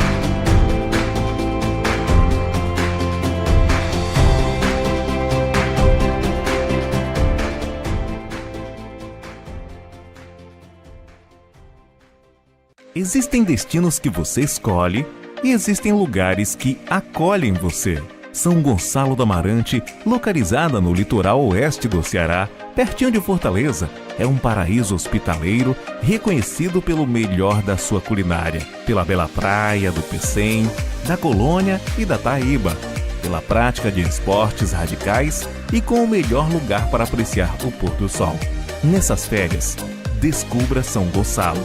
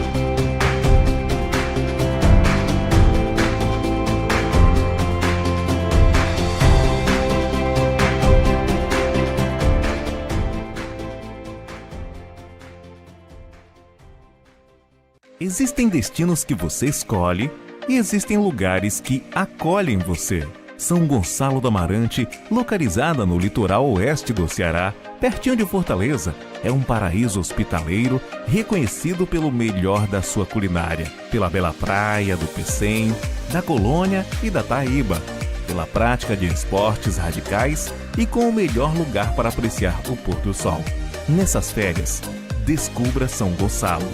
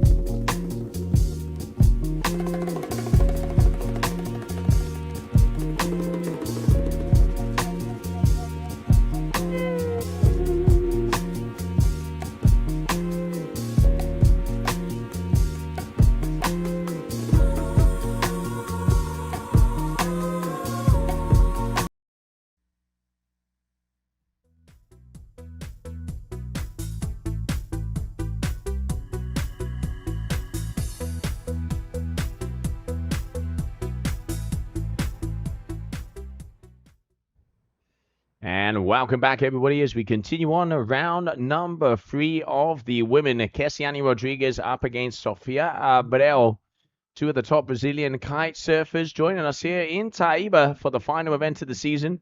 Kessiane Rodriguez, second overall last year on the 2024 GKA Kite World Tour season.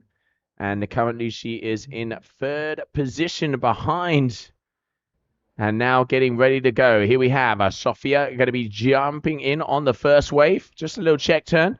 Conditions are up and down, but hopefully they will be improving very shortly.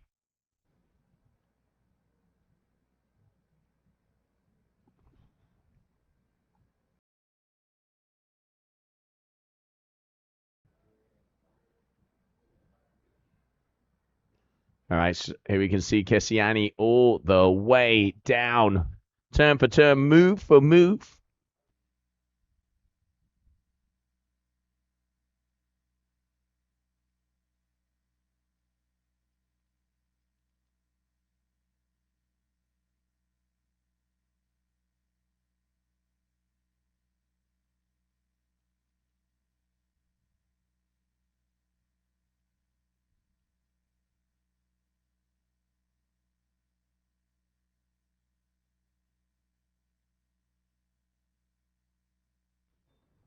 As we're on those 30-minute heats, 2-minute transitions, 15 waves for each one of these athletes as a maximum.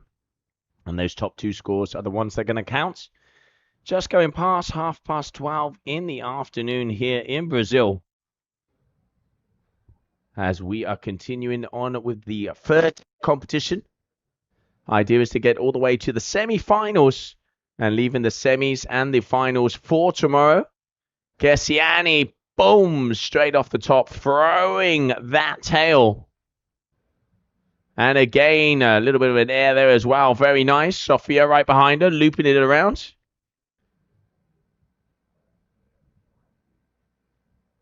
Here we go, Sofia, a couple of check turns. There's another, almost losing the balance. But getting pulled around.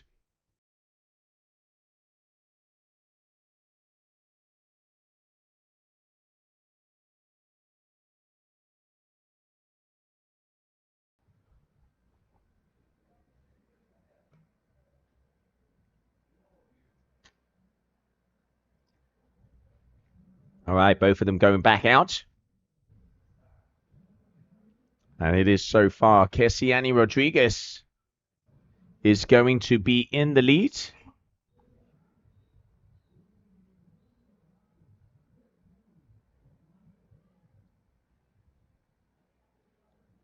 As she currently has a 3.40. Waiting for more scores to come her way.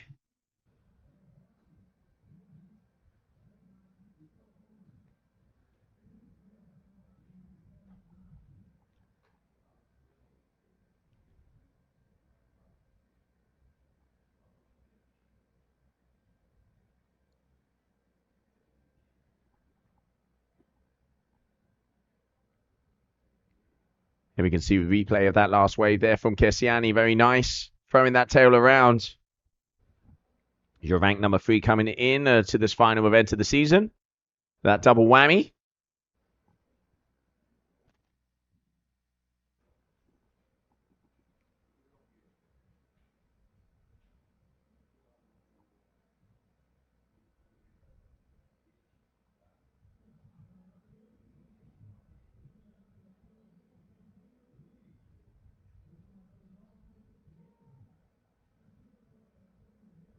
$5.73 for that last wave there from Kessiani.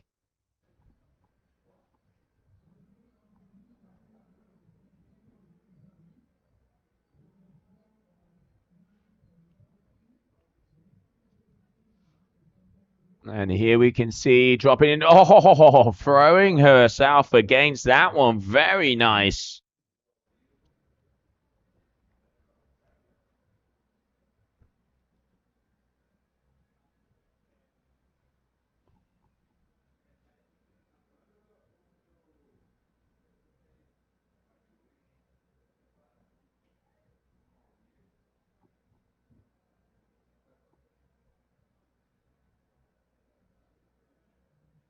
And Sophia right now watching, and there we can see just under 5 minutes to go. 9.13 versus a 6.15 with Rodriguez in the driving seat.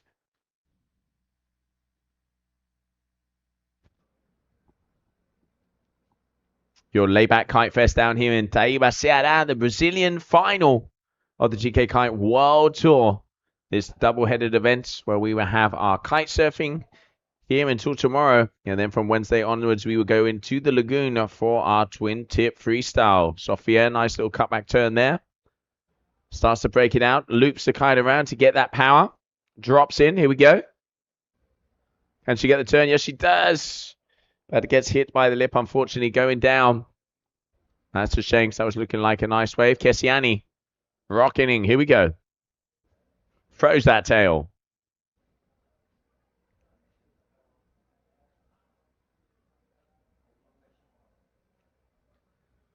And pretty much trying to make the most out of every little ripple she has out there.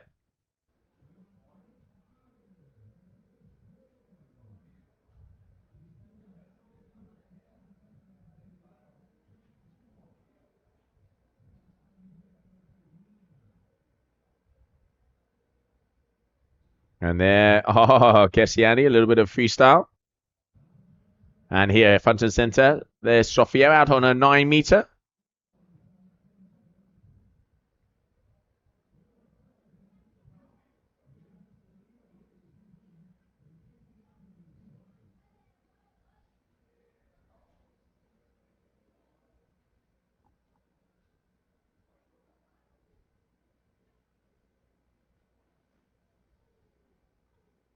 Throwing water across the ocean here. Kessiani trying to rack up those scores.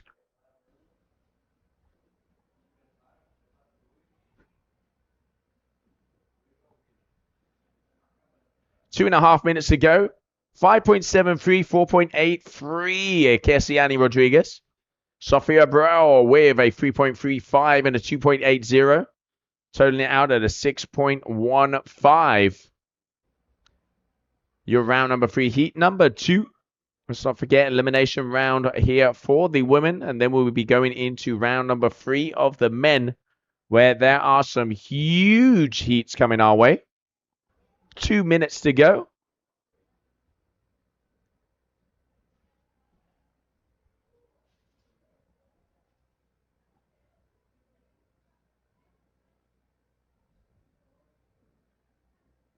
And both of the athletes making their way back out to the back. See if they can continue on. Your first heat on the water right now.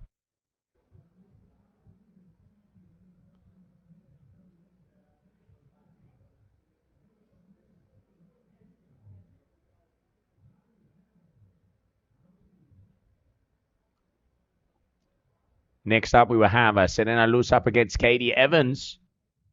And so far, Kessiani definitely in that driving seat. Having a little look-see on this inside roller. Here we go. All right, dropping him. Check turn cuts back to the foam ball. Now this is where the wave starts to jack up. Throws that tail out, loops that kite around to get some more speed. Nice timing here off the top, Rodriguez. And now just linking with that final turn. So that's a very nice wave there from Kessiani. Now she almost has this one wrapped up, meaning she will be advancing all the way through to that next round. So making her way into the quarterfinals. Kessiani, boom, straight off the top. And there you go. Just really pushing against those fins, making it work for her.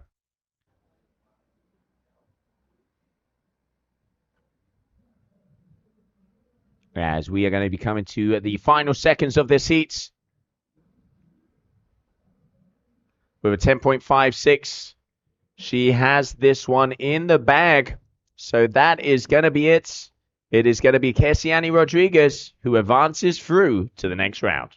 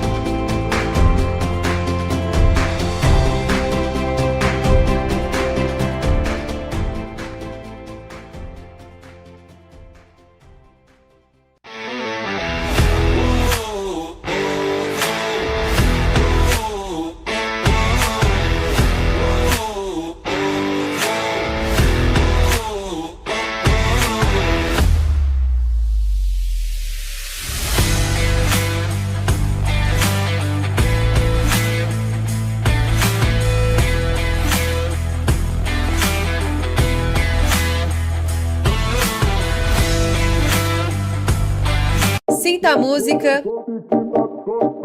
e liberte o sabor. A bebida que tem sabor de liberdade. Mate, rum, guaraná e limão. Gostosa demais. Checkmate, a bebida que tem sabor de liberdade. Existem destinos que você escolhe e existem lugares que acolhem você. São Gonçalo do Amarante, localizada no litoral oeste do Ceará, pertinho de Fortaleza, é um paraíso hospitaleiro reconhecido pelo melhor da sua culinária, pela bela praia do Pecém, da Colônia e da Taíba, pela prática de esportes radicais e com o melhor lugar para apreciar o pôr do sol. Nessas férias, descubra São Gonçalo.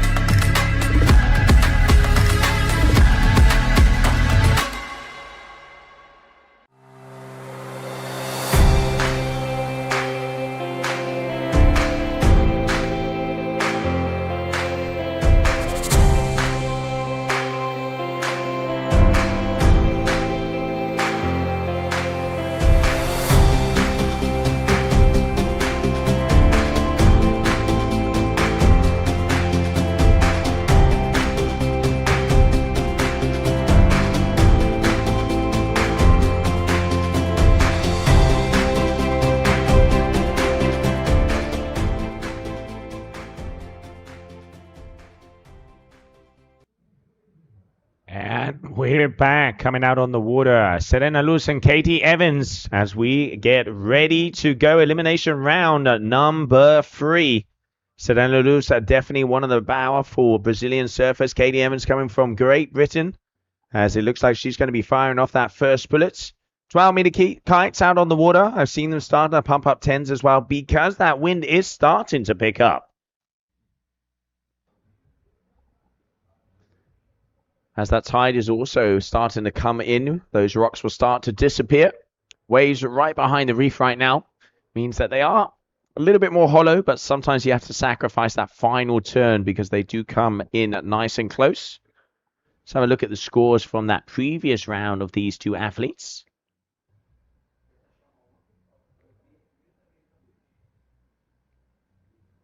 Here we can see Serena just about to drop in. Looping that kite around as she goes off the top.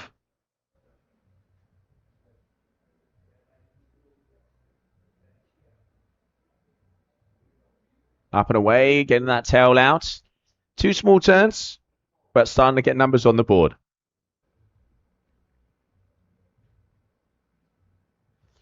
Katie trying to throw that tail, but not having quite enough power to be able to release those fins.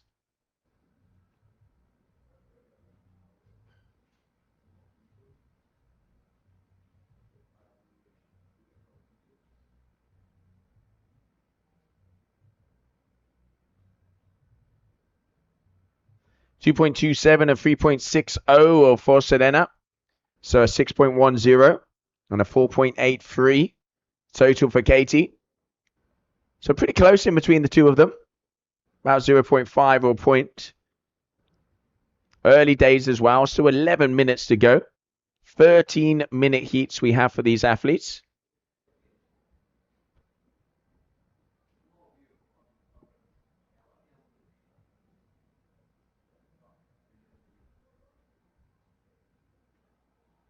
And here, that replay of the wave here from Serena. The first wave of her entering her heat.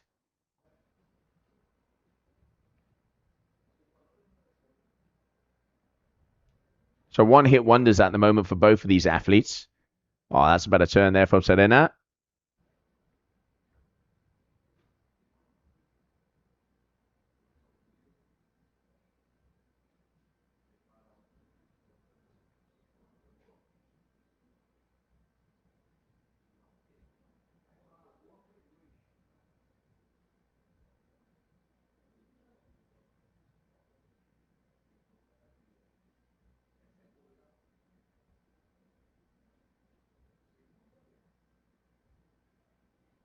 All right, Katie dropping in. Not quite timing that. Now this is looking like a better turn. Foam climb there as well. Judges really looking for athletes to enter the wave, not go out in front of it and then kind of jibe around. One of the things that Paulino Pereira was saying, that if that happens, that whole first turn won't count. It is when you are on the wave. So you can see a lot of the athletes, they kind of drop in from the top. That is the way for it to be done. Easier said than done, because right now conditions are on the smaller side. Wind is there, as I've now seen athletes go out with 10 meters and 9-meter kites. Probably about 18 knots out there right now. And obviously, as it is coming past 2 o'clock in the afternoon, as that wind starts to swing around and becomes a little bit more cross on. Earlier in the morning, it was very side shore. Makes it a little gustier here as we're very close to the Taíba, right up against the point. All right, Serena here. 7.76 total. Double pump on the bottom, off the top. Boom! Can she keep it together? Ah, such a shame. That was a good hit there by Luz. All right, here we have Evans. Want to improve on that 2.60.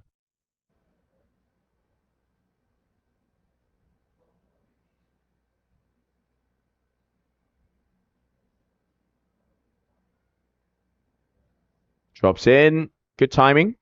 First turn. Ah, such a shame. Just losing the feet underneath her. Selena having a little look-see at something. These girls are keeping busy. Ah, that's good timing, Selena.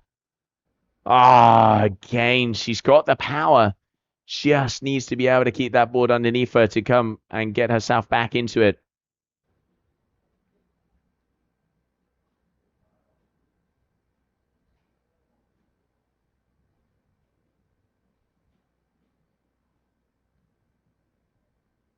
Ah, this is a nice outside wave here for Evans. Is she going to engage? That is the question. Looks like she is. Yep, there you go. I can see intention. First turn. Tries to drag that hand. Can she get this one around now? Better timing off the top. There you go. Katie with 2 turns on that wave.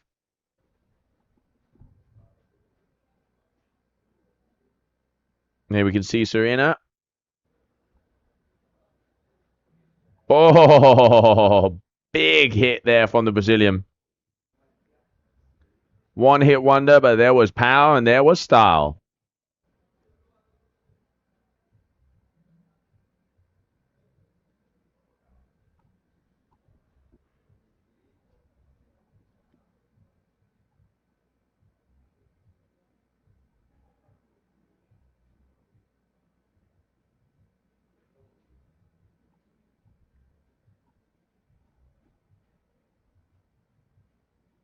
It's coming up on 6 minutes. 7.76 for Serena and a 5.60. So just over a 2-point lead for the Brazilian, as you can see on your screen with the green lycra. Out there on a 9 meter, I've just been informed.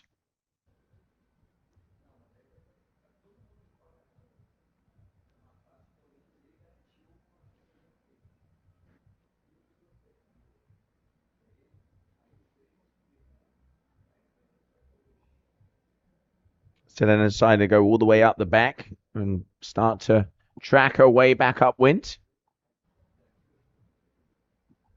Plenty of time. Over 5 minutes still to go.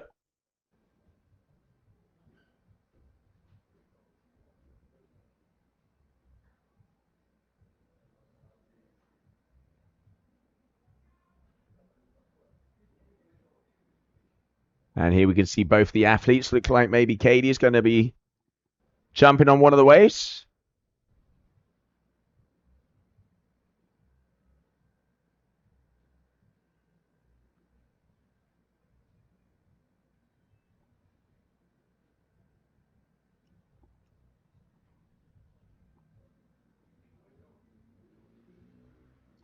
So then they're gaining speed down there, having a little look-see. That looks better. All right, here we go.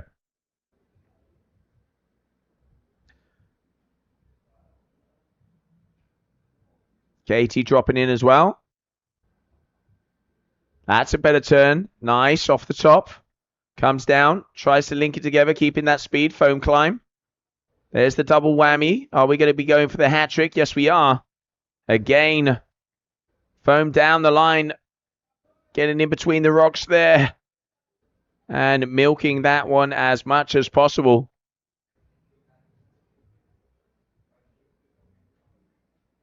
Serena. Looping the kite down to keep that power. There you go, off the top. Another big open face hack here for the Brazilian, going for the third finisher. And just coming off the back of the wave there. But still, another good ride there for Serena. That board coming very close to her head. 3.93 her top score. So looking to get around the 4-point averages to improve it. Katie, this was definitely a better wave for her.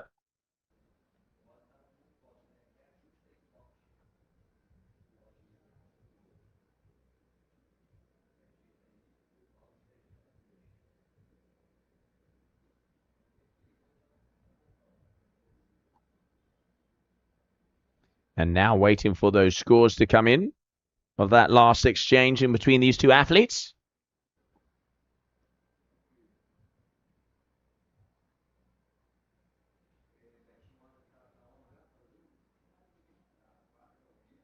7.76 for Serena, 5.73 so far for Katie.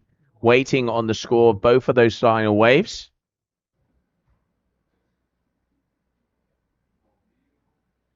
And there they are, both of them out the back.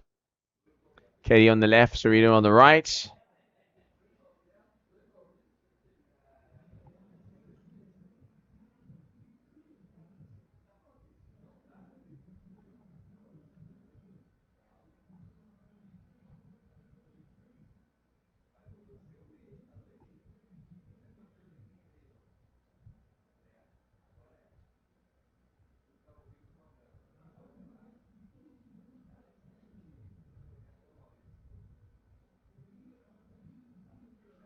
KT pushing against the fins there. Very nice. 4.10 for that last wave there from Serena. So she's going to improve.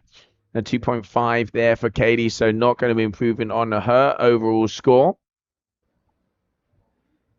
So Serena one step closer.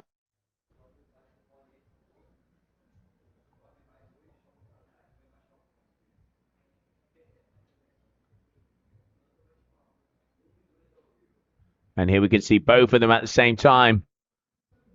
Looking for that spot in round number 4. Serena pushing, throwing water across the sky. 90 seconds.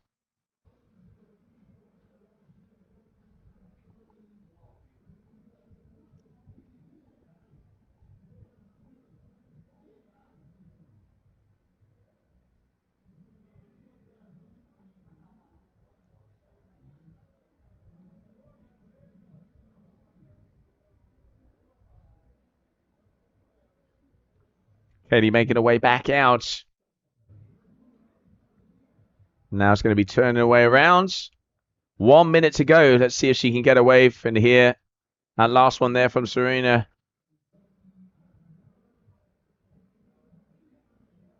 And a smile on the turns there from her. As managing to get, there you go, with that finish.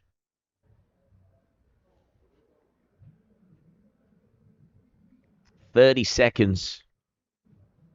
And this young lady here could be making her way into that round number 4. Katie hunting, searching for something to be able to give her that possibility. And unfortunately, that is not going to be what she was looking for. So it is going to be this athlete on your screen, Serena Luz from Brazil, as she is going to be making her way into round number 4 of the competition.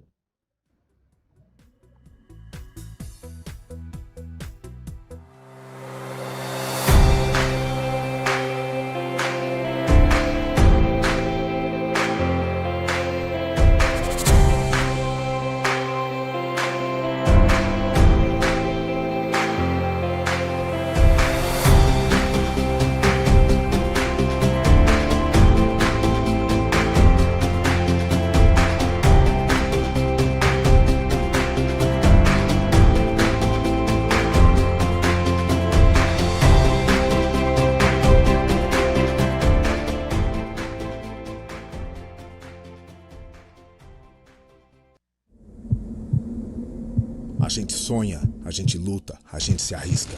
Filhos indomados das almas sem medo, que souberam buscar a verdade, o segredo. Quando todos os outros buscavam só ouro, falamos de honra e olhamos no olho.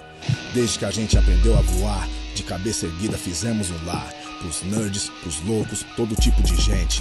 Da lenda sagrada à estrela nascente. Ao redor da guitarra, família pra sempre. A galera, a história e nossa verdade. Tem tinta nas veias como essa cidade. Vai sem medo, meu filho, é só o começo. Respeite as raízes e reforce a corrente. Evoque o que é puro e espalhe as sementes. Aumente o volume pro mundo saber que você é a música e nada vai te deter. Porque você não está só. Nós nunca estamos sós.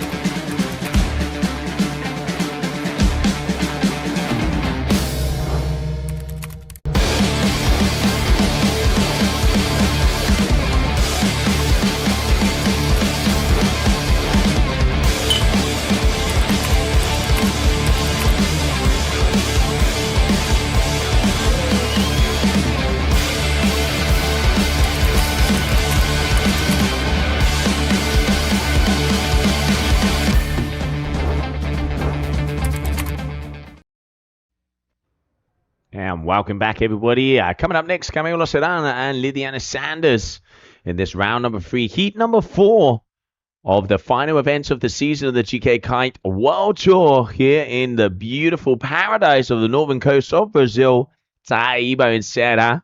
If you're just joining us, as we are in day number 3 of the competition, and already there has been some big upsets. Round number 3 out on the water now, and then round number 3 of the men also going to be joining us. There are some big heats coming our way. Let's not forget, on the women's side, already Capucine Delanois has been crowned world champion, as she already closed that deal up in Morocco at the previous event. On the men's side, there are 5 main players: Pedro Matos, Ayrton Cosolino, James Carew, Gabriel Benetton, and Sebastian Ribeiro. And the big news is that in round number 3, Ayrton Cosolino and Pedro Matos are going to go up against each other. Neither of them will be crowned world champion, no matter who wins in that heat. But they are the top 2 athletes coming in here. And if they want to win that world championship title, winning the event will give that to them. So nobody wants to be going out. So huge heats are going to be coming our way. Right now on your screen, we have Camille Lassaran from Switzerland, as she is about to drop in on her first wave.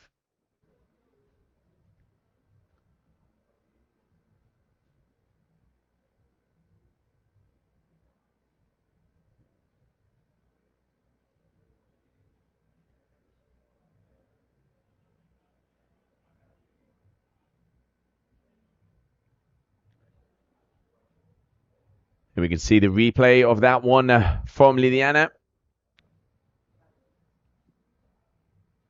Couple of nice hacks, couple of nice turns there from her. She's already had 2 waves. Last round with 1. We're waiting for those scores to come our way.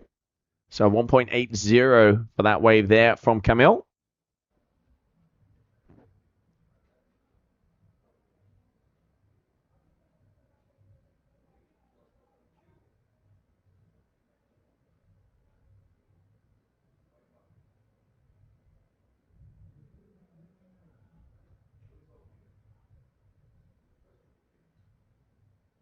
And here we have Lassaran dropping in. Out there on the 411 whip. D-Lab, new gear out there from Duotone.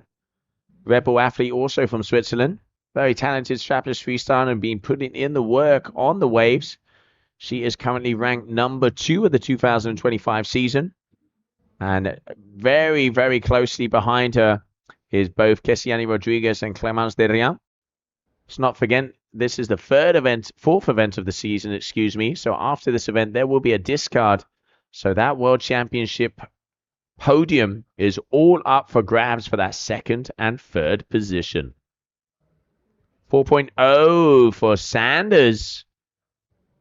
And a 2.10 in that 2nd, already putting in the work.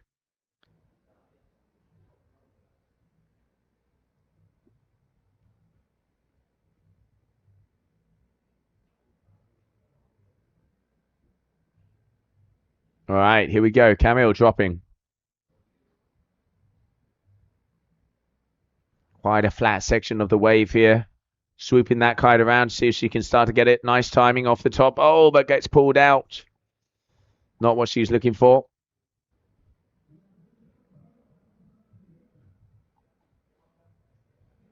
Plenty of time. Just under 9 minutes. 30-minute heats for all of these athletes. So just 5 minutes into this one. You can see that tide is starting to push in, starting to come towards us. Around 4:30, 5 o'clock is where that tide is going to be full.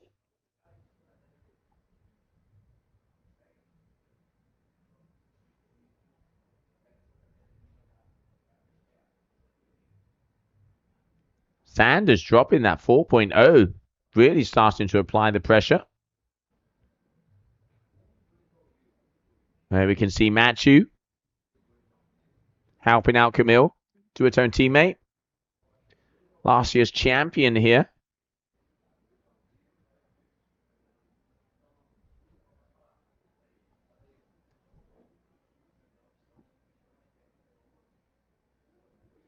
Camille last season, 3rd on the overall ranking. She is 2nd right now.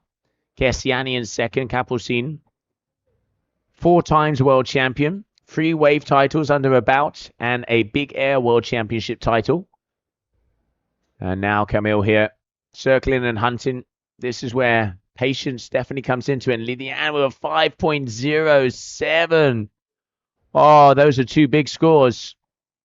Lassaran really needs to start to get some numbers on the board, even though we're only halfway through. But Sanders has thrown down from the very beginning.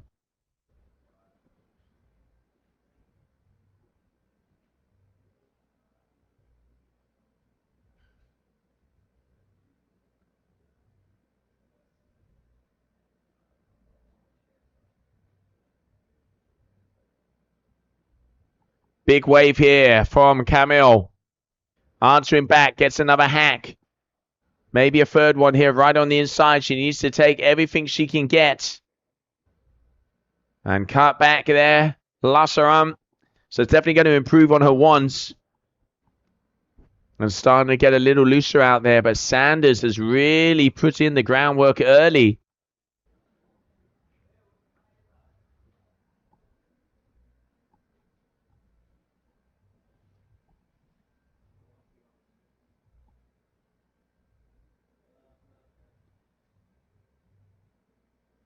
All right, we are at that midway point. So halfway through right now.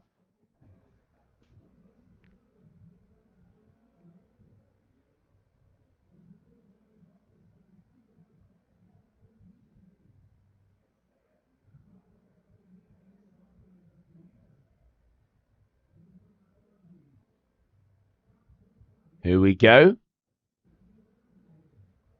Sanders pushing. She knows she's in the lead. Keeps that speed. Good timing here. Can she get it? Yes, she does.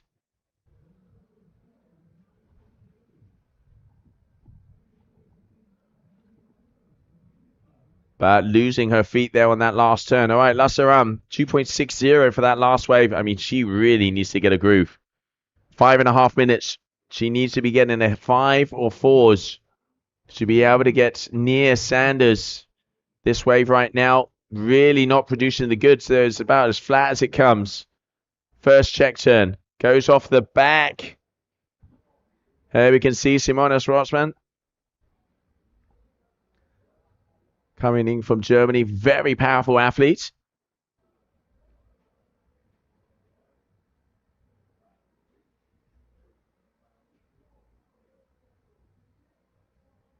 And Lydiane very comfortably in the lead here so far. Going down the line. Swings that kite around. Turn number 2. Nice timing. Boom. Calm, cool, and collected. Good moves here from the Brazilian.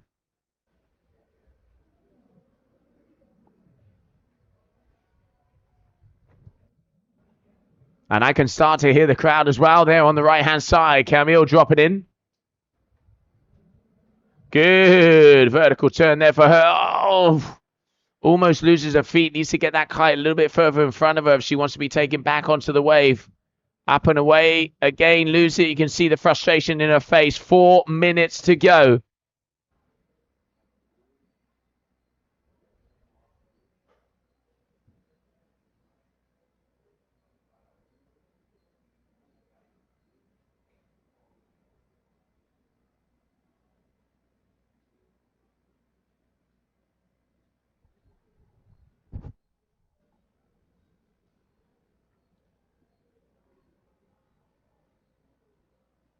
And 1:30 in the afternoon down here, local time.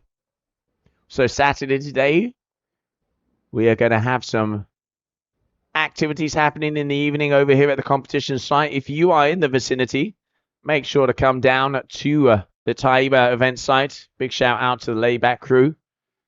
As an absolutely really cool event setup that we have here. There's a cinema, there's going to be some music. So after 8 o'clock, there's going to be some vibes happening down here of the Saturday night party. Idea is to get all the way through to the semi-finals, and tomorrow will be semis and finals on the Sunday afternoon. Right now, round number 3 of the women. 3 minutes to go. So far, Sanders in the lead.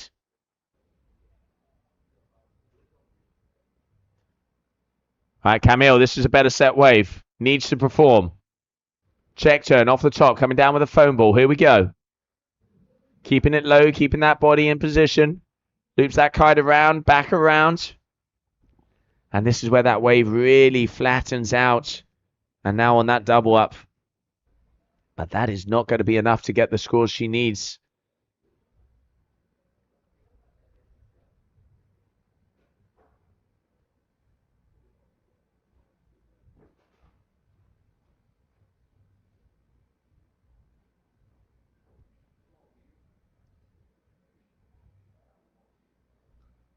All right, Sanders dropping in.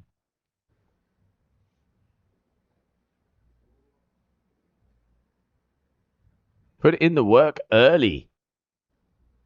507-427. Linking the turns together and just doing what she needs to do. 90 seconds to go. Lassaran needs something big if she wants to stay alive in this competition.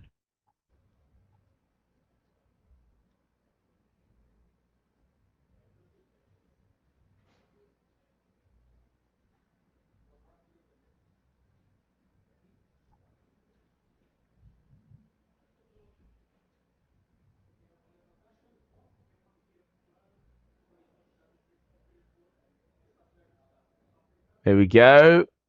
All right, set wave. Foam climb. Oh, loses the feet. Loses the feet.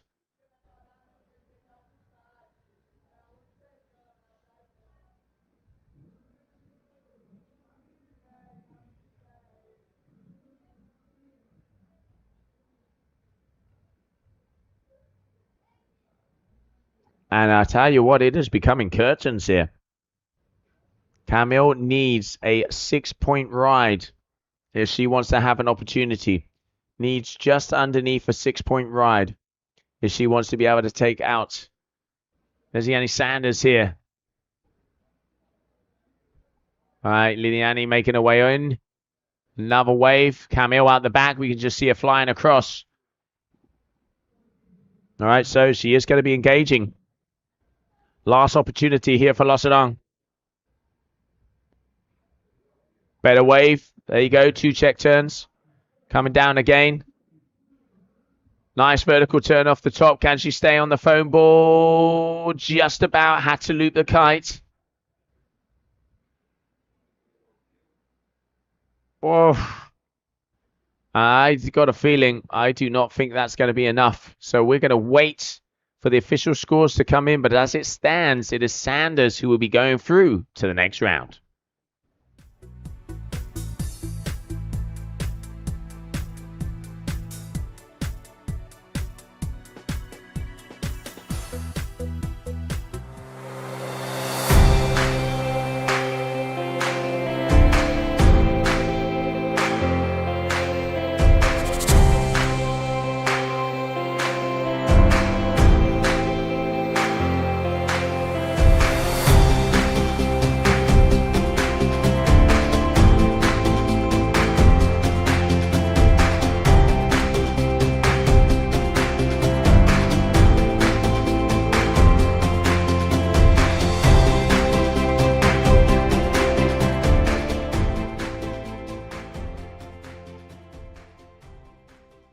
Existem destinos que você escolhe e existem lugares que acolhem você. São Gonçalo do Amarante, localizada no litoral oeste do Ceará, pertinho de Fortaleza, é um paraíso hospitaleiro reconhecido pelo melhor da sua culinária, pela bela praia do Pecém, da Colônia e da Taíba, pela prática de esportes radicais e com o melhor lugar para apreciar o pôr do sol.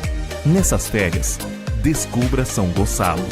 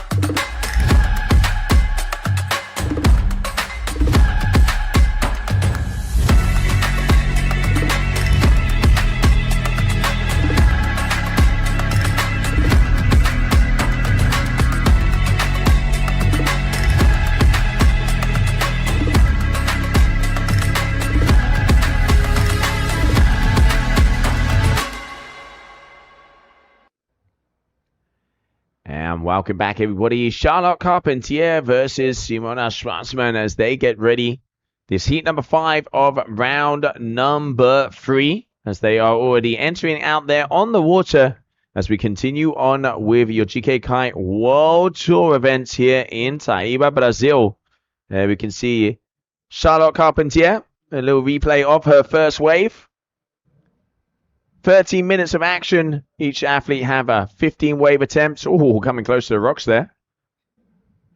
And the top 2 scores are the ones that are going to count. A 3.20 for Carpentier. And Simona waiting to see if she can get that first wave.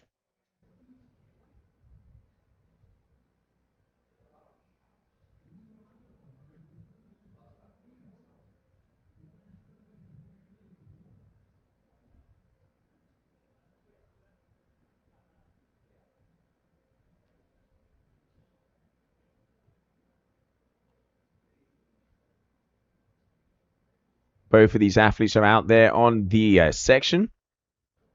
Your core kites. Talking to Charlotte, she was out on a 4.8, if I'm not mistaken, when I talked to her earlier this morning.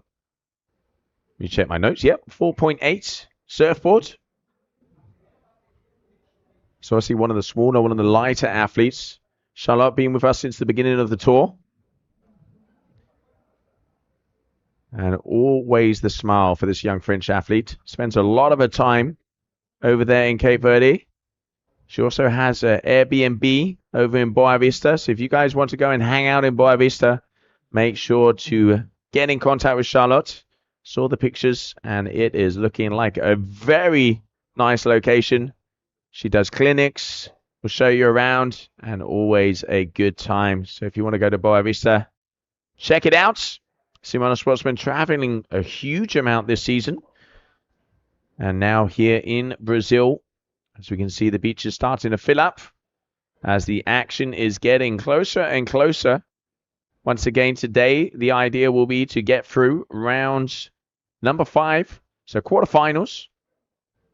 And then semifinals and finals will be coming your way tomorrow. Right now, round number 3 of the women. Moving on to round number 4.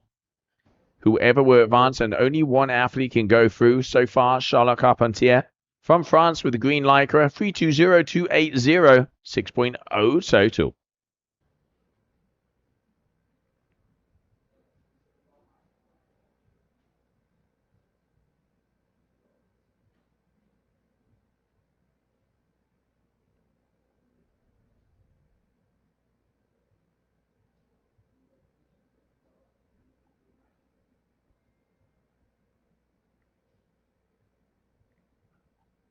All right, here we can see Simona coming in on the inside.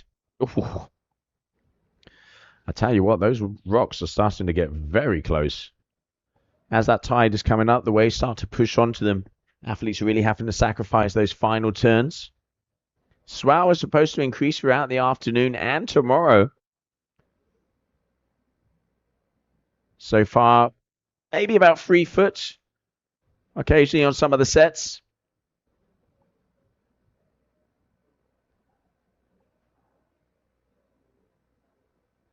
And Charlotte in the lead so far. Who on your screen?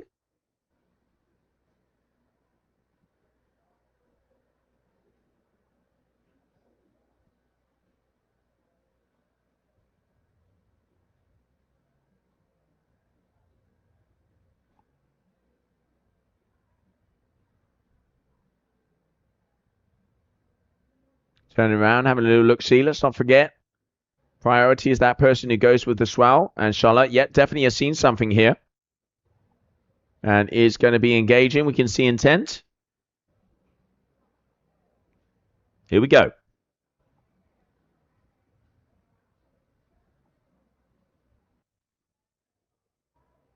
Up and over. Just not really getting the power. A little bit on the lighter side. Looks like Charlotte's out on a 6 meter. I saw before we had the likes of Sofia out on 9. So I've seen some of the athletes on 8, but Charlotte going for the smaller size, so quite whippy. All right, Simona, drop it in.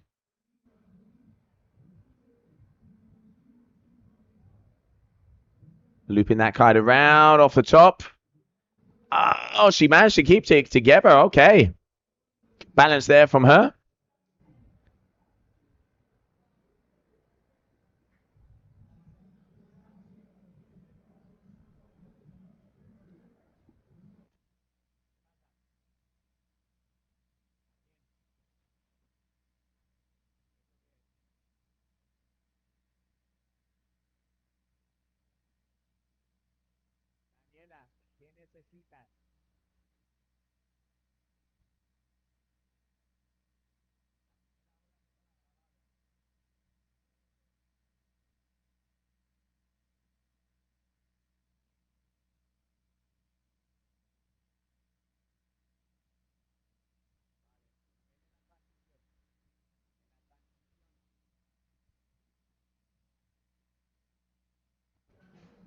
All right, 6 minutes to go this heat. 3-2-0 and a 3-8-3.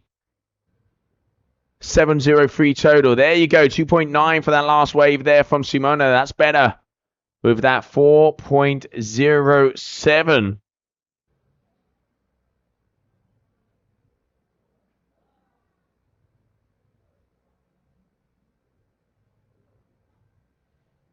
Ah, Nicola hurling Charlotte up the beach.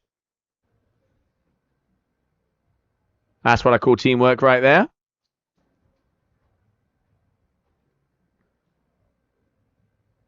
Grab a little breather. Looks like they're changing something. She's in the lead. 5 minutes to go.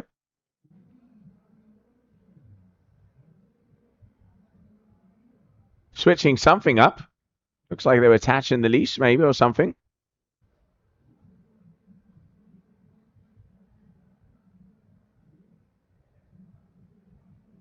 Capucine Delannoy helping her out.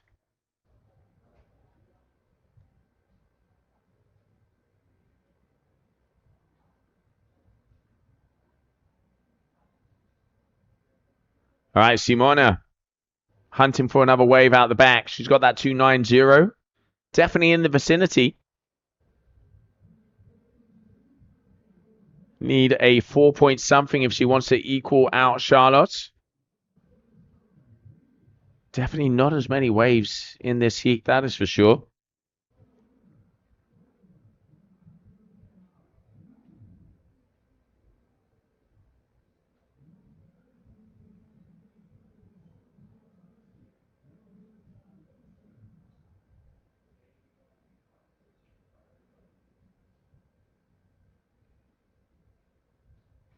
Right, down the line here for Charlotte.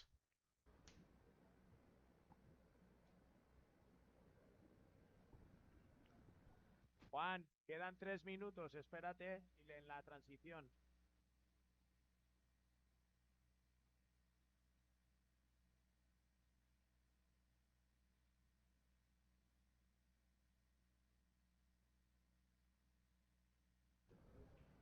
There we can see Capucine, nice and chilled. She's very happy out there. Charlotte right now, 7.03.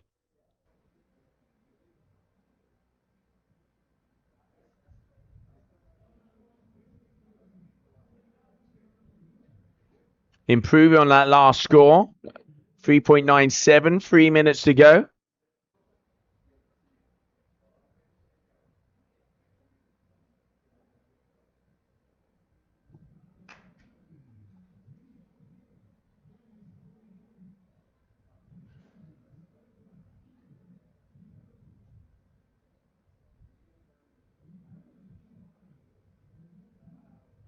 All right, so after this heat, AP flag will be going up as we will have a 30-minute break. So after this heat, AP flag will be going up in the air as we will have a 30-minute break. Oh, okay, 3.10 there for Simona, getting closer. As we have a better one. That's a better turn here from the German athlete. Up and away. Oh, straight lining at that kite, pulling her out of position.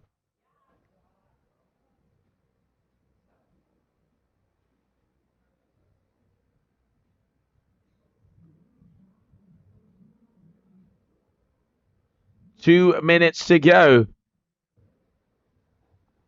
Meaning we are in heat number 5 of round number 3 of the women. So the first heat that will be starting in as soon as we come back. But after this heat, there will be a 30-minute break. I've just been informed by the race crew. 90 seconds to go.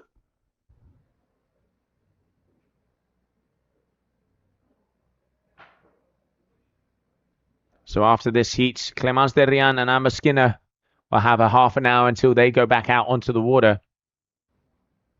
So close right now. Less than 2 points in this. Anything can happen. But Charlotte's commanding so far. You can see. Going to be go down on this one. All right, here we go. Bumps. Not got the power in the kite. Comes down. And the wave is going to be closing down in front of her pretty much there. So nothing really to be seen on that wave. And let's see out the back if Simona is going to be going for her final ride of this heat. Charlotte, she looks to be looking into the shore. Wonder what they're saying to her. 30 seconds. Here we have Simona chopping in. Here we go. Final wave. Pulls. Keeps getting pulling by that kite though. And she goes off. Not what she was looking for. So that is definitely going to be it. The final seconds is going to be this young lady, Charlotte Carpentier.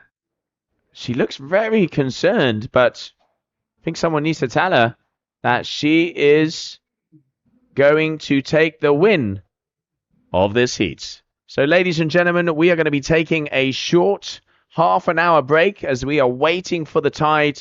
Continuing on here with round number 3 of the women.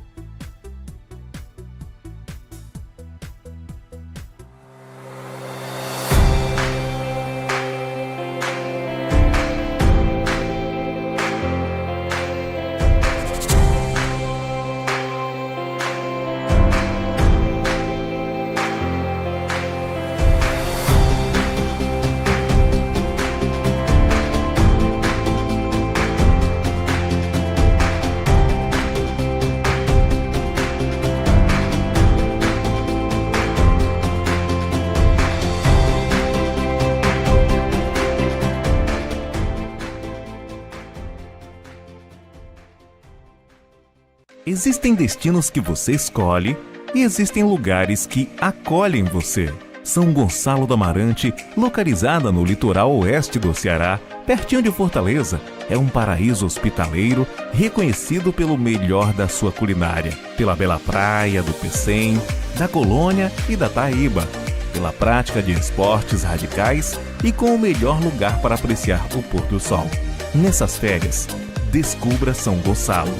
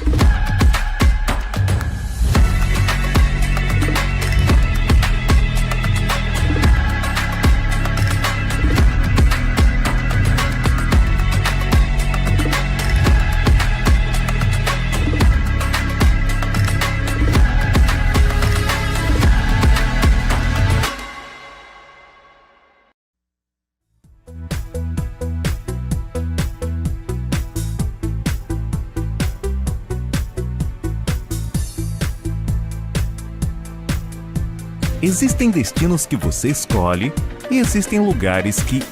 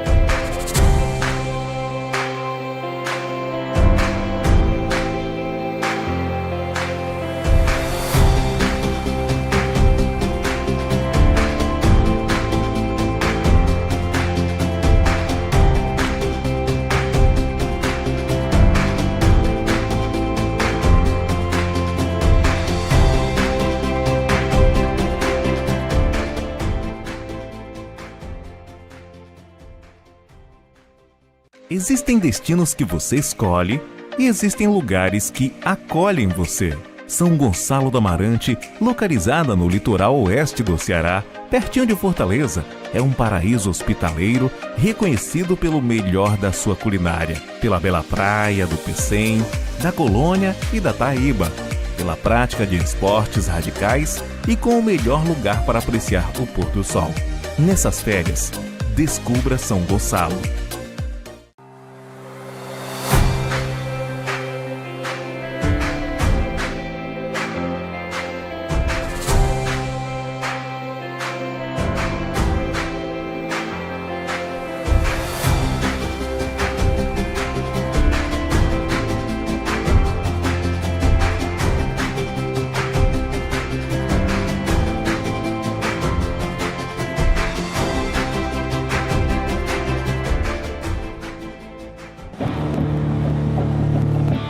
Parafina boa de suco na cara.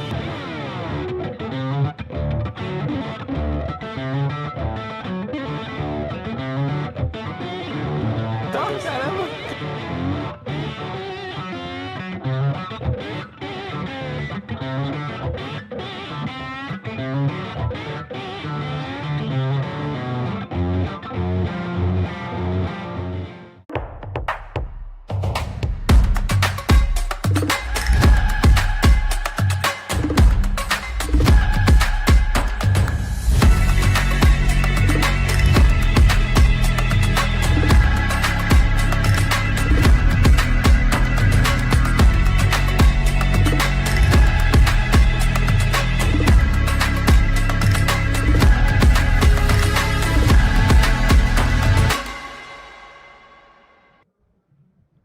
And welcome back, everybody, as we are back in action.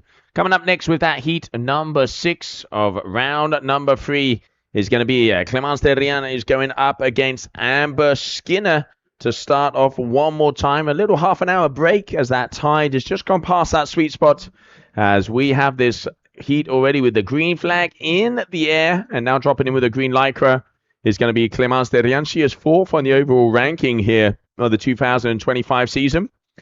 And the first big upset of this round is that Camille Lassaran is out, meaning that there is opportunity for both Kessiani and for Clemence to go on that 3rd overall place of the ranking. Anything can happen. There's always a shakedown as we continue on here for your layback kite fest. Taíba here in Ceará, the northern coast of Brazil, for your GKA Kite Surf World Cup and the finale of the season.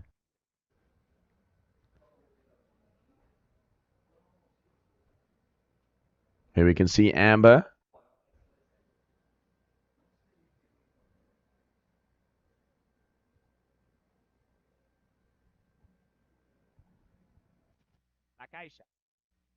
Just a little bit. All right, less than 12 minutes to go. 30-minute heats. Top 2 scores are the ones that count. They have 15 wave attempts for each one of them. Already the first wave for Clemence, waiting for the scores to come in. She's hunting down at that second wave. Nice off the top, keeps the speed. Goes out a little bit in front, double pump. Just quite under the foam ball. And as you can see, as it starts to come across the rocks, athletes are getting closer and closer in. As high tide here is going to be around 5 o'clock. 4.77 for that first wave.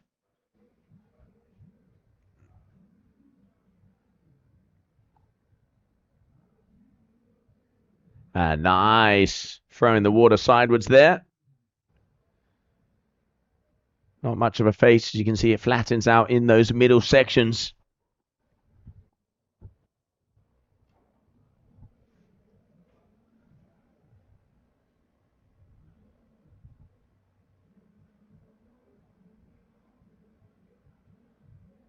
And the replay there of Clemence Derrian. So 2 waves for each one of these athletes. There we can see the event site over here. Live from Taíba Beach. As we get ready to rumble, a big thank you to all of our partners for making this event possible.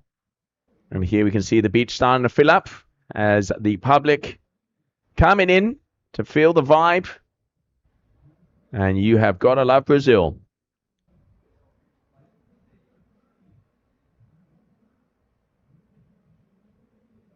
Ten minutes, 477, 343. Clemence with an 8.20.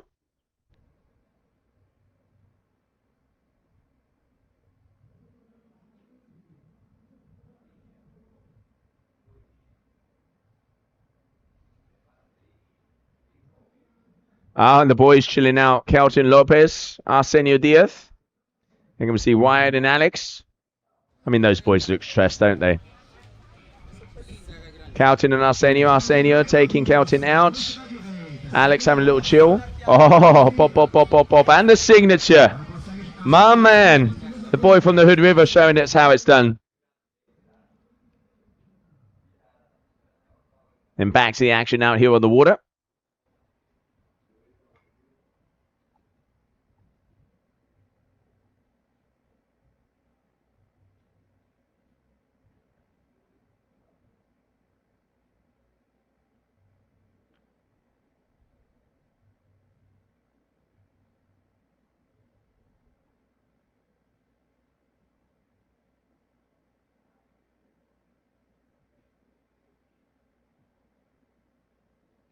All right, Clemence for another wave.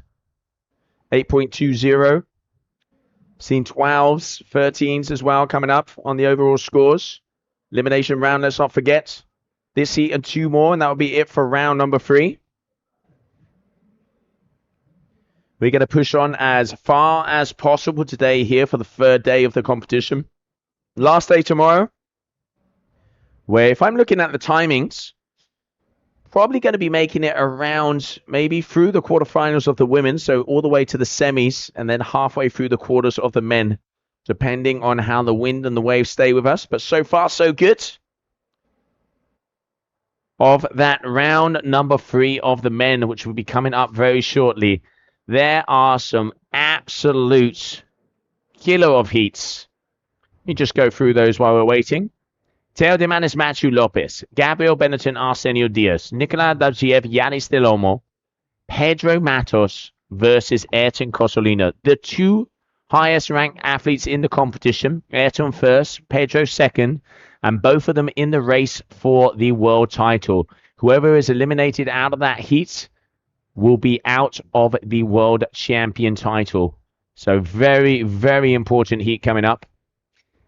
Then we'll see Hendrik Ritchie up against Simão Birro, James Carew, Luis Sousa, Sebastian Ribeiro up against Wellington Carmo, Artur Moraes, and Leonardo Grangeiro. So round number 3 of the men stacked to the rim. And now, right, we have round number 3 of the women. Next up will be Sonia Bunta, Luisa Neto, Capucin Delanois, and Anita Amaro to go through to that round number 4, which would be the quarterfinals. So every winner of this round makes their way into the quarterfinals of the women, where we would go all the way down to 4 heats. There we can see Sofia, bro. She's looking very comfortable, very chilled there. As our physio looking after all of our athletes.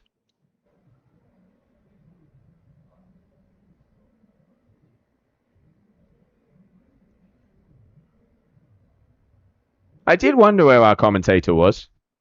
Now we know. All right, Clemence dropping in.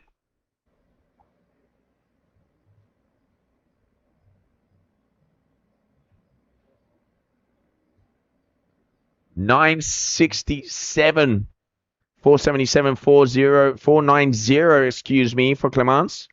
227, 240 for Amber.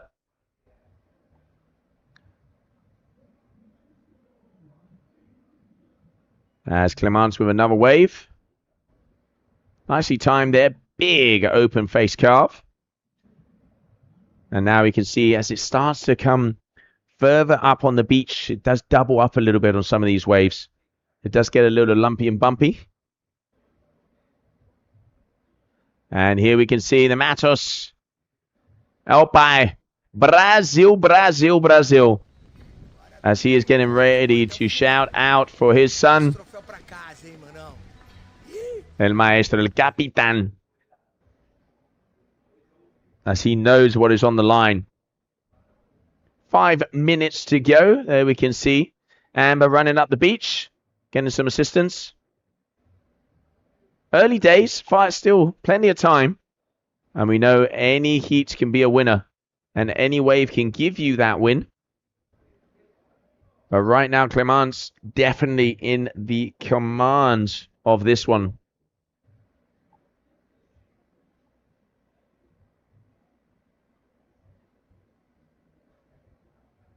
Little double whammy here for the Frenchman. Beautiful. Letting that tail loose at the end. Nice riding here from Clemence. Your 4th seed coming into this event.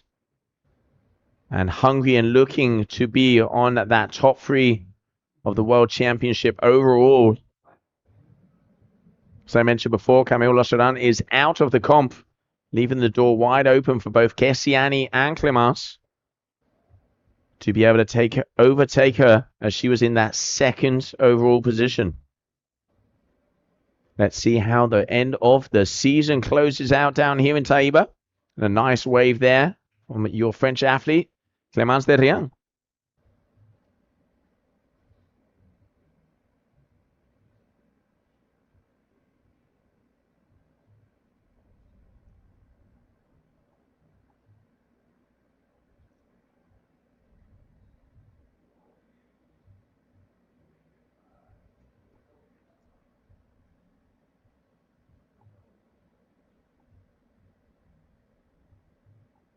All right, here we go. Dropping in. Times it well, loses a bit of speed there. There you can see the kite taking off the back of that wave.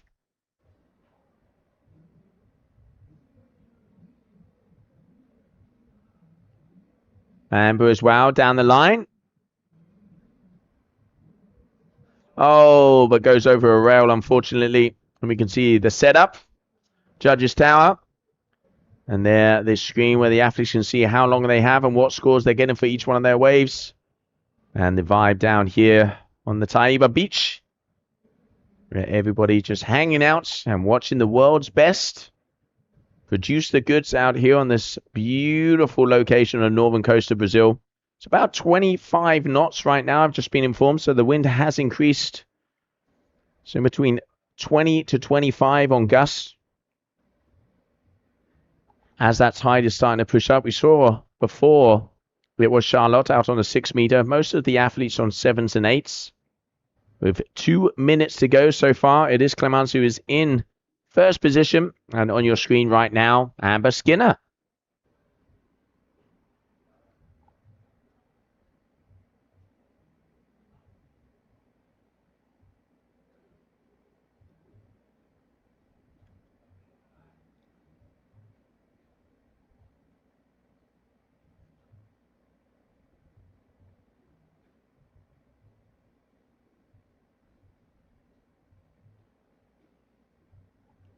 And a nice turn off the top there. This is probably going to be improving on her score. And she needs to get some numbers up if she wants to be able to take out Clemence. And throwing it around just there on the whitewater. On the foam ball. Even go for some more. Okay, 90 seconds to go. And there, Amber Skinner all the way down.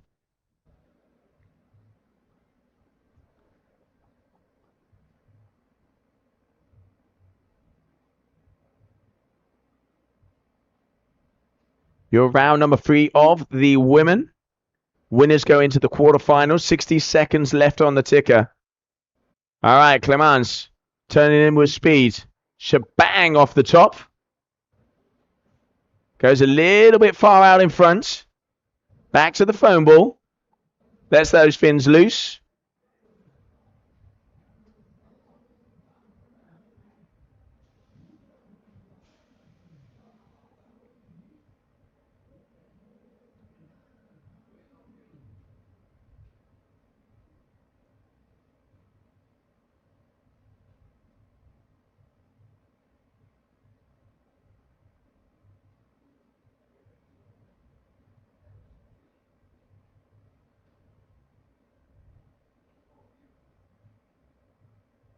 10 seconds left. So, yes, it is going to be waiting for the final scores. Clemence Derriam, it is official. We'll be making our way into the quarterfinals of the event.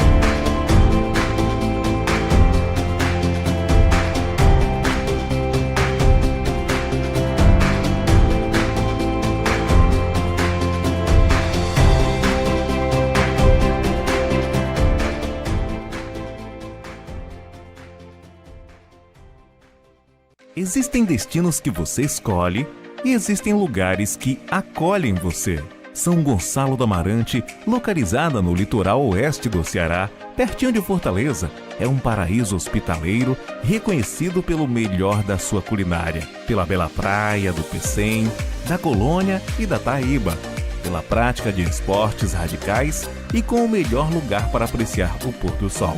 Nessas férias, descubra São Gonçalo.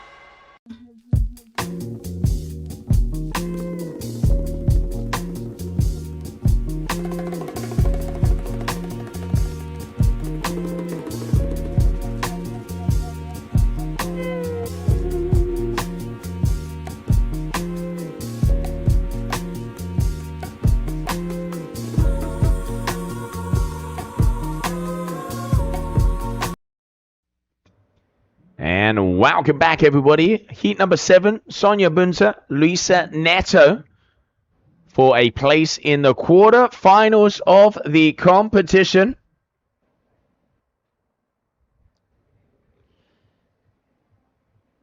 Germany versus Brazil out here on the water. Luisa Neto dropping in for that first wave. All right. Start to get some engagement over here. Nice wave all the way in from the back. As you can see, that water starting to fill out a little bit more. So athletes being able to surf it to the inside 3 or 4 turns. That was Neto. Big thank you to all of our sponsors and to Elo. As you can see, the beautiful setup we have here. The big screen TV, the cinema. Everybody will be chilling out here this afternoon as we are going to have the Saturday Night Lights Saturday party down here in Taíba. If you're around, I definitely recommend to come down, feel the groove, grab a couple of cold ones, and just enjoy the vibes. And here we can see that event set up. There we can see Simona. She's going to see herself on that screen very shortly.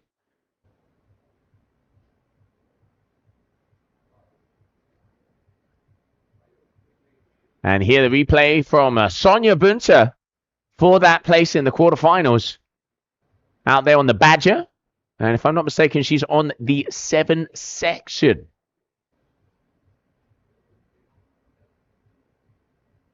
Talking to her a little earlier this morning. Let's not forget she was 5th over there in Dakla, if my memory serves me right. Let me just double check my notes here. And Sonia, yes, she was. So Sonia over in Dakla was 5th. She was 9th in Silt, 17th in Cape Verde. So improving throughout the year. And a 4.13. Oh, I can hear the crowd starting to go wild. As they know one of the locals is out there on the water. Oh, yeah, we can hear it. She gets the claim. Now we're talking.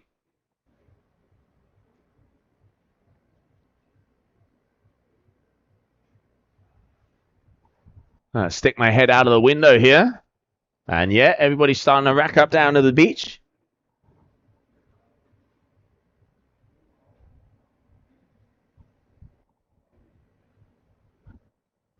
And there we can see everybody coming down to cheer on Neto. As she is currently in second position, but waiting for that second score to appear.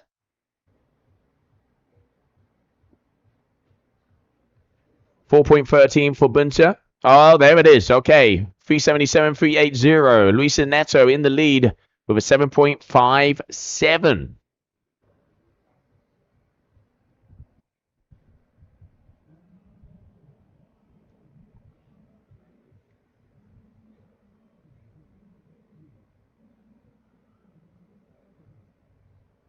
Sonia having a little look-see, as there does seem to be some energy coming her way.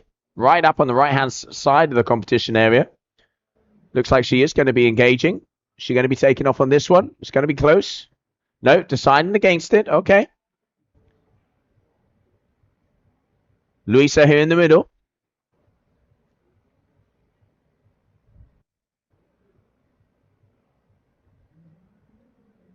Sonia on the inside, pushing against those fins. Sweeps that kite around. Nice. Burnt her all the way along. Another good wave there from her.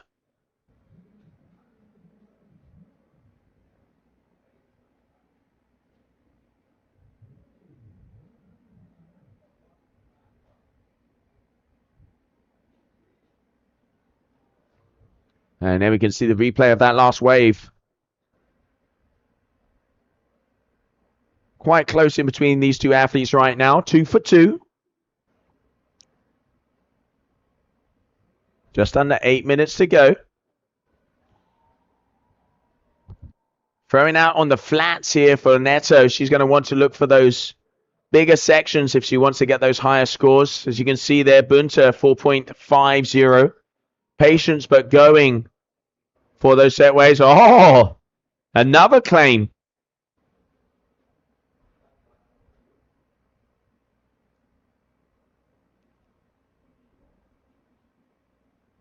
So Bunter with a 8.63 right now.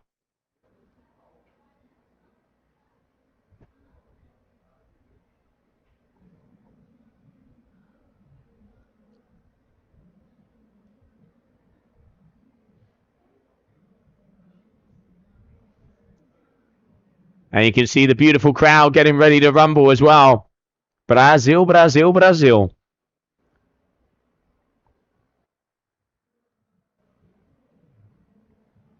All right, Sonia back out.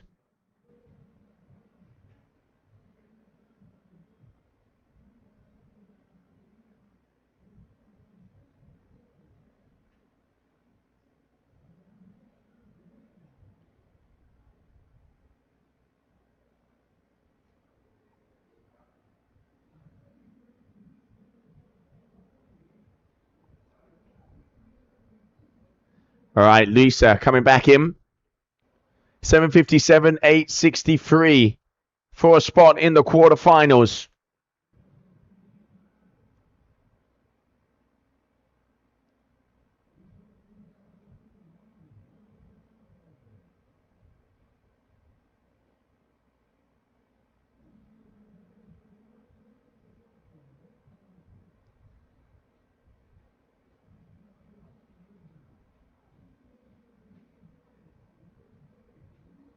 Having a little look around. Behind her, Bunter. As the two come into the shore. All right, Luisa looks like she's going to be taking on something here. Has the speed. Sets in the rail. Foam climb. Now we're going to start to hear that crowd going wild here on the inside. She's getting closer and closer. Not really getting a wave with a face so far. And now, can she have a possibility? Nope. Sonia, a little bit more of a section there. But both of these waves not really producing the goods for either of these athletes. 5 minutes to go.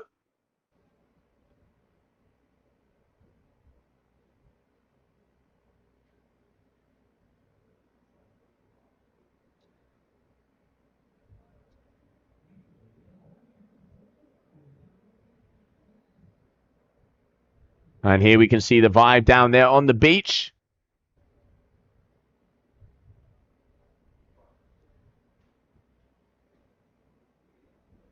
And the replays of those waves there from both of our riders.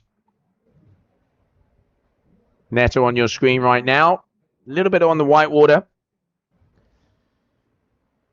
I doubt that's going to be improving on either of their scores, but still keeping themselves busy. We'll come to the final moments of this heat, and there we can see the last wave there of Sonia. Yep, a 2.13 for Neto and a 3.47 for Sonia. Her scores stay the same. 863, 757.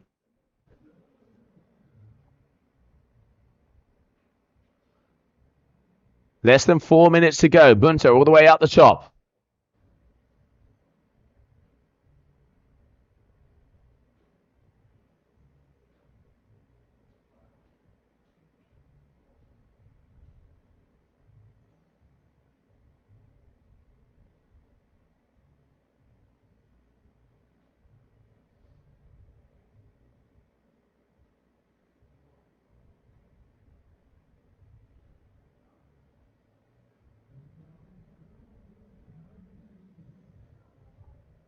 Neto having a little look-see. Luisa looking for those rollers to come in. Needs to be a decent wave. Higher score of 3.8. So she would need another 3.8 in the vicinity. So she's going to be looking for that one. So around a 5 is what she's going to be after if she wants to hit that 8.63. Or improve on 2 wave scores. Let's not forget the top 2 count. Looks like she's seen something. Yep. Okay, here we go. Dropping in. Neto. Double pump. Foam climb. Nice. Right in the section of the wave. If she can link this in, this could be looking like a nice one. Gets it again. Gets caught up in the foam ball. She's really trying to make it happen, but no. That wave closing out. Sonia. Off the top again.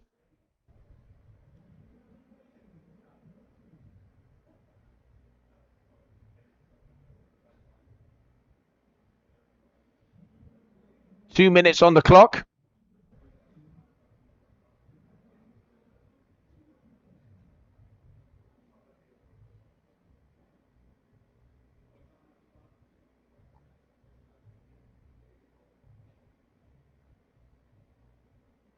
And there the replay of that last wave there from Bunter. So coming to the final chances right now as we are below 2 minutes. Oh, and I can see Luisa's had a very nice wave to close it out. She's still going. Will this be the one that gives her that possibility? Rides it all the way to the inside. I can hear the cries. I can hear the shouts. Just 90 seconds. If she can get back out, she is going all the way along. Good wave here from the Brazilian. Oh, and just going off of a board there. Is that going to improve enough? We will soon find out. 1 minute on the clock.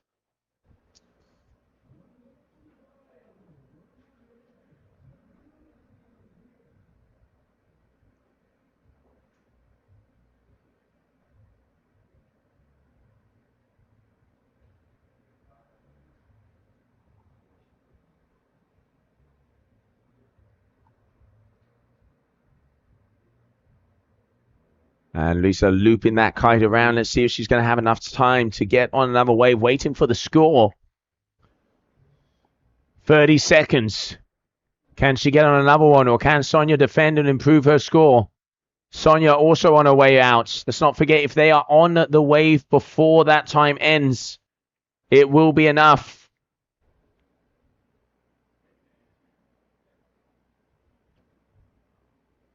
No improvement for Luisa. A 3:37 on that last wave. So it is do or die on this wave if she wants to be continuing on this competition. Oh, that's a better section. Here we go. Rounding it off the top. Looping it down. There it is again. Can she get it? Oh, loses the power of the kite. That's not what you want to see. And that is not going to be enough as she needs that 5-point ride. And I think she knows it as well, as we are going to be waiting for the official results. Sonia Bunter on yet another ride. And let's wait and see what happens in that one. It's going to be close, but we continue on with round number 3 of the women.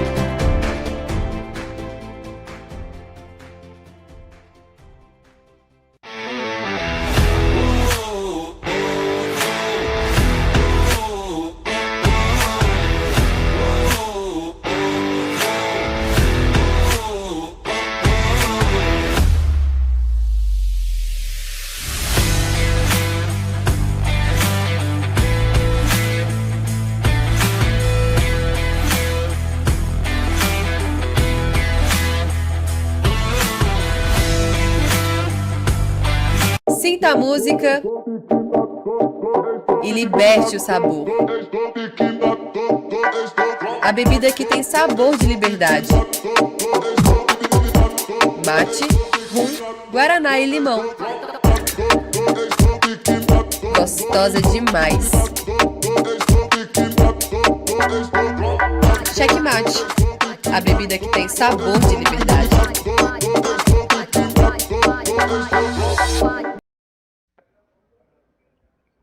And welcome back, everybody. The final heat of round number 3 for our athletes looking for a place in the quarterfinals here in Brazil. Capucine Delanois, Anita Amado, as they are just green flagging, going out here on the water. 10 seconds in already. Capucine there with the green lycra, just going over the rail there, unfortunately. And Anita Amado from Brazil will be out on the white. So you can see her there on the left-hand side. 7-meter kites is the information I've been giving, is what our athletes are out. The gong on the left, and then we can see the new North Carve on the right. Capucine out there on the 5-5 charger.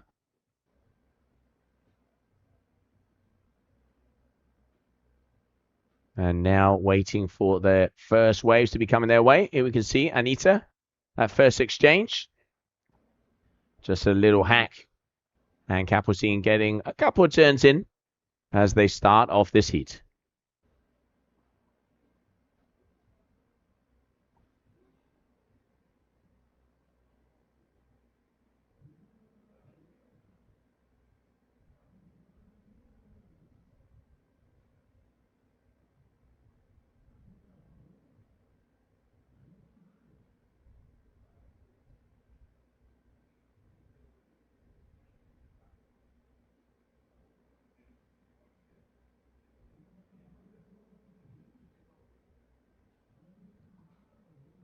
Double pump here for Capucine. Boom. Right back into the power section. Loops that kite around. Engages. Foam climb. Oh, and goes over again. Getting caught out by the white water. You can see the frustration. 2.35 for Anita. 1.50 for Capucine. Early days. Small scores for both of these athletes as they are hunting down that place in the quarterfinals. Capucine Delanois closed out the 2025 season already. She is your world champion as she took the win in Dakar, giving herself enough points to no matter what happens here in Brazil, she already has that title. So once again, a big congratulations to our world champion. And now, of course, she wants to take it all the way along until she continues and gets the win here in Taíba.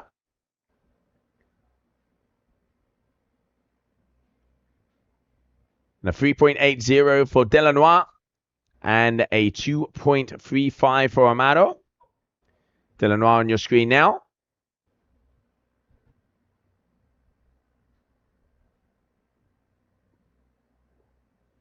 Carving hack there from the French.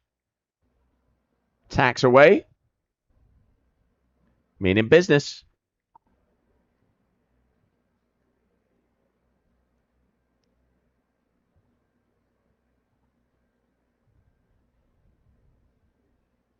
You can see the replay of that last wave there from Capucine.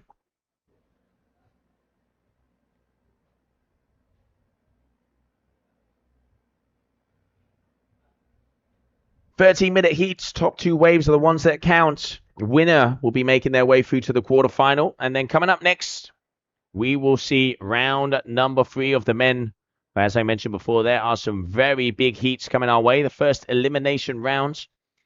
Already in round number 2, we've seen some of the athletes, unfortunately, not make it through. But any heat can be a final out here. Idea is to get through round number 3 of the men, and then possibly the quarterfinal of the women. Sliced into about 5:30 in the afternoon down here in Taíba.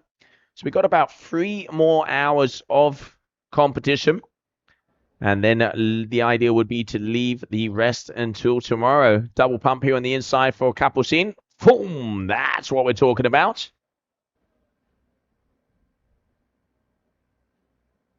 Pushing again. Gets that tail off.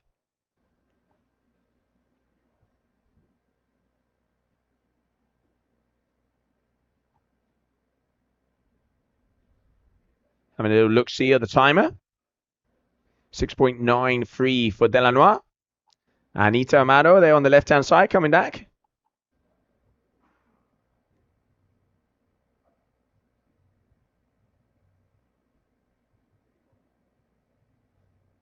Nice turn. Throwing that water across Taíba. Really like how Capucine she's automatically powered up again. You can see getting that kite right where she needs it. And pulls it down. Floating that tail a little bit on that finisher. That's going to be improving her score without a doubt. Anita down on the left. There it is, 5.70 for that last wave there from Capucine. That's more like it. And again, waves are really coming through in this heat.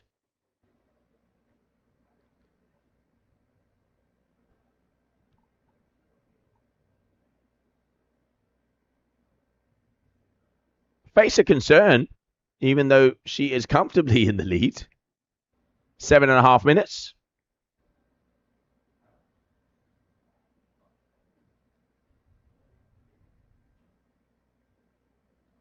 A little replay there of that last turn from Anita Amado.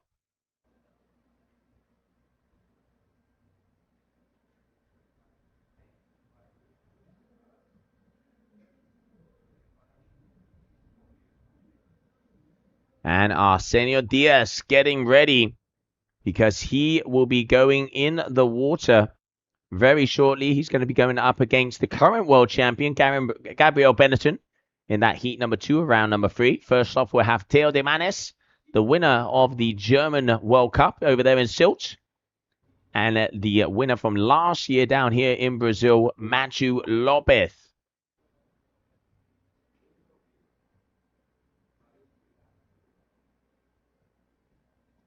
So the final heat of this round on the water right now. 2 for 2s over there for Anita. A 4 and a 5 for Capucine. Turning around, look like what she saw there. Nice little section. Okay, she is. Yep. There you go. Engages that kite. Loops it around. Oh, beautifully timed. Big hack there. Now on that double up, all the way down, right on the inside. Great wave from Capucine. Look at the smile. She's happy. Pas mal, she says. Not too bad, not too bad. I'll say it once and I'll say it again. When you see an athlete of this kind of caliber smiling, he is a force to be reckoned with. That's when these guys and girls start to be dangerous because they feel comfortable. They're loose. And that's where the beauty really starts to show in their riding. Capucine Delanois here. There you go. And here comes the smile. Yeah. Even she says there, not too bad. Pas mal.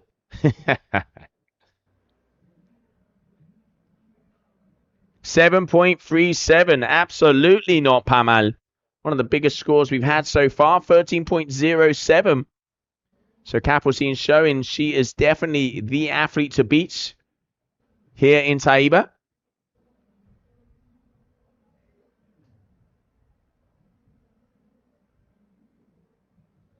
Of the final heat of the women. Carves it around. And again, off the top here.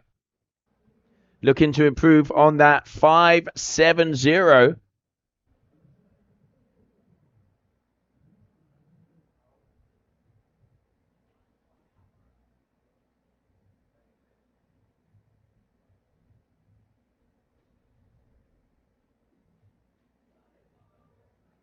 Anita signaling into the beach.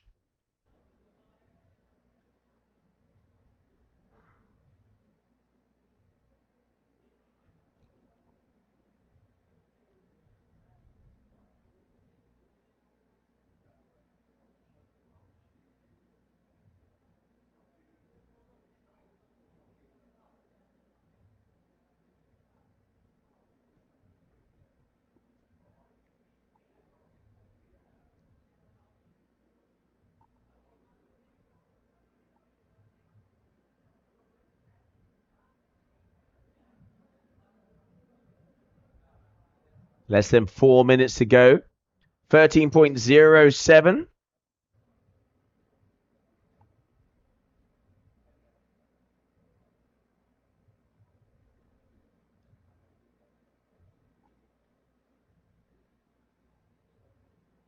There you go. Getting that power.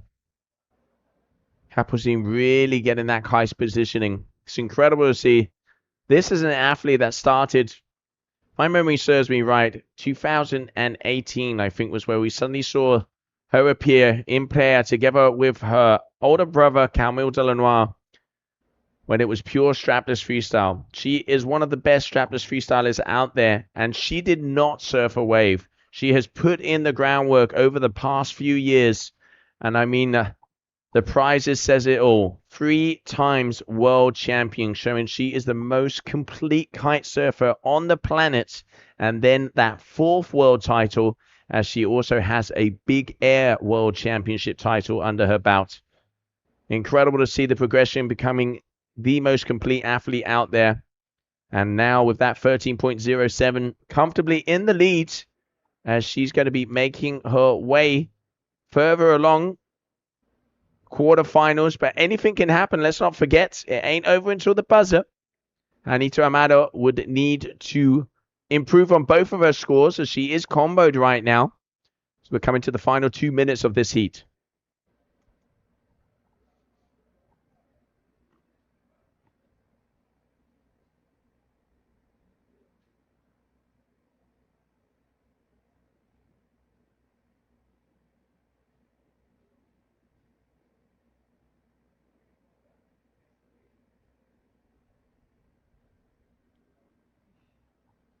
Anita down the end. Nice hack there for her. Can she link it up with another? No.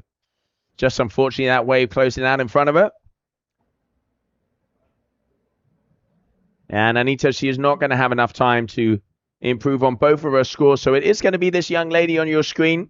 Capucine Delanois will be moving through to round number 4 into the quarterfinals of the final event of the season here for GKA Kite World Tour. Kite Fest here, presented by the Layback event crew. With 1 minute to go and still keeping herself busy, just loosening up. Even though she is already world champ, She wants to win this event. And so far, the highest scores are going to be in between Capucine Delanois and Kessiani Rodriguez. As we continue on, coming up next, round number 3 of the men. As they get ready to go out, as the first heat on the water is going to be between Teo de Manes and Matthew Lopez. 30 seconds to go.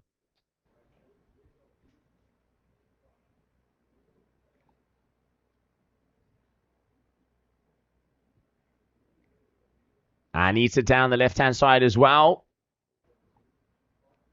Going off the top, but losing the board under her feet. So yes, that is going to be it. It is going to be Capucine Delanois who makes her way into the quarterfinals. But a big congratulations also for Anita Amado on some great riding.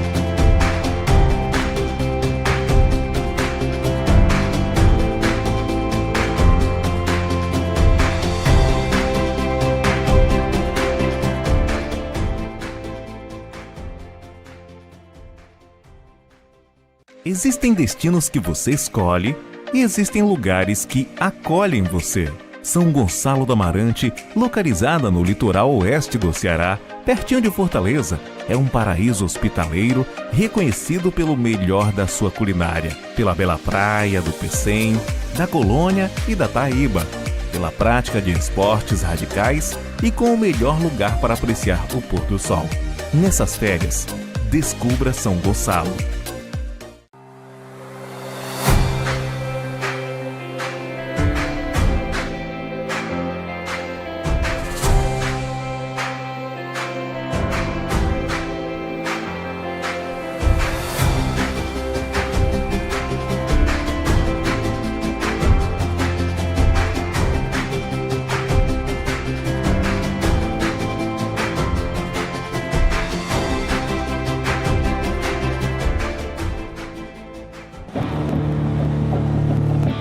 Parafina boa de suco na cara.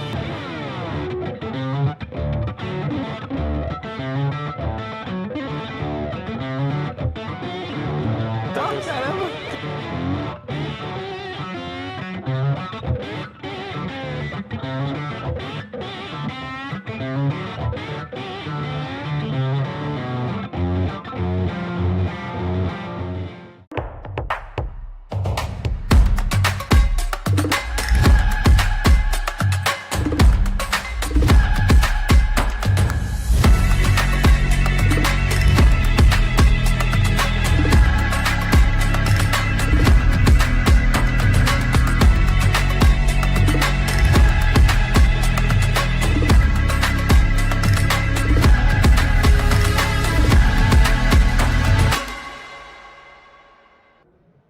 And welcome back, everybody. And welcome back, Sophia. Congratulations. Some great riding out there.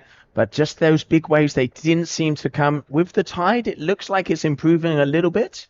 Yeah, when I was out there, the tide was pretty low. We could see some rocks, and like I said, I was trying to go for this strategy of going for the bigger waves, and the bigger waves never came. So it took a bit too long to get my last wave, but well, it's competition. It is what it is. You're working with the ocean and Mother Nature, and sometimes it doesn't go your way, and then, yeah.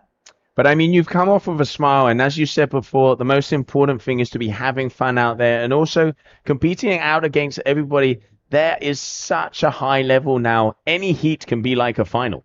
Yeah, that's true. I was out there with Keziani. She's such a good friend of mine. We were having fun in the water, even before we were chatting with each other. So I guess it's part of the game. She inspires me, so I'm really happy that she made it, and she's going to represent Brazil in the next round. Absolutely, and we've already seen also Capucine Delanois making her way into the quarterfinals, and now we move over to the men. Round number 3. there are some huge heats, starting off with Teo de Manis and Matthew Lopez as they already in the water. But I know everybody's eye also is going to be on that heat in between number 1 and number 2, Pedro Matos and Ayrton Cosolino, because they are the two main players for the World Championship title. Whoever loses is out of the race. Whew. I cannot wait for that. I'm just going to say it. The silence is going to be in the booth when that one is happening. But into the action of this first heat. Matthew took the win in Brazil last season. And obviously he, the goofy footer, and throwing that tail along. And you could already see they are milking it as much as possible. And Teo, the winner of the event down there in Germany, the young Caribbean rider representing France. Such a surfing style. This is going to be a good heat. Yeah, that's for sure. Theo was out in the water training when the girls were competing. So I guess he was trying kites and checking the best side so he could go out there and give his best. And let's see what's it. Oh, we have some Boom. scores already. Straight off the bat, home run for Mr. Lopez. 673, 497 for Teo. Teo transitioning there on the inside. Obviously saw something he liked. Nice bottom turn, right off the top, coming back to the foam ball, keeping himself busy. Good timing, having to drag that hand. Roundhouse. Wow. Oh, through the tail. Tail slide. I love that. That's a very technical turn. Oh. You have to release the tension from your back foot and just throw the tail. It's pretty hard, and I love when the boys do it. Yeah, tail really. I mean, there's also that kind of double-edged sword, because one thing is to do it on the section, like we saw a couple of times there from tail, but then sometimes we see athletes doing that kind of mid-face force slide. Judges really against that. They want to see you kind of coming off the top, and then you would get those higher scores. And there, right, you can see releasing completely. Going to be interesting to see how they're going to be scoring this one. Let's have a look. 497 for the first wave, so waiting for the score. And then Matsu just not being able to make that 360. Signature move for him. Yeah, he chose a bigger wave. A bit bumpy, but maybe we'll... Such a shame. Really nicely rotated around. I think the foam board just grabbed onto his board. Yeah. Oh, it is close. Look at that. A 5.20 from Teo de Manis and a 4.0 there for Matsu. There is less than a point difference. Big carving hack. Nice turn for Matsu. Little cut back. Using the onshore wind on his favor. I love that how he manages to do the 360 while he's actually looking for the next section. Exactly. He's just like, am I ready? No, I'll do a little spin while I'm waiting. It's just incredible to show how in control these athletes are. And a beautiful first turn there from Lopez.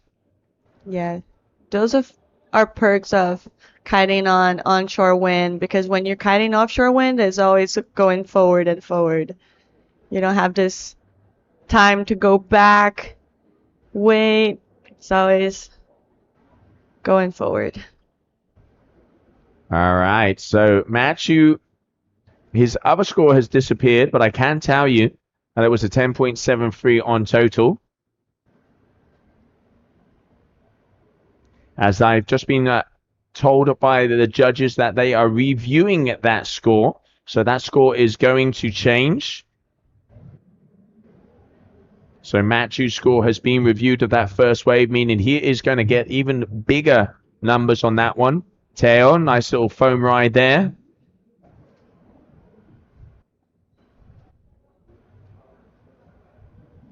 He seems very Oh, nice. Talk about keeping loose. himself busy in the water. Doesn't seem stressed at all. Seems like he's having fun. Oh, and a 7.70. Oh, wow. So improved by almost a point. See the judges, as we're getting closer and closer to those final heats, every little detail counts. So our head judge, Paulino Pereira, Just saying there. So a 7.70 for that first wave there from Matthew. And here, nice foam climb from Teo. I love that bottom turn. He just engages. You can see he is fully committed to each one of these rail-to-rail turns. But he is up against Lopez, and he is pulling out the goods so far. It's all or nothing. You either go big or go home. Yes, you do. Yes, you do. All right. We can see Anita Amado just came out of the heat with Capucine Telenoise. The beach is starting to fill up as they know what is going to be happening here. We won't be making it to the finals today. Best case scenario, we make it through the quarterfinals of the women, if I'm looking at the time right. We've got about 2.5 hours of light left. We will be here until the dark. But so far, it is Matthew Lopez here, 12.30 in the lead, with that big 770 opener, giving him a little bit of breathing room.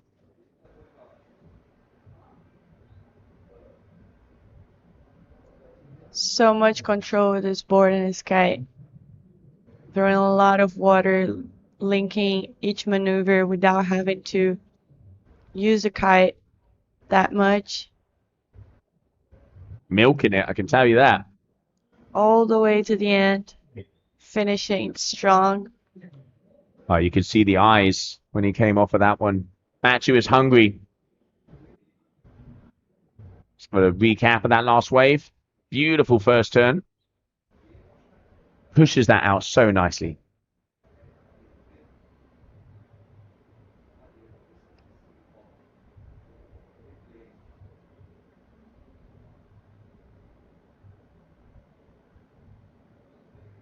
Really did back off this wave, huh? Just one section pretty much for him to be able to perform on.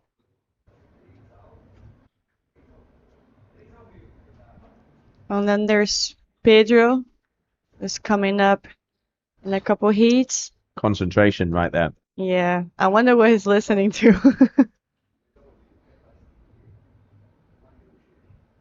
Teo, beautiful. Oh, you can see even a little smirk and all the way down. Great wave there from Demanis. And goes looking for the varial, but misses out. He's on fire. He is. Now, let's have a look. Great first foam climb. Right back into it. Nice turn off the top. Cut back. Making sure he's back. Crouching nice and low. This is going to be a very good wave for him. Yeah. That's what I call making the most of a good situation. I like it. And such a shame that he actually missed the varial here. Going for the little shove it. Matthew. Not enough power in his kite. The waves have actually improved a lot since this morning. You can see, yeah, there it is. Capucine. She is through to the quarterfinals in the Delanoir family.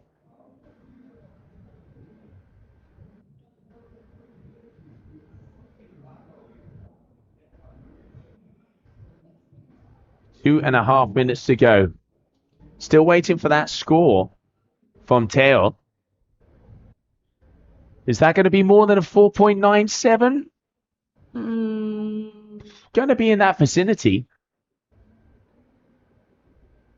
I don't remember his 4.97. Yeah. So I think it's going to definitely be... I'm going to say it's going to increase. We did miss that first turn. But I reckon that's... If I'm looking at the 4.8 there for Matthew, yeah, maybe. I reckon that's going to improve on his overall score. 2 minutes to go. Yeah, okay. So hands are in the air. Teo dropping in on this one. Deciding against it. Is he? Yeah, he's deciding to go upwinds. Both of them asking to see if they're in first or second. They're taking their time, I can tell you that.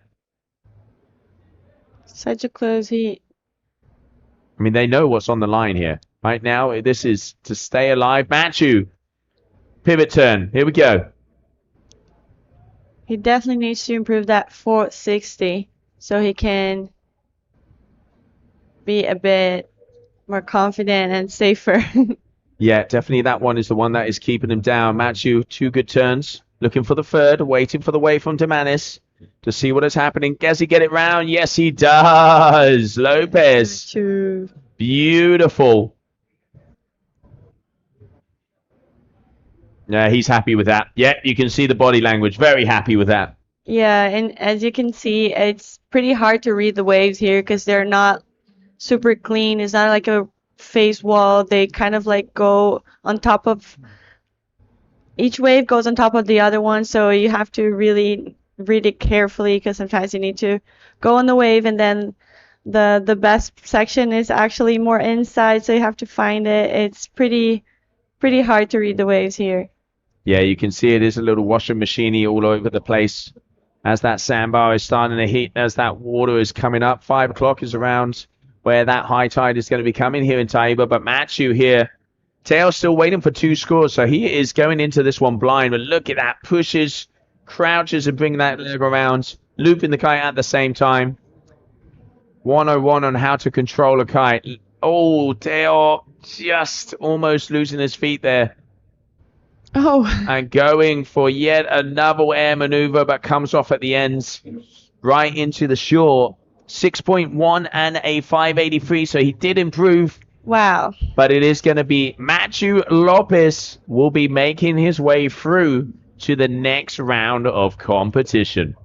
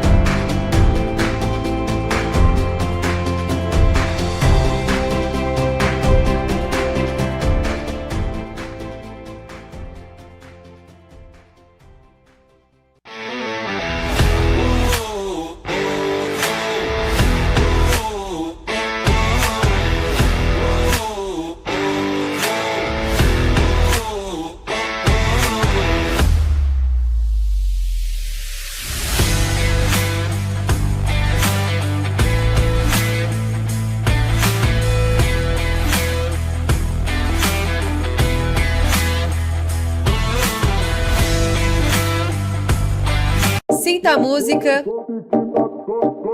e liberte o sabor.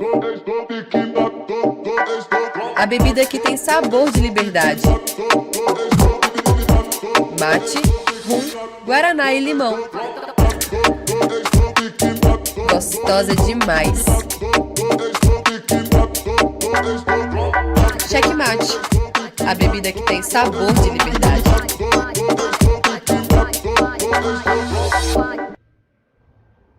And welcome back, everybody, as we continue on. Your current number 1 in the world, last year's world champion, Gabriel Benetton, is going to be going up against Arsenio Diaz. Heat number 2, round number 3. Both goofy fruit riders. 30 seconds in as we get ready to go. I'm excited to see the goofy footers battle. Maybe I can learn something. I think all of us can. It is so hard to ride light wind conditions and when the waves don't really have that power. Finding that section, it's all about, you can get that one hit wonder, but it's in those lulls when the wave is a lot crumblier. We can really see. One of the things I've noticed out on the water, a lot of the athletes are on thicker boards. They are using the stubby nose, which I guess can perform in these smaller conditions. Yeah, that's true. I was actually riding my surfboard that I actually surf. It's a 28 liters. That's crazy. I think that was helping me to get upwind easily.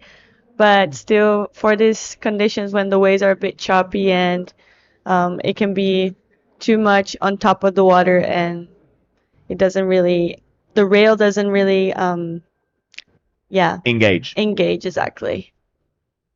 It just lingers. It just lingers. Poor. Wow. That's what I call throwing the tail.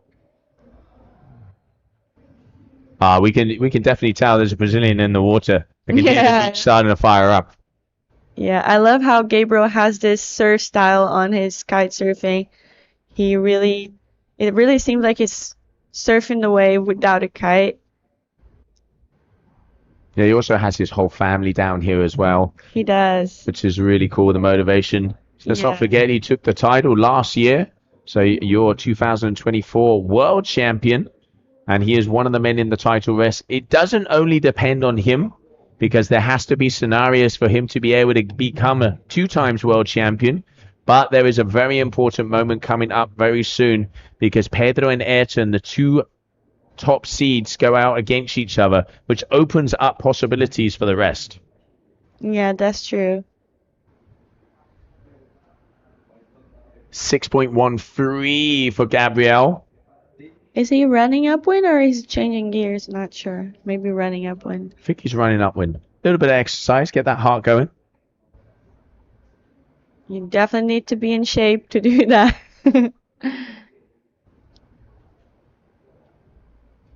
Making the most out of the wave. Didn't really have that clean wall, but he did as much as he could in this wave. He's definitely going to get some points for it.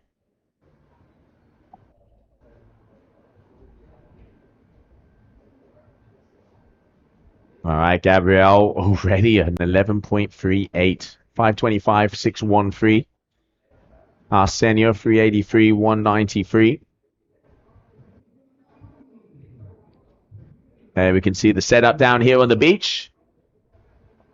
You got to love the sign of the palm trees behind everything out there. I mean, it doesn't get more Brazil than that. Yeah, it looks so beautiful, all the structure and everything that the organizers put up for us. It looks beautiful. From in the water and from outside the water.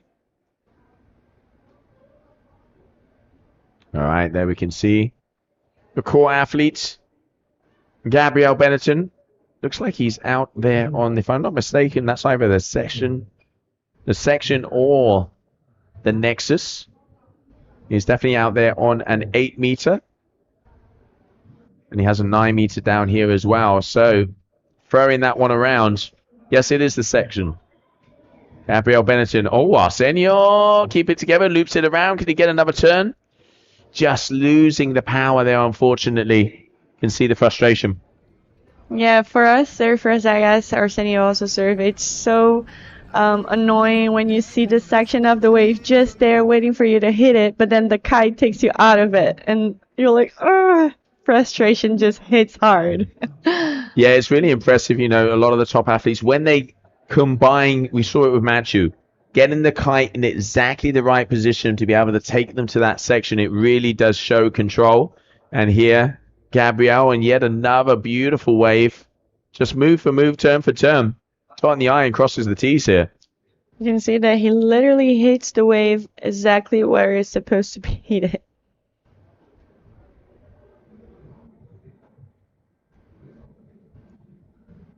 The waves are definitely getting better as well. We can see them starting to open up down the line.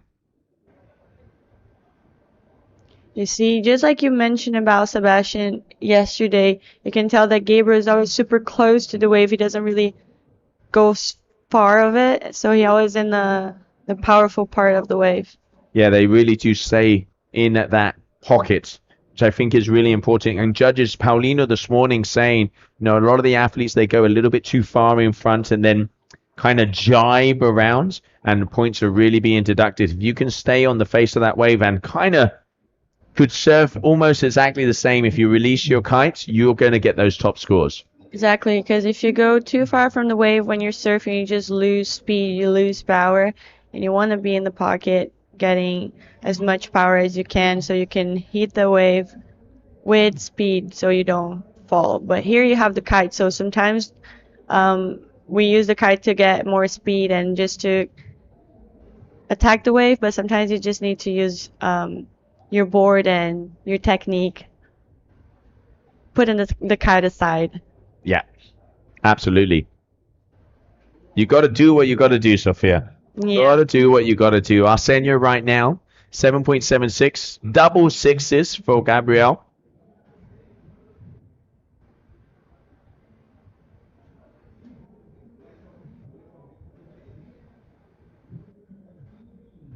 I think Gabriel is riding. I'm not sure if he's riding the 5.4 or the 5.7. When I talked to him before, it was a 5.7, but the wind has increased, and I'm going to say that looks a little bit on the smaller side. So I reckon probably maybe the 5.4 now. He is out there on the 9 meter, as we can see it coming across.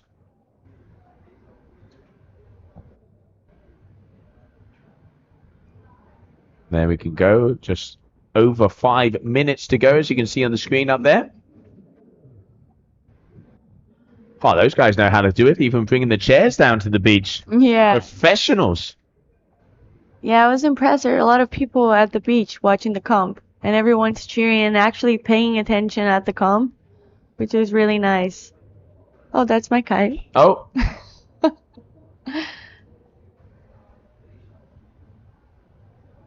You can see starting to fill up. You can see the bird's eye view of the drone flying through the competition area as we get ready right now, round number 3 of the men.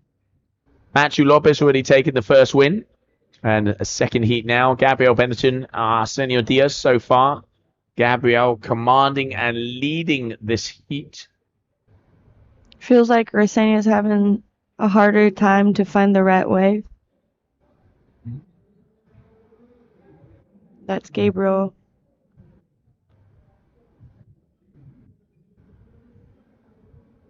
He knows that he needs a bigger wave or do something very impressive to increase his score, because he already has a 6.13 and a 6.83, so he either is going to get a bigger wave or do something massive on a smaller wave. Yeah, absolutely. Definitely looking, not going to be wasting time on the smaller sections, as he knows he already has those base scores. And as you say, Sophia, looking to improve on that. But 12.96, pretty good average so far.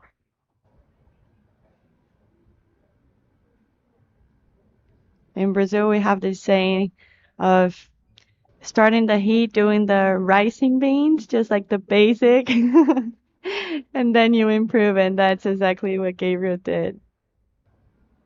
Yeah, getting those bass notes in and then starting to play around, especially elimination round out there. So if you lose, that is it.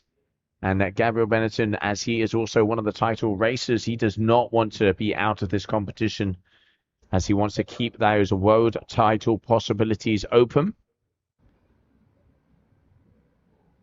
As let's not forget, in this round, 3 of those men will be out of that race, because either Pedro or Ayrton will be out of the race. And then, of course, we have Gabriel, we have James, and we have Sebastian. And each one of them have difficult heats. So, going to be interesting who continues on and can go into tomorrow, where we will be having our finals. Under 3 minutes to go on the screen right now, as we can see. Gabriel Benetton from Brazil. Oh, going back. Okay. If you don't do it one way, you do it the other. I think Gabriel has my favorite backside on tour. He's really stylish. I love that. He combines style with strength, like power on his turns, and I like that. Yeah, I always like how he keeps speed. Yeah.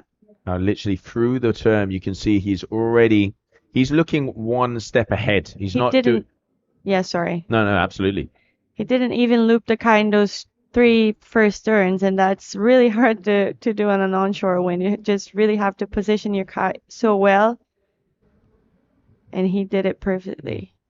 Beautiful. Let's see what the score is going to be coming through for that. Is it going to be more than a 6? We'll soon find out. Under 2 minutes to go with this heat. Arsenio.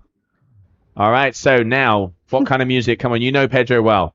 A Brazilian rap. It does look like it, doesn't it? Look at the smile. Look at that. Look at the groove. Oh, someone's confident. Someone's cocky.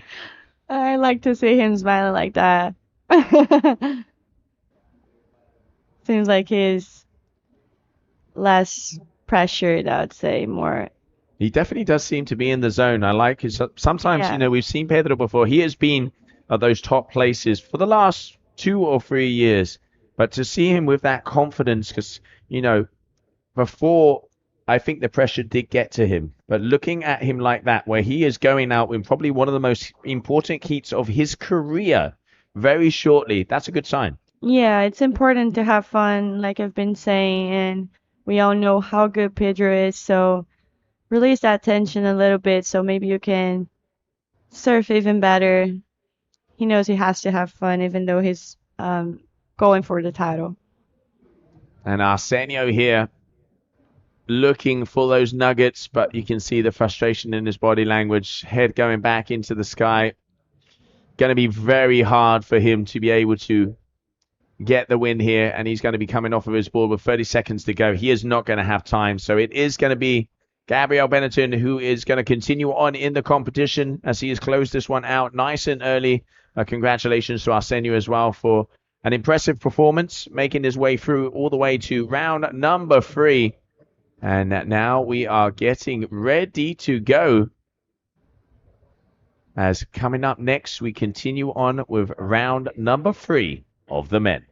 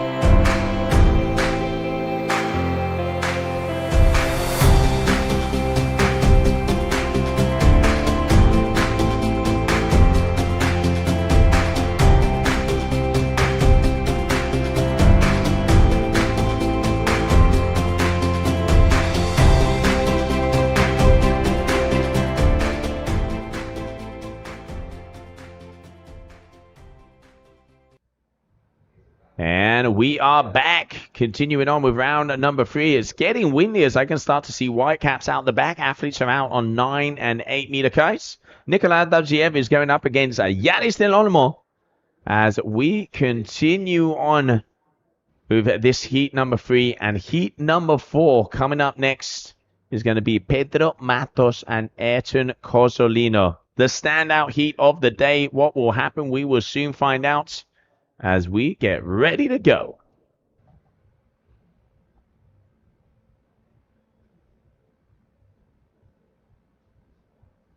There you go. The ticker starts and the beach is starting to fill up.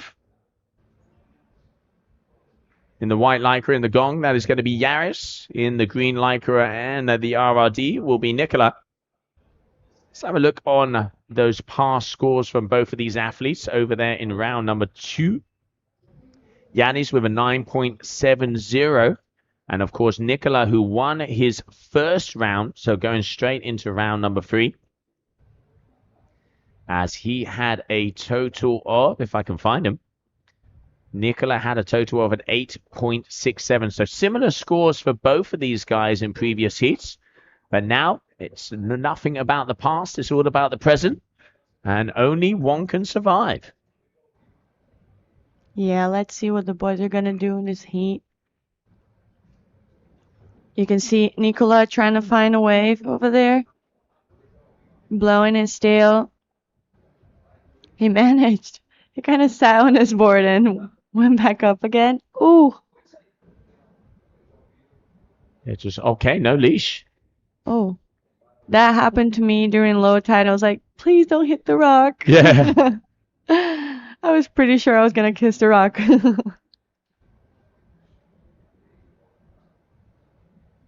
All right, so there we can see that first wave there from Yaris. A decent first turn, but here lost his back foot and goes over the fall. And Nicola, how he managed to continue on that, we will soon find out.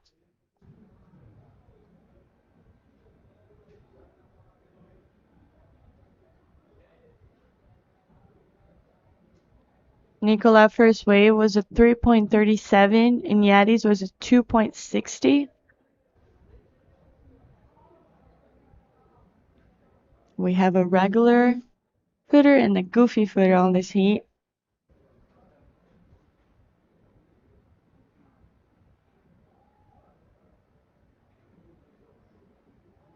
And there's some action by Yadi's. Hitting the lip, managing to do it. Maybe he'll go for a second turn. Yeah, 3.37 that first wave there from Nicola. Yaris now here on the second one. Okay, floats it out. Not really on the section. Both of these guys just getting a few first turns. Oh, Nicola. Super laid-back style, this man. Hailing in from Bulgaria, you're a Red Bull athlete. Repping out the bucket hat. I really love how he just throws the board around, really stays low, pure surfing style as well. You know what I love about this event? 100% wave riding. Oh, yeah. I don't think you're the only one.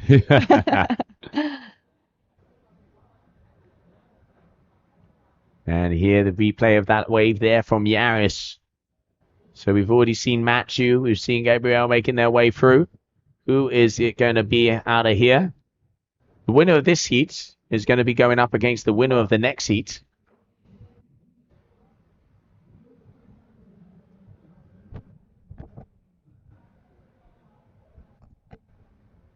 And let's not forget, probably one of the most important heats of the year is going to be coming up next in between Ayrton Cosolino and Pedro Matos. So we're going to get all of the cameras in the air. 7.09 and a 5.43. Boom! Throwing that tail, Sophia. Yeah, I like that. Making the most out of it. Oh, that was a good turn from Yadis. Another good. Oh, such a shame. Nicola going all the way to the beach. The mom taking the She's kid like, get out the way. Get out the way. Your third day of competition down here, Taíba. This paradise of this beautiful country you call home, Sophia, Brazil. Yeah. I mean, I can tell you, back home is about 5 degrees. This is the way to spend a November. Oh, yeah, that's for sure. You gotta enjoy the most here. All right, there we can see the replay of that one from Nicola.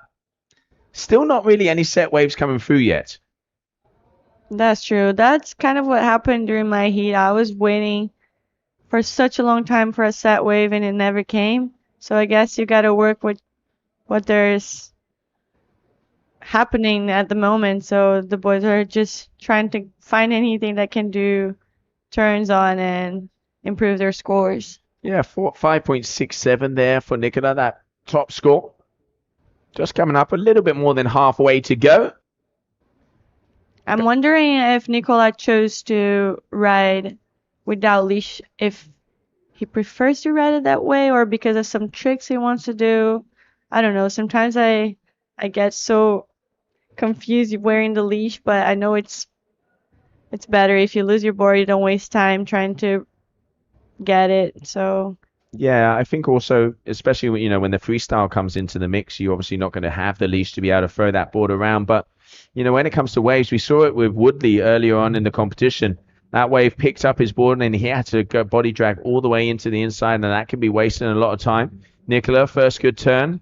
Throw back to the foam ball. He is really down on the inside, all the way down on the left-hand side of the competition area. Nice air, 360. Oh, loses the foot.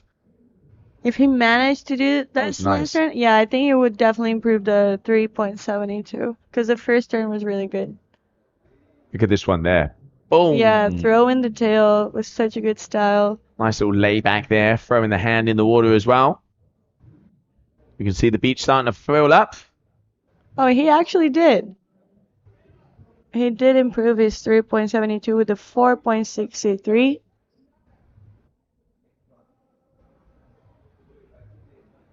.30, so getting past, going into the double digits on the overall.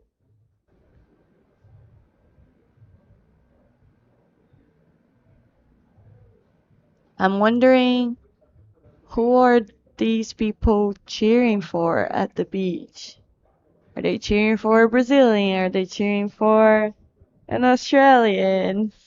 I think they're cheering for everybody right now. But They don't have a favorite. in the next heat, We'll see. we will see. Yeah. In the next heat, we will see. As there is going to be some fire, I can tell you that, coming out onto the water. But right now, Yanis, hailing in from Italy, as he is going to be dropping in on another one. Small score so far. Double twos. Nicola up the game with the 5s and the 4s. 5 minutes to go, just over. And not many set waves in this one. Hopefully we'll be able to see a set coming through so they can battle it out in pure style. As we are just coming past 3:30 in the afternoon down here in Taíba. Day number 3. The final event of the season for your Layback Kite Fest. As we enjoy that grand finale of the GKA Kite Surfer World Cup Brazil. Nicola, he has no leash and he has a hat on. My man's relaxed. He's relaxed. My man is He's relaxed. in the free surf section. He's just like, oh yeah, just grooving, cruising. Uh-huh. And the smile as well. I mean, knows he's in the lead. Yeah. He has 2 decent scores. Not big scores, but he has 2 decent scores to be in a comfortable position right now. And now he's just going to be waiting to improve. He knows around the 5s and the 4s, it needs to be a semi-decent wave to be able to get above that. And Yadis, of course, is going to be the one who is going to be consistently looking for those waves as he needs that big number. Yeah, I think Yadis went all the way to the beach and he was running upwind. I'm not really sure. I saw him at the beach. I couldn't tell if he was running or if he was going back. All right, nice little pop In the air water. there from Nicola. Yaris on the left. Big tail slash there from him. They do love to run up the beach, don't they? I think so. Or maybe they're just finishing so close to the beach. Wow. Oh! That's what I call an air. Such a shame that he couldn't pull that one off. Oh, he Also without a leash. Yeah. I think we missed the memo, Sophia. I think leashes are overrated.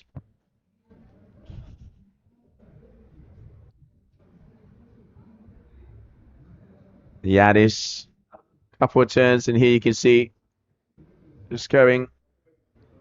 And here on the double up, kind of went to the wave in front of him. It's really hard as it's bumpy out there here as it hits that other sandbar. And now off the top, but not being able to keep his feet. And here that wave from Nicola. Looping the kite as he's coming down. And pushing against the fins all the way in to the shore. Less than 3 minutes to go. One thing that really annoys me when I'm using the leash during the heat is when I'm doing transitions and the leash gets all wrapped on my legs. Yep. If you do more than one transition, when you see, you're literally wrapped. The good old tightrope. Yeah. All right, Nicola, right-hand side of your screen. Having a little look-see. Looks like there's something on the horizon. Yaris on the left. Yeah, Nicola is going to be engaging. Here we go. A little bit of a floater there. Keeps the speed. Looping that kite. Going for the second section. Goes against it. And now as he comes down, can we get a finisher? Boom! Yes, sir. Oh, yeah. Nice. Nice ride for Nicola. 2 turns, but quality over quantity. Nicely done there by Nicola.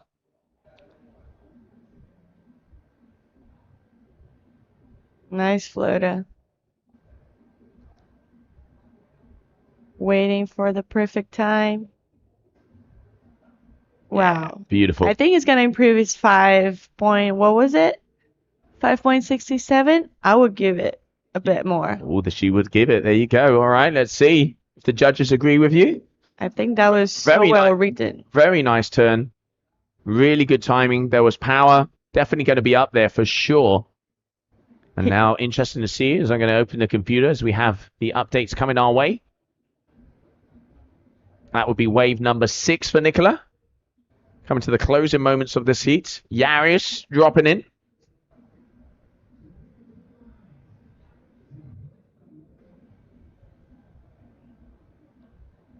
Making the most out of this bumpy wave. But it meant, oh yeah, there you go. The Boom. 6.63 for Nicola on his last wave. Quality versus quantity, as we've been looking for. Nicely called there, Sophia. As definitely Nicola is going to be taking the win of this heat, as there's 40 seconds to go. And Yaris, unfortunately, his kite crashing down there. So Nicola going to be making his way through to the next rounds. And in a 30 seconds time, red flag will hit the sky. And we come to one of the most important moments of the season. It's going to be Ayrton Cosolino versus Pedro Matos. The World Championship title up for grabs. Nicola going to be going for another section, even though he's got the win. Beautiful, throwing that tail, jumping it down. And off the top with style. Your heat winner, ladies and gentlemen, Nicola Dadziev.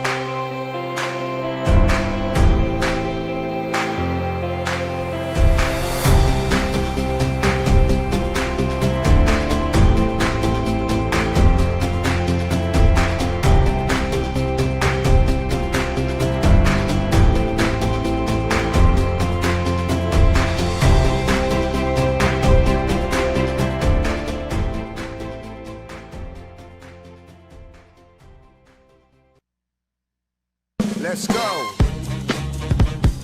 Yeah, yeah. Brand Nubian Wild Cowboys. Let's go. Started as this young boy, came on the set. No videos, no internet. Back then, touch the mic, you was a threat. To touch the mic or even clutch the mic. To touch the mic, you know you had to be on. Now I rule New Rochelle where I was born. Grand Poobah up there was the king. Brought me Lord Jamal to his wing. Wasn't like the same old thing, we was gods. People was ours. They said we was crazy, they said we hate people. Far from the truth, expressed our views and proved it in the booth. Through stress, pain, even strife. We kept it moving, hey, that's our life. All for one for all. Blast on the car, house or mall. You know the gods will never ever fall. Just like that, y'all.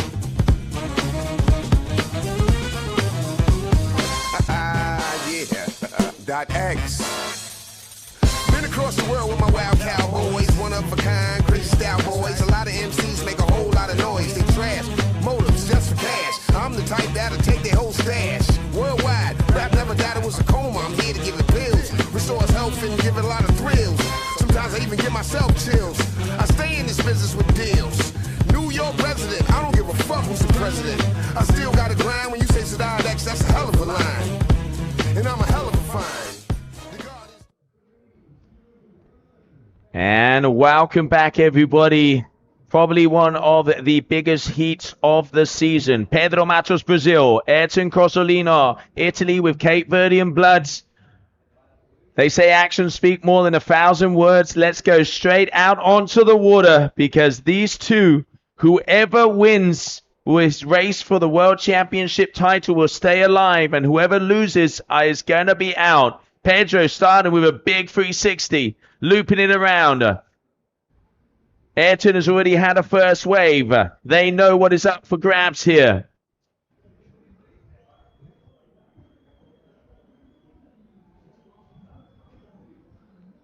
Oh, I can see someone's nervous in the booth. Sophia, come on, you can do it. Let's go. Silence on my right-hand side. That was a good turn for our Ayrton. Link the second turn. I mean, both of these guys know what they have to do. If they win their world title, chase is still up. They won't become world champion if they win this heat, but one of them will be out. They are number 1 and number 2 in the world in the 2025 season. Pedro Matos in second, Ayrton Cosolino in first, waiting for the first scores to drop. Watch out. It is going to be Goliath. David and Goliath. The question is, who is going to be who? Yeah, that was a lot of spray.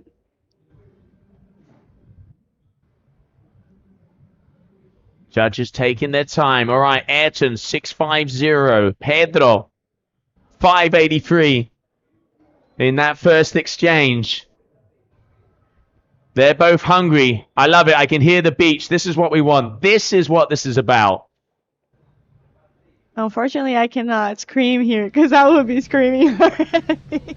Oh, you can scream. Don't worry. Everybody turn your volume down just a little bit. Sophia's going to start screaming. I'm definitely nervous. I was really hoping to see this, and as I said, Peter is one of my best friends, so I'm nervous for him. I mean, both of these guys, they are the best in the world. That is why they are number 1 and number 2. Ayrton, multiple-time world champion. Pedro Matos in pursuit of that world championship title, the first of his career. They know what it is to go up against each other. They have beaten and lost against each other multiple times, so they know how to do it. But if there's a time to do it, that is here and that is now. So much pressure, but both of them, turn for turn, move for move, it is on. Pedro with a 6.13. Ayrton with that last wave of a 7.23. So Cosolino, your leader. Yeah, big scores already. Oh, I love that.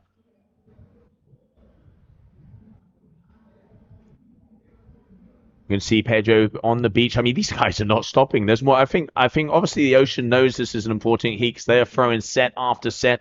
Pedro running up the beach, as you can see, Gilly giving him a little bit of information. We can see the hand telling him that Ayrton had already thrown in the air game. 13.73 for this man on your screen. I wonder if this is going to be the heat with the biggest scores. Oh, I mean, 7.23, the biggest score of the competition is an 8.33 from Marias, then an 8.30 from Cosolino in the previous round. Big turn there for Matos. And the heat has just started, so we're going to see a lot of actions from this year.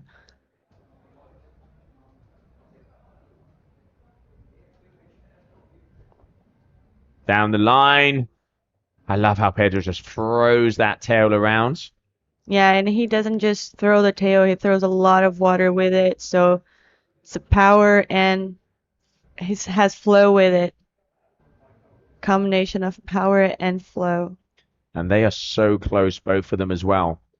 So 13.73. I'm not sure if Ayrton's getting more waves or we've been seeing more of Ayrton's waves, but seems like he's getting himself busy. No, 3 for 3. 3 waves for each one of the athletes, so they are even out. Here we can see the drone in the sky. As we continue on. Pedro dropping in. Yeah, last wave of Ayrton was a 6.17. It didn't really go on his total score, so nothing changes. Felipe, easy on the replay. You're missing the action. You want to see it live, not in a replay, okay? Even if you have to miss a couple. All right, here we can see that wave from Pedro as he starts to drop in and going off the wave. As we go out into the action, there we can see. Stay in right now with the screen. No more replay of that last one as we are going to go right into it. 1373 and a 1213. Yeah, you see that Ayrton saw that Pedro was coming, so he changed direction. He's going for this one on the inside. Ayrton dropping down. Air free. Oh, he gets the pass. He gets the pass and he asks the beach to go wild. Pedro right behind him, so he saw that. He saw that. He saw that front and center. Answering Throw back, it. though. Here we go. Off and around. Pedro. There you go. Boom. Oh, yes. Ladies and gentlemen, the gloves are off and we have a knuckle fight here on the beach. Now we're talking. Oh my goodness. There we you can see see his the dad. family. Oh, look His dad at and his Pedro as well. mom. Look at the beach. Everybody's up. I mean, we might as well stand up as well, Sophia. Here we go. Here we go. God. You see Sebastian and Gilly also helping him out. That was a huge move from Pedro. I mean, yeah. that's definitely going to improve on his score. Waiting to see what it is going to be. What a heat, Joe. I mean, this is what we want. Ayrton has that 7, which has given him that extra umph. Pedro running up the beach. And there's the move. Beautiful. Changes the I mean, the technicality in that is huge, but he did only have one turn on the wave. Yeah. So going to be interesting to see what the judges. Is that more than a 6.5? Then this one from Pedro. He saw it. He said, okay, you did it, but I can do it big as well. Here we go. Yeah, I was just thinking about it because Ayrton's wave choice wasn't the best. The wave wasn't that big, but he managed to do that good turn, and he actually improved his score. He got a 707. So he has a total of 14.30. We're still waiting for Pedro's last wave. I mean, Pedro, if he improves on it, he has that 6.13 as that highest score so far. As we can see them coming in, waiting for that to be dropped. Breathe, Sophia, breathe. 723, 707. So Cosolino with that 1430 in the lead so far. But we are waiting for that score as both of them are making their way out. Judges taking their time. I know they're comparing every decimal in this. I almost call it a final, but it could be a final. Could be a final, yeah, definitely.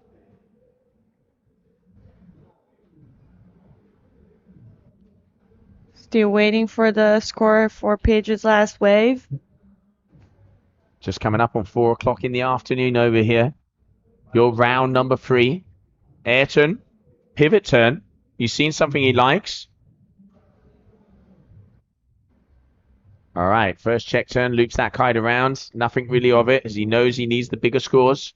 Already 2-7s. I can see a smile. He's confident, and I would be. True, he knows he has to go pretty big. Pedro, 8.13, biggest score of the heat, right back in action. There is only 0.04 of a difference in between these two. And Oh my God. I definitely, that is great judging. You I'm can see freaking out here. it is so close out here. I tell you one thing, Pai is not going to drop that Brazilian flag until the very end. Right now, there is nothing, a hairline in between these two athletes. World Championship title race up for grabs. It is do or die. Okay, Pedro Matos dropping in. Here we go. Let's do it. As you can see, he's trying to improve this 6.13, riding the wave all the way to the inside. And he do it again. Pedro is hungry. There it is. He's saying, this is my country. Pedro, that is a very good wave. And he has that 8. That 8 is going to give him the breathing room right now, right here. Taíba Beach, paradise of the Brazilian North Coast. And we're waiting for the score to be dropped. I have a feeling Pedro's score is going to increase. And Ayrton is going to have to bring out the moves if he wants to continue on in this competition. So close in between these two. Wow. I could see the fears in his eyes. Yeah, there it is. Look at that body language. He is pumped and he is amped. His mum is about to jump on the board with him. Wow. What heat. I mean, waiting for that number. Waiting for that number, but it is going to be close. 7.37. There you go. 15.50. Matos into first position. Going again. Wow. That was such a good turn. Oh, loses the board. Okay, tensions, nerves. Now Ayrton, what has he got up his sleeve? Nice wave all the way down. Making it move. We know he has the air combinations up his... Here he goes. Going for the 360. Very nice off the lip. Continues along. I mean, they are 1.2 points separate. Wow. So that is definitely not going to be in the 8s, I reckon. We did miss the first couple of turns. But you can see just by the speed of him going out, he knows he needs to get something bigger. But, I mean, these guys are leaving nothing out there. Yeah, that was a good wave. He knows he has to go big because the scores are so tight.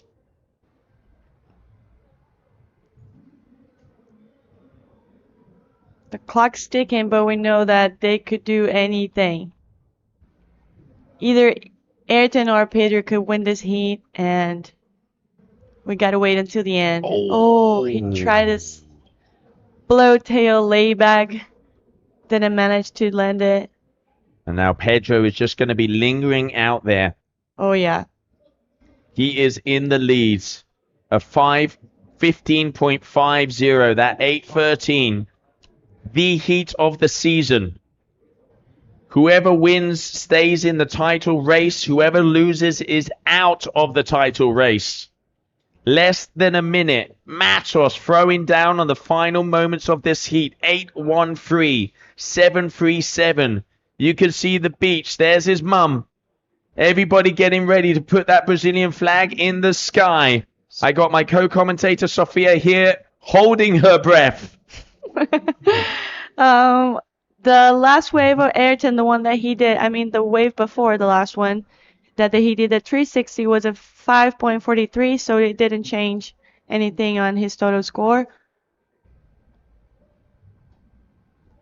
Pedro looking for another nugget as he is going to be going for it all the way down.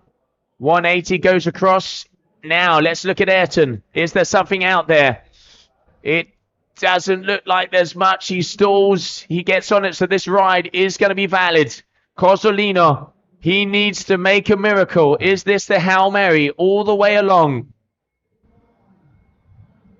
Coming down onto the inside, you can see the fire in this man's eyes. Big open face hack.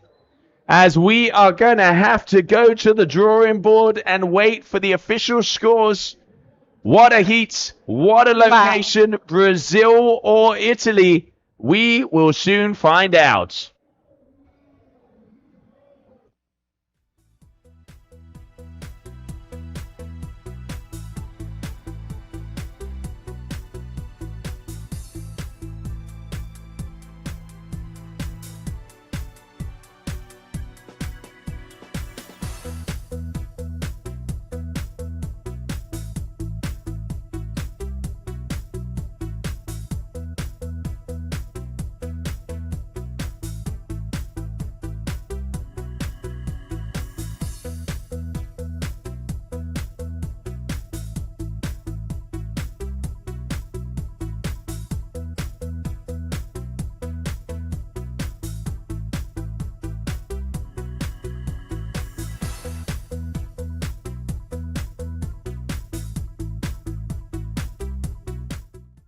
All right, ladies and gentlemen, we are back. It is Pedro Matos who has taken the win of that heat, meaning he is still in the race as we continue on. Sofia, he did it.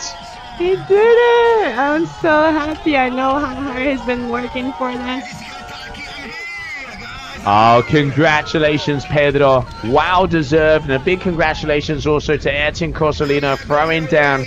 But that man there, Someone is very happy, but the work isn't over yet. But probably one of the hardest heats is.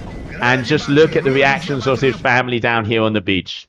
Yeah, I couldn't be more happy. Of course, the work is not done yet, but he did so good so far, and I'm excited. All right, wow. Grabbing our breath as we continue on. Heat number 5 will be coming up next. What a day, what a location. Taíba, your kite surf mecca. And they're a very, very happy Matos family as he continues and taking the win over Ayrton Corzolino.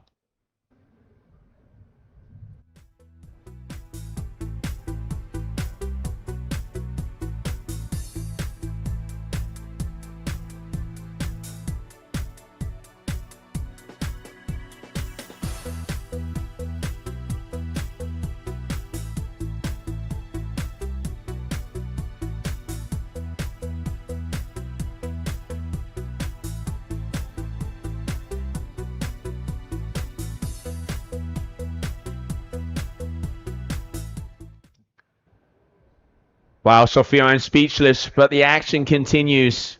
Heat number 5, Hendrik Witsi and Simão Birro.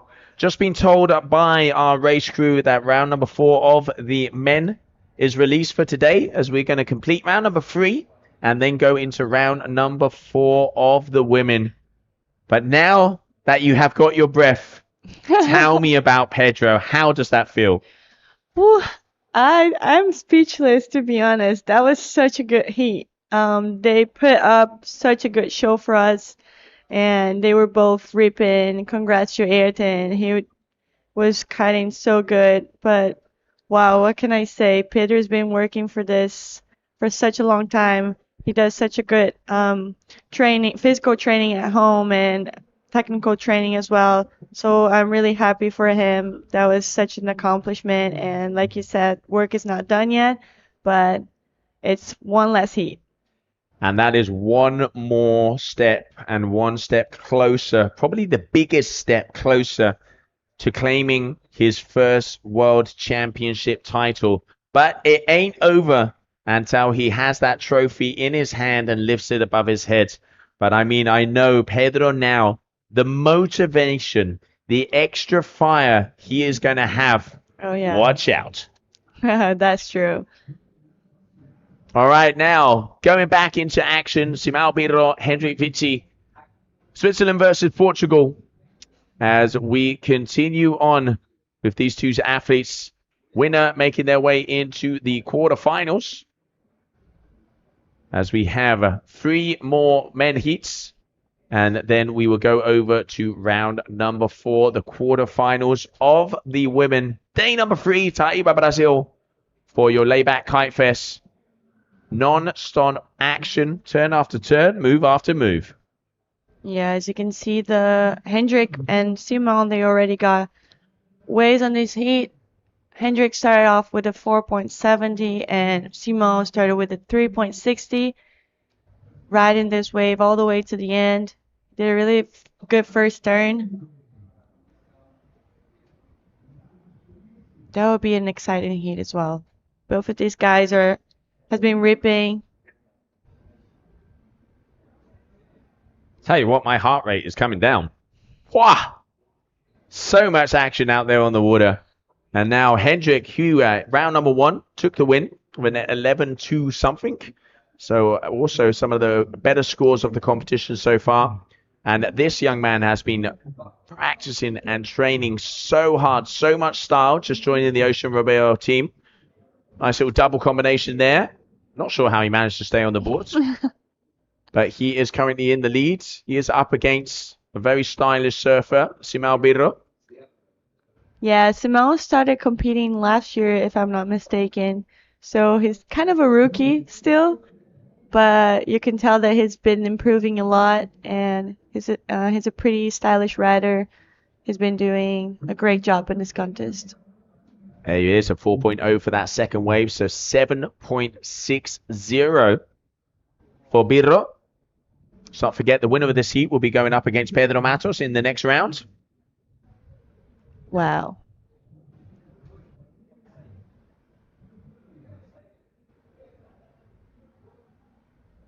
Yeah, as you can see, the tide is picking up, so the waves are getting a bit more mushy and choppy, but the boys are managing to find good ones and doing good turns.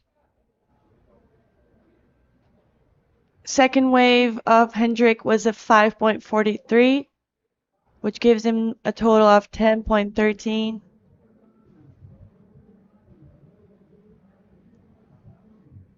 Very stylish rider.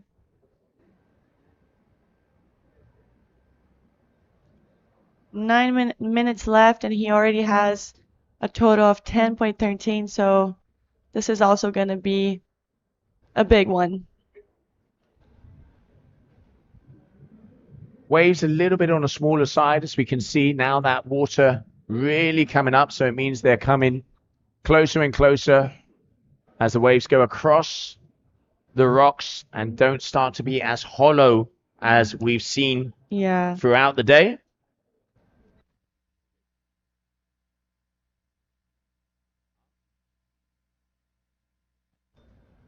And here Birro, all the way down to the shore. And looking out of our window right now, there's a party happening down there on the beach. Oh yeah, that's for sure. And I think everyone's gonna party hard later because there's gonna be a party at the campsite tonight. So maybe I'll invite people in Portuguese. I think you should. I can't believe you haven't done it yet. Mais tarde vai rolar uma festa aqui na área do campeonato. Os ingressos estão sendo vendidos, então se você tá aqui na Taíba, vem aproveitar. O campeonato tá muito maneiro e vocês vão se divertir com certeza. Exactly. So translation is basically get yourself down here because there's a party on the beach. Exactly. There's such a cool vibe down here of the Layback Kite Fest. Everybody enjoying themselves. I mean, I know someone who is going to be partying, but he won't be out tonight, and that is Pedro Matos, because the stoke level of that young man right now must be through the roof. True. I'm pretty sure the dinner tonight will already feel like a party. All right, 7.5 minutes to go of this heat. 10:13 for Hendrik. And a 7:60 here for Simão. And a belated birthday to Bego. Felicidades. Feliz cumpleaños.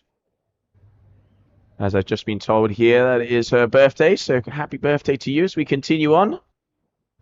And Hendrik now up in his score. 11.50.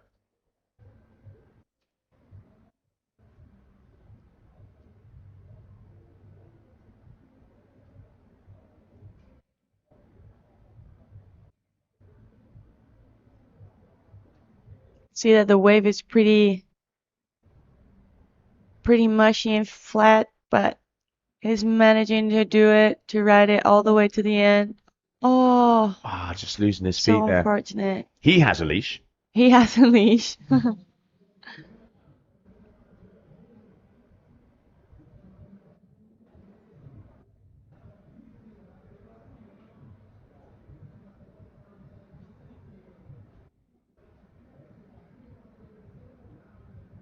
Yeah, we can tell that the ocean is getting slower as the hours pass by because the tide is picking up. We had a full moon a couple days ago, so the coefficient is pretty big, so the tide goes up pretty high and pretty low. And we're reaching soon high tide, so the waves are quite slow, but there's still a couple sets out there. Yeah, it definitely does look like the waves have come down a lot. High tide is 5 o'clock, if I'm not mistaken, Sophia. I'm not really sure. I had my watch, but Gabriel took it from me. Of course he did. Of course he did. Yeah, 5 o'clock around is that high tide, so we are really going to start to come up on the sandbank. Simon keeping himself busy, trying to find the right wave to improve his scores. Throwing the tail. Seems like, ooh.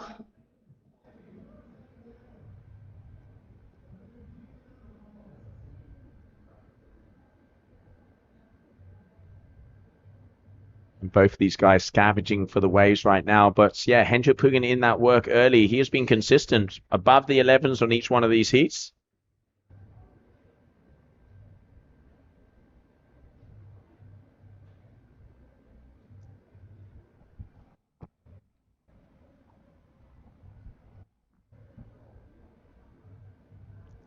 I definitely need to pack my kite. It's been there since 8 a.m. That's why it's an 8. It says it. That's Yeah, why it's an exactly. 8.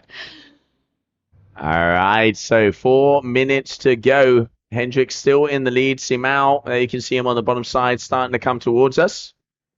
Continuing on here, your third day of competition. 4 minutes left. Hendrik is in first position with a 5.43 and a 6.07. Simone, second position with the 4 and a 3.70. And both of them looking to see if a set's going to be coming their way. Still plenty of time.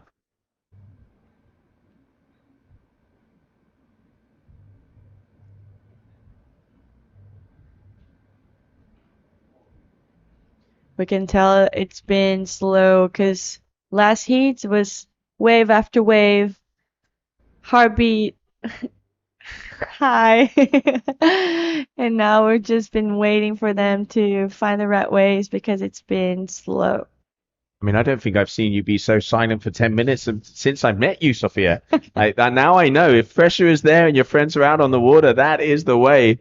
But I mean, what a heat. But yeah, like you're saying, it seems to be like that. We have a heat where 3 or 4 sets will come through as wave after wave, and then, you know, the next one, not so much. Beautiful. Hendrik throwing down. Definitely inspired by the last heat. Wow, that was a beauty. Completely olaying out of that pure surfing style. Very nice there from Richie.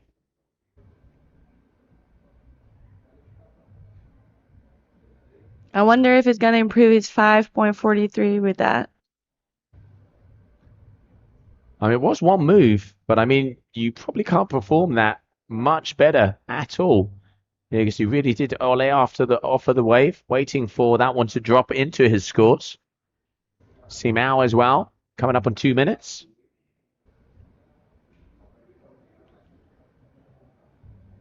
Henry keeping himself busy, throwing that tail.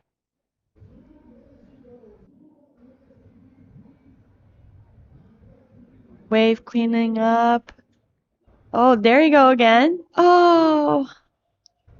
5.3 for that move there from Hendrik. So not going to improve his score. But considering it was a one-hit wonder, that was a big move. True. Wow. Oh, does he get... Oh, such a shame. Just missing the back. 90 seconds to close this one out. If Hendrik comes up with 2 or just 1 turn before the last move he did, it's probably going to improve his score. Getting a bit busy out there. Some reason there's kiters in the competition area. Maybe people doing downwind and not realize they're in the middle of a World Cup. True. They're probably thinking only 2 people kiting here. Maybe I'll stay. 60 seconds.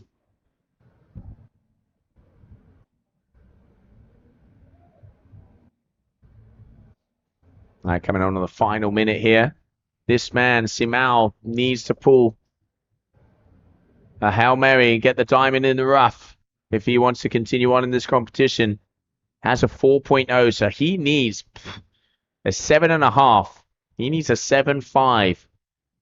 7.51 to be exact. He would need to take the win. So that is a big score. 30 seconds to go.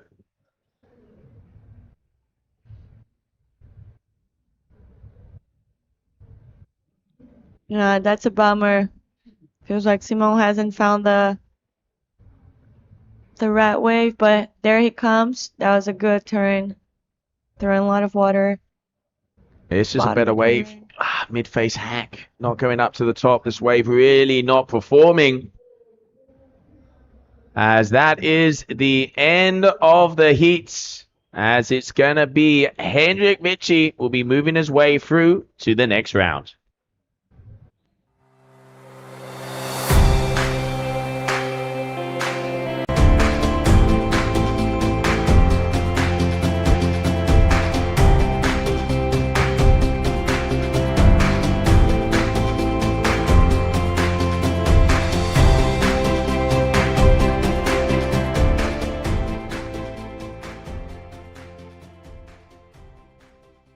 Existem destinos que você escolhe e existem lugares que acolhem você. São Gonçalo do Amarante, localizada no litoral oeste do Ceará, pertinho de Fortaleza, é um paraíso hospitaleiro reconhecido pelo melhor da sua culinária, pela bela praia do Pecém, da Colônia e da Taíba, pela prática de esportes radicais e com o melhor lugar para apreciar o pôr do sol.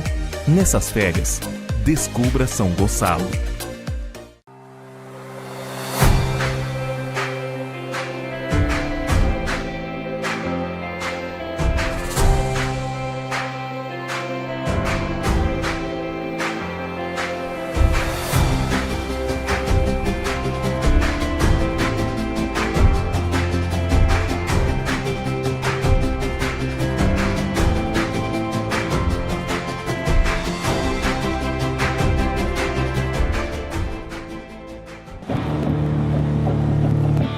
Parafina boa de suco na cara.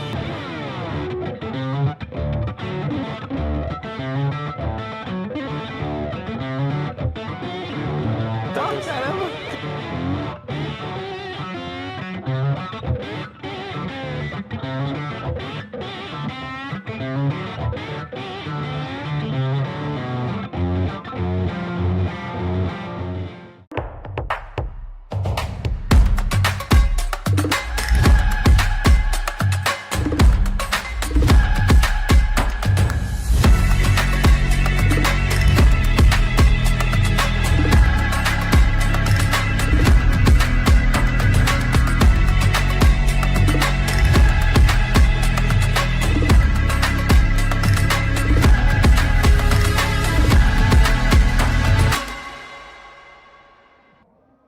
And welcome back as we continue on here. James Karura, Luis Sosa, as your round number 3, heat number 6 on the water. Green flag is in the sky.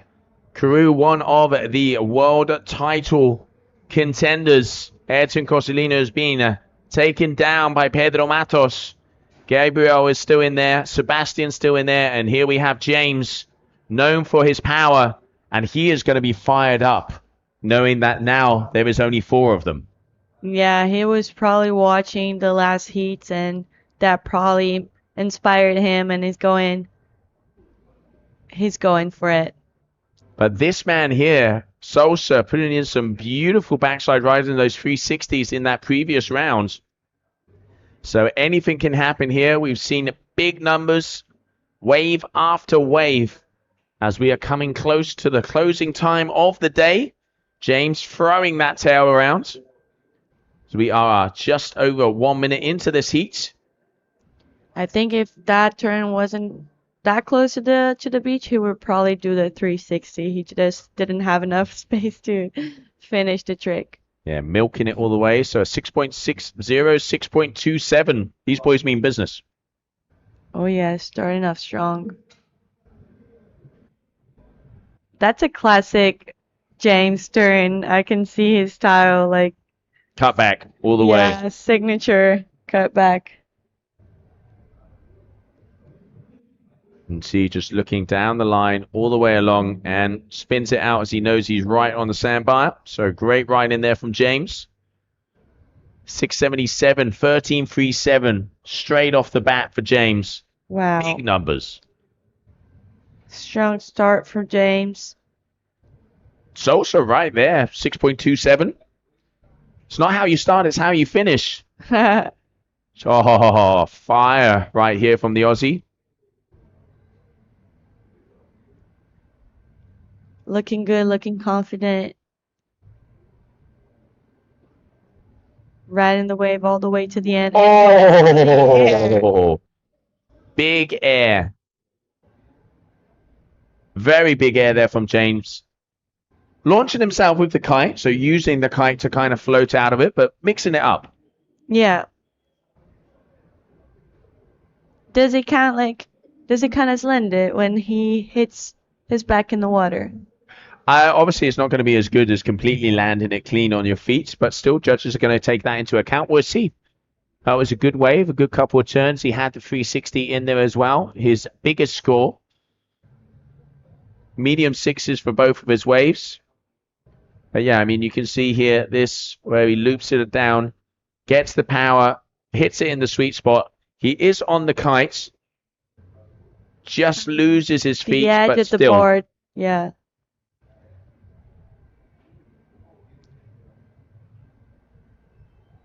And just under 9 minutes. Salsa, being calm, waiting. He knows that if he wants to take out Karoo, he has to be going for those big moves. Throwing that tail, back to the foam ball. Engages again. Now it starts to jack up. Oh, nice. Ripping it around. Oh, you can see frustration right there.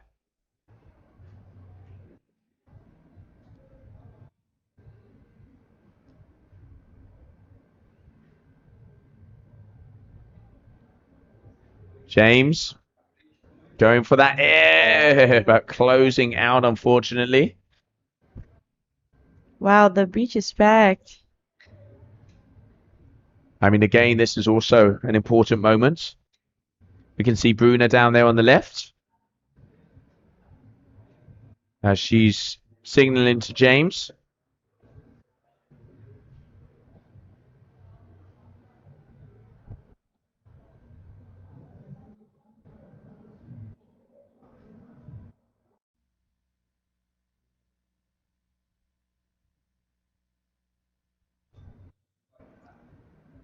There we can see Seb getting ready for his next heat as well.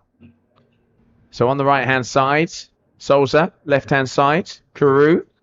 So far, Karoo, 13.64.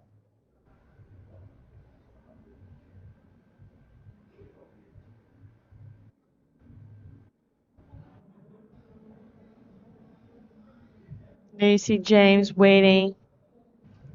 But the overall scores, James is in first position. He has a 6.87, a 6.77.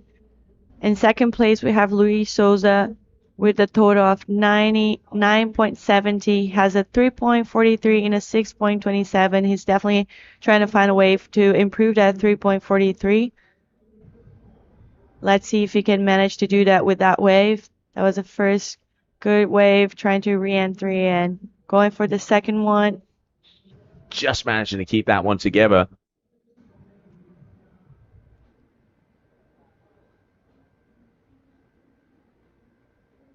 All right, there it is. So 687 for that last wave there from James, 677 for the second wave, and a 627 there for Salsa, and a 343. Because this is direct. This is late. Makes way more sense that you look at this and not that because of the incident. All right, just under 6 minutes to go. Oh, can he get it? Oh, he was looking to push it around. Good turn. You can hear the beach. Getting behind the Brazilian. We can see Matthew. Was trying to say something to him, but obviously signaling to him he needs a 6. James so far comfortably in the lead. I really like the surfing style here with Sosa. Yeah, has such a nice flow. Linking turns, throwing the tail. And I like that. Nice finisher. Pulling on those right lines so that kite doesn't fall out the sky. And here we go, James. Big power moves, linking that kite. Over and away, keeps the speed. And manages to keep that kite up. Now we're talking. Aussie, Aussie, Aussie.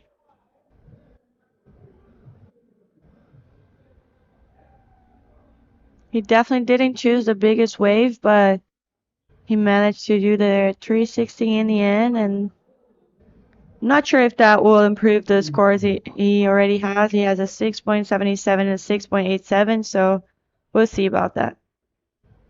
Yeah, definitely manages to keep the speed, not losing anything at all, looping that kite around. But yeah, on the flats, just on the white water there. So 13.64 total so far for Karoo. 4 minutes to go.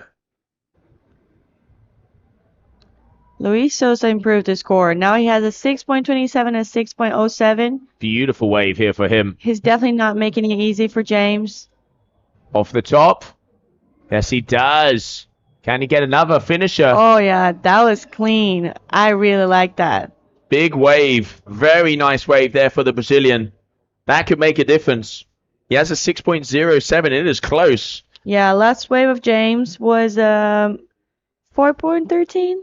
Is that what I have here? Mhm. Yeah. So it didn't change the situation.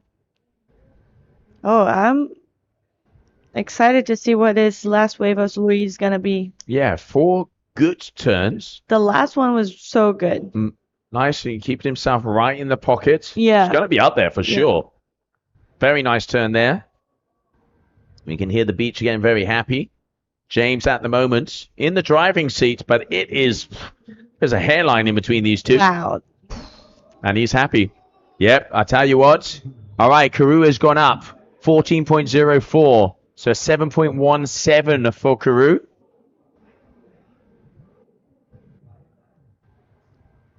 Here we can see the replay, I'm guessing, of that 7.17. Beautifully done there across. I think we've missed a couple of turns from the top.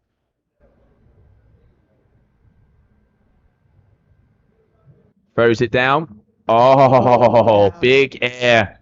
Beautiful. Very, very nice there from James. That's what gave him that 7.17. Sosa waiting for that score as well. Oh, wow. 7.47. It is so close. Look at that.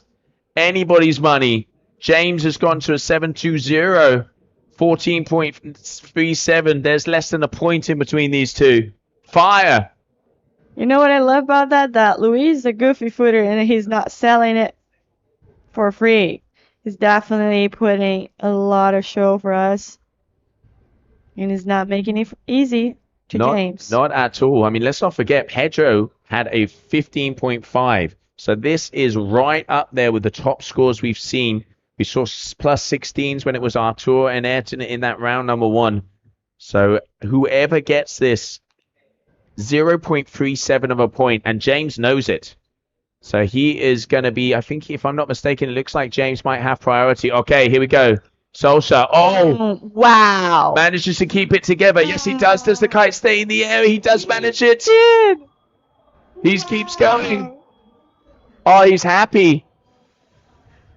I mean, we only saw one turn. That was a big move.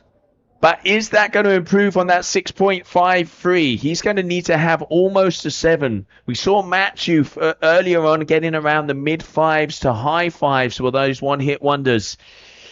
I'm going to say no. But anything can happen because we didn't see the full size of that wave. And James, he knows it's close, so he's going to be milking this one all the way to the inside. You know, I think that was one of the... I don't know if anyone else did that, but maybe Matthew. He goes down. This is going to be intense. Still waiting for that score. I think Matthew went for that 360 on his backside, but it definitely wasn't, the wave wasn't that big. Agreed. 100% agreed. Judges hit that number. The tension is unbearable right now. So at 0.37 of a point. So Sosa, he is looking for around a 7. He's looking for around a 7. A high 6 could give him the win here. 2 seconds as the heat is over and we are waiting for confirmation.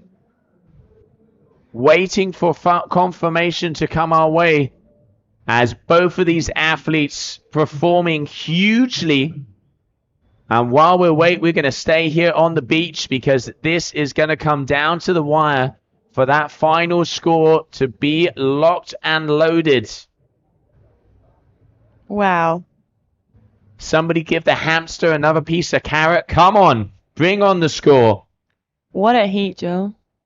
0.03 of a point. Oh, wow. James Carew taking the win. But I'm going to say it, a big round of applause for Salsa. That was incredible. But Carew making his way through, and he is going to have a sigh of relief after that one.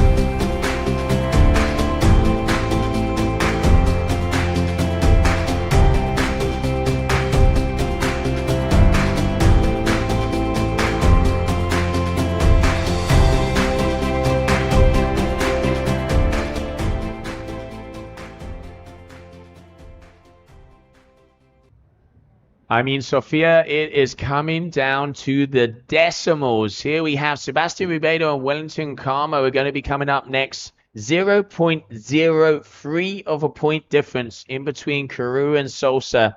Carew making his way through, but I mean, that came down to the line. Yeah, last minute. It all went down to the last minute. James took the win, but I gotta say, I'm impressed with Louis' ride. What a show. Oh, And Sebastian. Sebastian's here for it as well. Straight off the top, nice and easy. Calm, cool, and collected. He's up against Wellington. Sebastian Ribeiro, one of the top Brazilian surfers of all time. Wellington, the local. Yeah, he knows he's riding up against with the local, so you never know.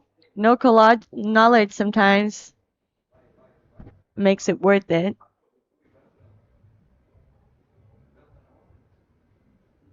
Cameraman getting a little excited out there. All right, so Wellington with that first wave. Sebastian as well. Your second to last heat of the men of this afternoon. Then we will move on to our round number 4 of the women. A Brazilian battle. Oh, yeah. A batalla. I guess the beach is paying attention in the water right now. Well, at least they know what flag they have to put into the sky no matter what happens. Yes. But yeah, very impressed with Salsa there.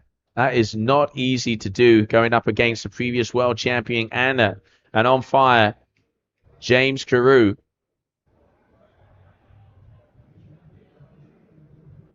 As we are in 6.0, 6.43 from Wellington of that previous wave. Big numbers. The locals, they are throwing down, I'm telling you. Yeah. They don't care who they're against. And it's impressive. They do good in strong wind condition, light wind condition. They do it all. All right, Sebastian going straight back out.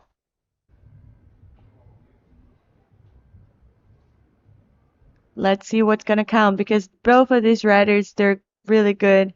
They have really good abilities, but let's see if experience will count and will be on Sebastian's side.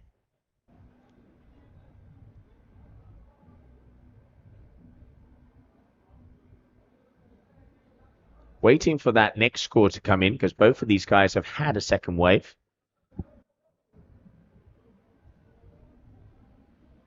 Early days. I mean, we've seen heats being closed out in the final 20 seconds. So, you know, with 10 minutes to go, anything can happen. That's true. Final event of the season down here in Taíba, Brazil. The double-headed. First off with the kite surf discipline. And then we will be moving over to the lagoon next week for our twin-tip freestyle. Here we can see on your screen Wellington Carmo And obviously one of the locals, you can already see the beach is packed. And there is noise for every turn that he makes. You can see. Ooh, Oh, wow. yeah. Straight into it. See that he didn't lose speed. Oh, Oh, okay. If he has all of his fins, I'm impressed. oh. Yeah. He does. Those are some solid fins. Doing the bottom turn in the sand.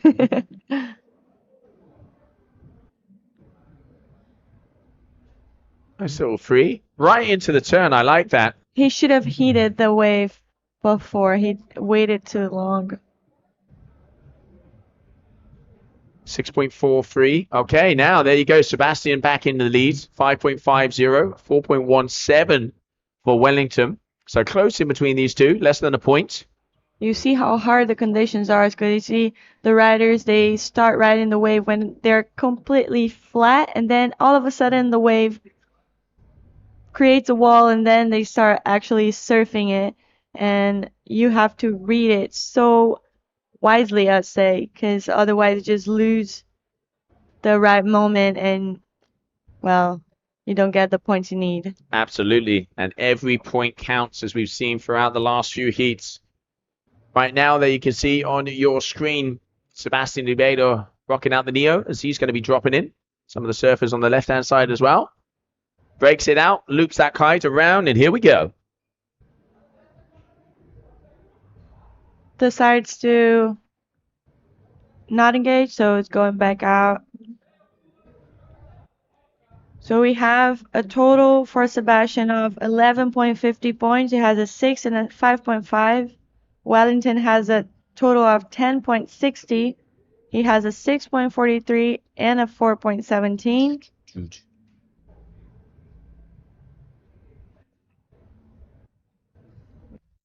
Felipe, be careful. It's a very important heat. If he hits a kite, we're going to have a problem. Careful, guys.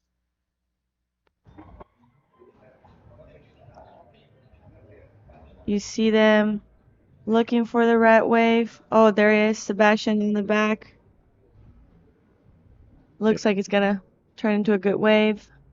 Yeah, a little Nice snap. smaller on the inside now. This is the section he's looking for. Timing it up perfectly. Off and away. 360. Oh! That little double up. Got him on the back rail and went over. Oof.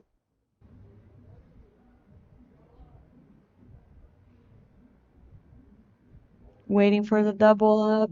Waiting for the wall to get clean. Stolen. And you can see here just getting hit by the chop on his way round as he came down. Blook. Yeah. Into that little pocket. Little bubble of the reef. And is going to be crashing that one out. Still, he is in the lead right now. 4.3 for that last ride. Okay. Wellington looking to improve. He has a 6.43. Wants to get something in the vicinity of a 5. Going for the air, trying to find his last session.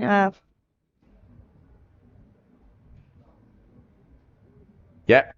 Sebastian asking if he's still in the lead with that hand up. I doubt that's going to improve on a 4 of that last wave there from Wellington.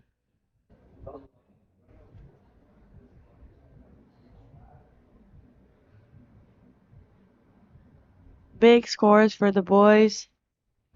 Over 10 points. I think we didn't have any heat from the boys in this round with less than 10 points total. If I'm not mistaken, I think they were all over 10 points. All over. No, all of the heats in this round. I mean, I'd even say even over 11 and a half points. Yeah. So, yeah, the guys really bringing out the big numbers, but that's what they got to do. Okay, Wellington, he's hungry. He knows. I mean, a 5 is easy money for this man. Nice big hack. Can he get a third one? No. Decides against it. Only getting a couple of turns.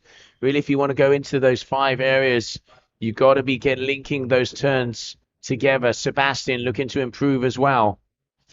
Flat section, as he is a little further onto the left-hand side of the competition area as well.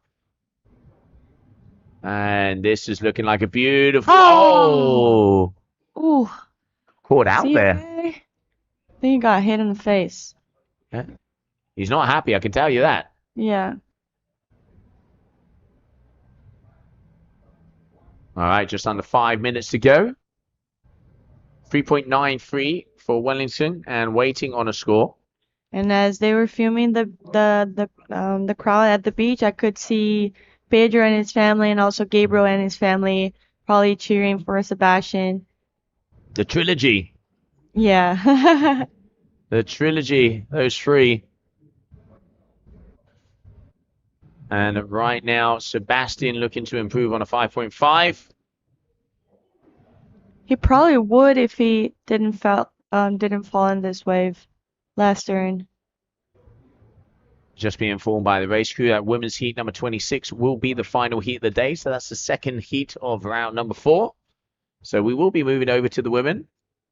Nice little pop 180 here for Wellington. He has improved ever so slightly and he is now in the lead. So Sebastian right now in second position by 0.1 of a point. Wow. Pressure is on. Pressure is on, and I feel like there wasn't a single heat that the pressure wasn't on. I mean, that pressure has been pulling Full on. since the beginning. Yeah. Oh, that was a good turn Beautiful. for Sebastian. Flattens out on the inside, so already one good turn. He's going to milk this one all the way into the bottom parts. Knows what it is. Big carving hack. Good way for Sebastian. I think he would probably increase the... 5.6 is what he needs to increase. I think he will get that, in my opinion. I'm not the judge, though. Here we can see the boys having a good time. Marcella, his wife, probably pretty nervous. There we can see her there. Hitting the refresh button like the Energizer Bunny. All right, Wellington. First turn. Loops that kite around. Looking down the line. Nope, decides to get... Oh, he is going to go for it. Okay. Oh, Little pop around. Oh, can he get it? Yes, he does. did it. Oh, big move there for Wellington. 5.17 to increase. He seemed so relaxed that it looked like he was gonna get off that wave, but then he was just... Wow, he read that wave nicely. Very nicely. No-handed turn there. He was looking for the next section of the wave, and he did it very well. You can see as it comes here on the inside and managed just to spin that one around. Great riding there from Wellington. Still waiting for the score. That previous one from Sebastian. He had no rush to do the full rotation. 6.50. So there is 0.9 of a point in there. Yeah. So Sebastian now edging himself in front. Oh, pure style there, my man. Sebastian Ribeiro. Probably increasing the... Oh, he already did. He already did. Waiting for that score from Wellington, also of that move. But Sebastian now double digits, 650, 653. That's more like it. And a 5-4 there for Wellington. So this ain't over. With 1 minute to go, Sebastian with those last two waves has really made a difference and has been able to give himself a little bit more breathing room. True. Going for this front, looking for the turn. He does get it, mixing it up. The boys are always trying to innovate, and that's so nice to see. Oh, big air. Oh, he's happy. He's claiming it. Okay. Gonna be interesting to see that one. Strong turn from Sebastian. Going for the floater. Super... Oh. Speed going against it. I'm not sure how I feel about that front roll on the face of the wave because it is on the flats. It is a technical maneuver, but it's not using the lip. Going to be interesting to see what the judges say. I mean, obviously, it needs to be in the 6-5 vicinity if he wants to have a chance here. It is a flat wave move, but he does go straight into the turn. So we will soon find out. That's why we have 5 judges out there. Needs to be about a 6-6 if he wants to take this win. Not sure if he'll get it, but it was good to see that he did that first trick, and then he didn't lose speed, and he had the flow still going on. And that is going to be it for this Sebastian all the way in, as he has Some big moves to close that one out as we are waiting for results. But yes, results are in. It is going to be Sebastian Ribeiro moving through to the next round. But a big congratulations to Wellington throwing in some great surfing.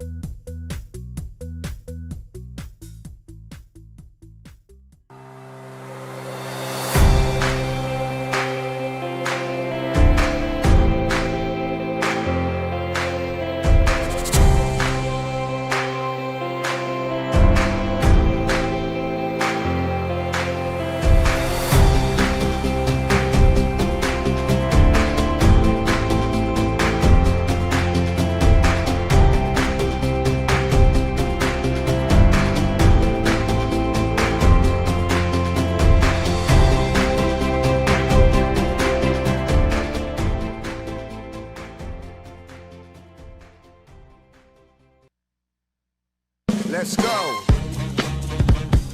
Yeah, yeah.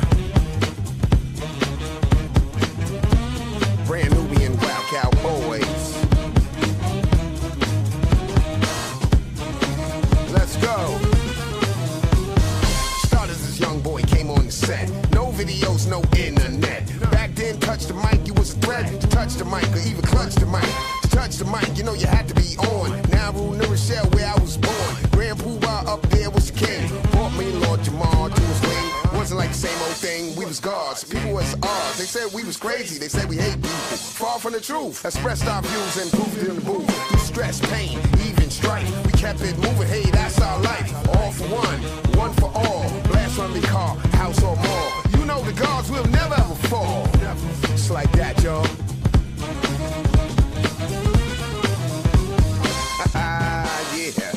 Yeah. .X.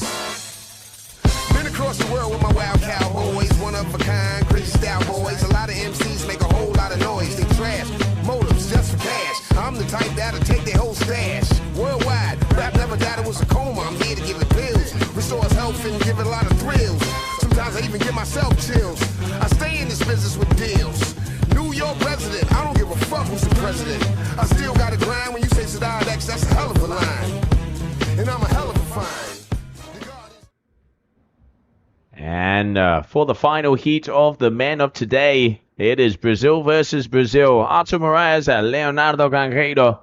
Artur, the local boy, putting in the biggest score of the competition so far with that 16 from yesterday. Leonardo Grangeiro also putting in some big numbers. After this, we will be going back to our women's round number 4. But now action out here on the water as Artur Moraes just about to drop in. Wow. Starting off strong. If you want a 101 on how to do a turn here in Taíba, just watch this man. And you can hear the beach. You can hear the locals. Yeah, I guess everyone's here to watch it because yesterday he put such a great show for us that, I mean, everyone wants to see it again.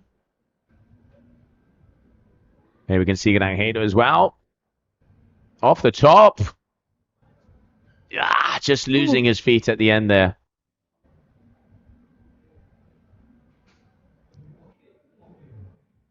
Wow. Throwing lots of water. Waves getting a bit fat, but hitting on the inside and then they get a bit more steep. 6.67 there for that first wave from Artur.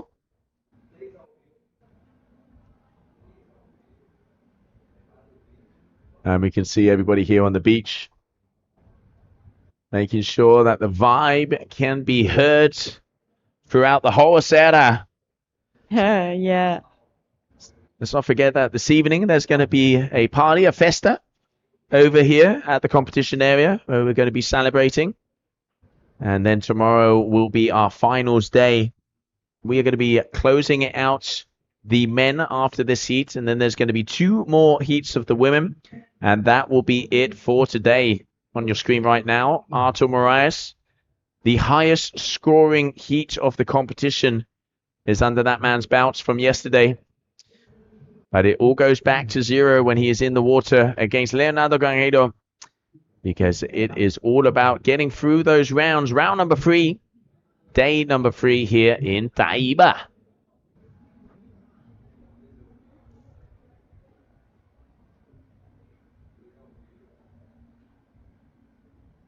Tide is getting quite high now as well. Yeah, making it even more difficult to find the right wave. But I guess these 2 are locals, so they know what they're doing. They probably have an app on their phone or on their watch. Say, okay, come on, I want this, I want that. They make it look so easy.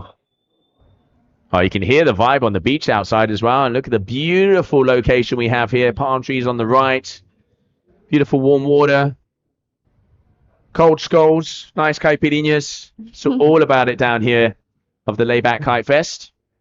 Now on your left is going to be Artur Moraes. Is he out there with the Ozone? And he is going to be hunting down this little inside roller. Here he goes.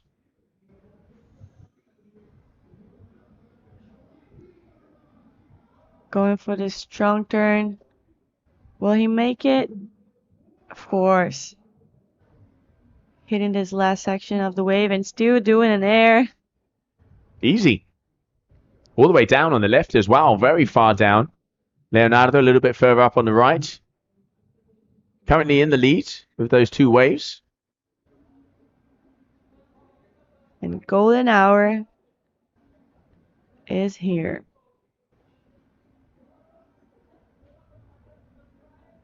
The days here are just so long and beautiful.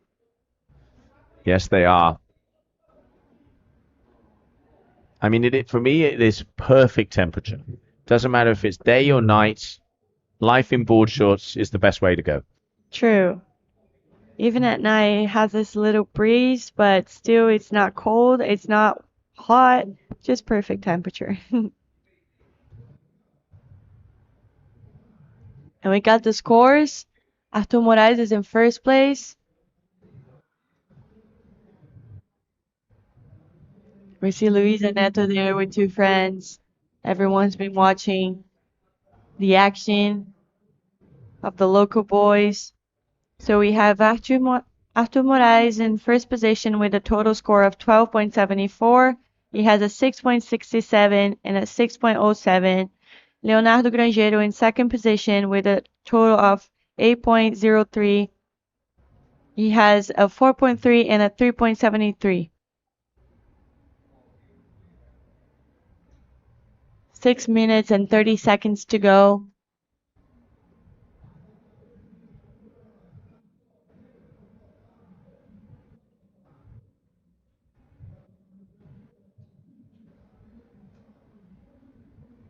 Feel like there's a wave coming. Artur Moraes giving it a look.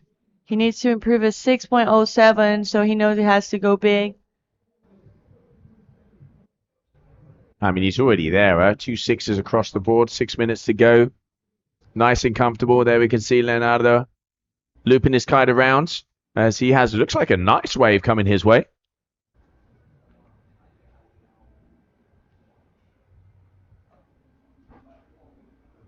Right, Leonardo on the inside. He has the speed. Boom! Oh. Is he all right? Yes, he is. Turns around. That was a huge air. Artur going across, throw in the water. Wow. And a huge... Will he make it? Oh, just losing it there, the final. There we can see Anita Hendrick, all of the boys down. Arsenio watching the man throw and show how it's done here in Taíba. What a show. It's amazing how Artur Moraes can keep the flow in every turn. He does one turn and he never loses speed. Yeah, you can see him just looking down the line. He's not worried about his kite. He's not worried about the board. He's just in such a perfect shame. position always. Almost there. It's just that final little wobble. Was That's huge. just a super hard position to be at, though. It's so close to the beach. The foam is there. It's super choppy. The wall is super clean, but just fully lost letting it go of there, that tail. And had it back. But there, just that last bit of a foam ball there. Boom, goes off. Such a shame. But that is what I call a layback if I've ever seen one. That would have been a huge score.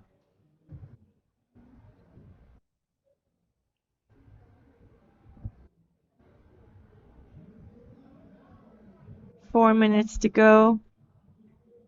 All right, Leonardo. Double fours, needs to up his score if he wants to have a chance against Artur. Here we go. Oh, perfect timing. Straight on the point. Stalls. Waiting for the perfect time to go again. And look at the speed. Boom. Wow. So clean. Nice cut back. Right back to the foe ball. He's smiling. He's smiling. He's smiling out there. I mean, it must be nice to feel the support of the community behind him.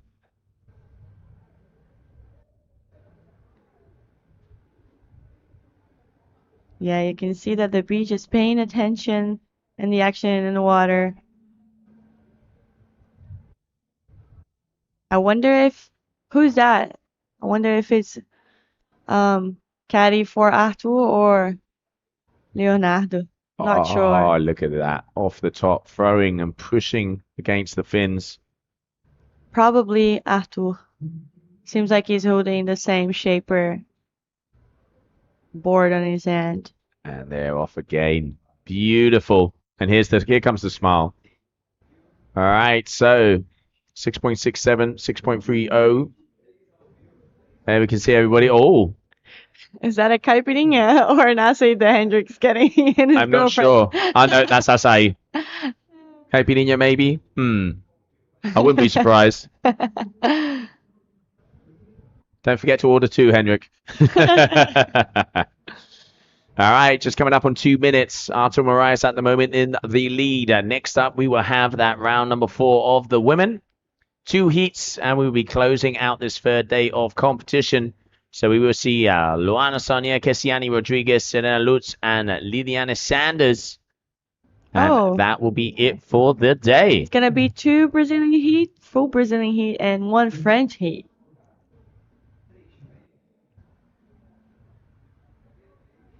There we can see Leonardo having a little look.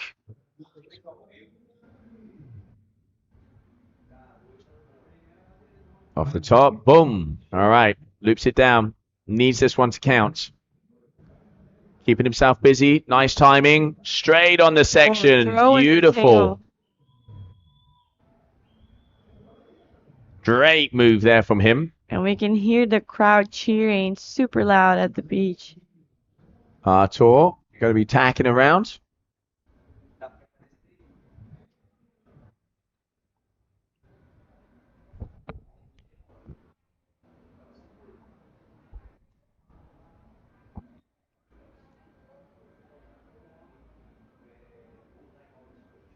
One minute left. Artur Moraes in first position with a total of 12.97. Leonardo in second position with a total of 10.17. He's trying to improve a 4.40, and he already did improve the last score he had. He now has a 5.77 as his best score. And looking for those final waves as both of them are already out there. 30 seconds to go. Leonardo dropping in. Final wave of his heat. Big hack. Opens away. Off the top. Sliding the tail one more time. This wave's looking like it's forming in nicely. Here comes the finisher. Air. Can he get another? All the way down and coming close to the beach. Not sure if that would be enough. I don't think it will, but we will wait for the judges in here. Oh, Artur. Can he come out of that? No, he doesn't, as we are waiting for those final scores to come in here for the final heat of the men. We will be back very shortly as we continue on with round number 4 of the women.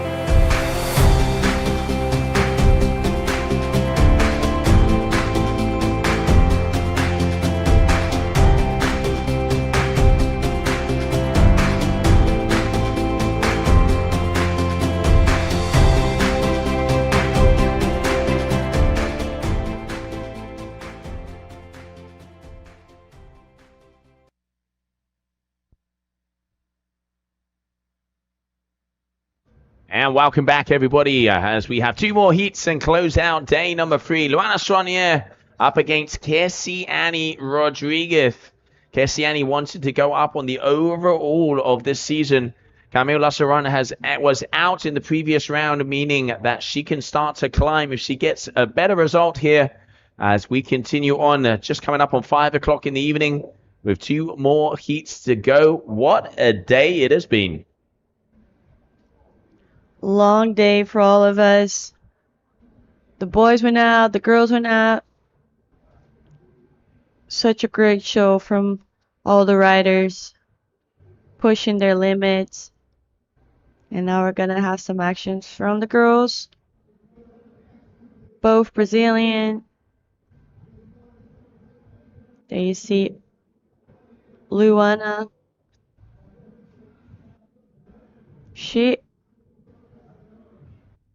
She's been riding so good. She has been riding really well. Yeah. Linking the turns all the way down. Already had 3 good heats. Up against probably one of the best riders of the contest so far. Yeah, I would say Kesiani is my favorite for this event. I think that's a fair shout. I mean, we knew Capucine already taken that world title, but Kesiani, the extra far, she's got a daughter here on the beach as well, has the Brazilian community behind her, and she really has been performing. Yeah, even though she's not from Taíba, she's from Ceará, so that would be a win for her at home, and I think she really deserves that. You can see a nice little slow-mo here. Just looking down the line, you can really see the top athletes, how they are thinking of the next move and not the move they're doing, and especially with waves where you have to hit it right on cue like it is here in Taíba to be able to maximize your performance. But already 5.0 for Rodriguez, 3.53 there for Saunier. Good moves. Yeah, Luana improved a lot since the last time I saw her riding, and I think she's been riding really good. So, pretty sure she won't leave it easy for Kesiani.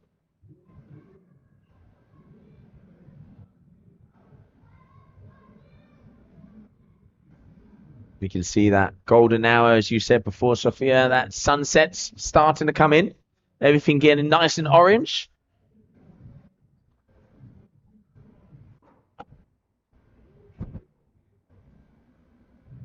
There you see Luana looking for this wave. Looks like it's going to be a good wave. Yeah, it is coming all the way out the back. There it is. Little Nice cut open back. turn.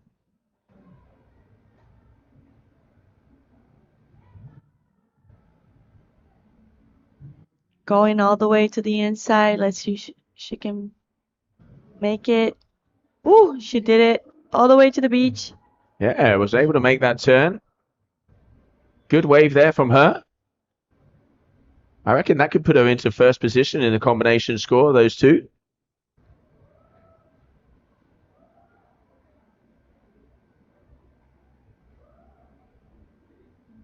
We can see the replay of that one. 2 good turns, and then that finisher was so close to the beach she had to eject, but I guess judges are going to see that as well.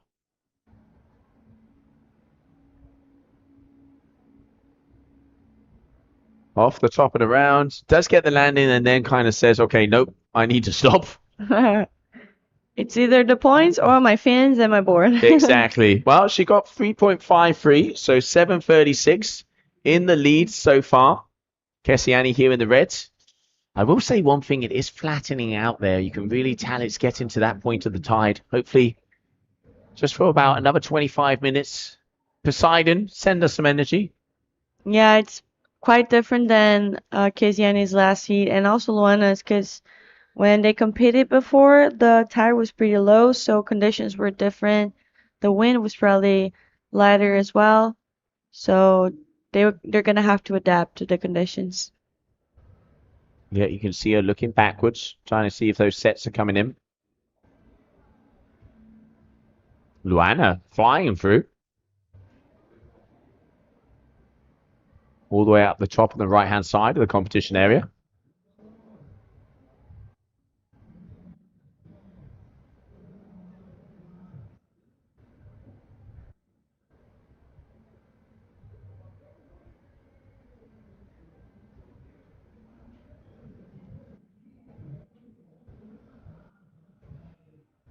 Definitely a lull in the set so far. 8 minutes to go in the seats. We've already seen one set come through. Yeah, a long period of waiting. Seems like there is a little set. Oh, nice wave here from Luana. I like her arm work. She puts one of her arms back when she's doing the turn to help her reposition. This one all the way from the back as well. This is going to be a good score. Can she keep it together? Yes, she does. Big wave there from Luana. Ooh. Just going over her front edge there. Getting a little bit too excited. Good first turn. Getting herself in a good position again to go for the second turn.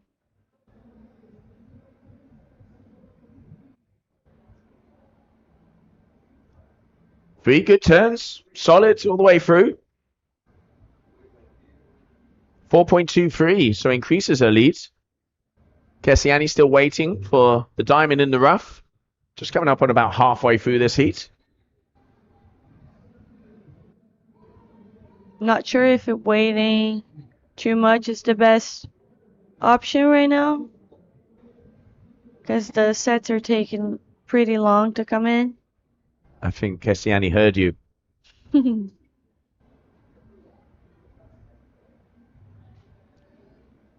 down the line, managing to keep it together. Only needs a 3 at the moment. Bit straight lining. Kind of, I think she is in that position where she knows she has a good score and is going to try and get her back up to be in a comfortable position to wait. But yeah, I agree with you there, Sophia. I think it is a risky business waiting for that set to come through because it does look like the energy in the ocean is going down. Yeah, and Luana's keeping herself busy, so you never know. Maybe she can get a better wave, even though it's small, and Kessiani will be out there trying to get a bigger one. I mean, we've seen heats being won by 0.03 of a point. So every single decimal counts. But we're waiting for that score from Kessiani to come through.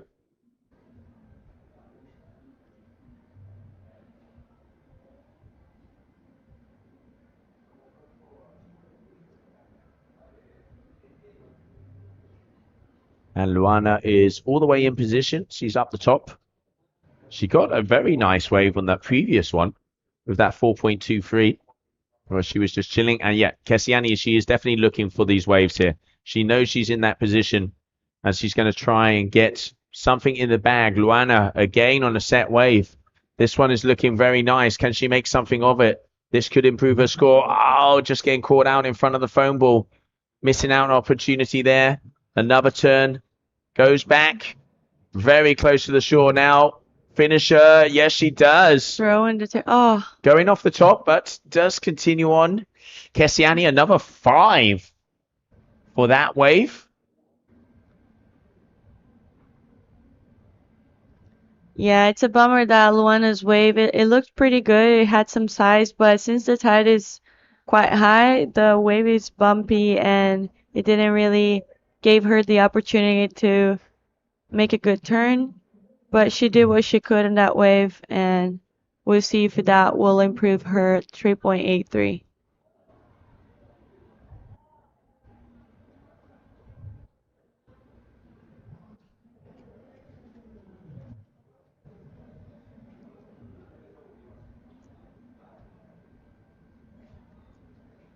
Yeah, we can see that the girls are waiting for the wave. You can tell there's nothing really breaking out there. It is in this literally moment. flat right now. So Kessiani a 5.10 there on that one. So securing her first place so far. Luana's been more active. Kessiani's been a little bit more selective.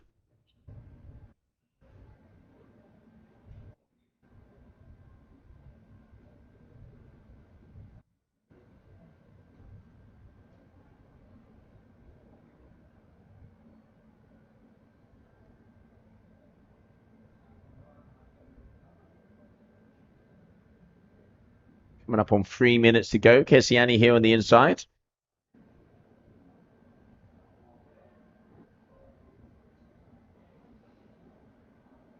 Definitely gonna have to go bigger to improve the 5.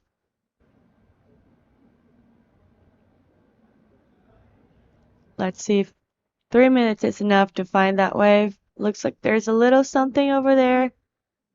Yeah, as that tide is all the way in, waves are all over the place. As it really just depends where it lands on the sandbank. Kessiani, she's looking. Looks like it's gonna reform on the inside. Oh no. Decides against it. Okay.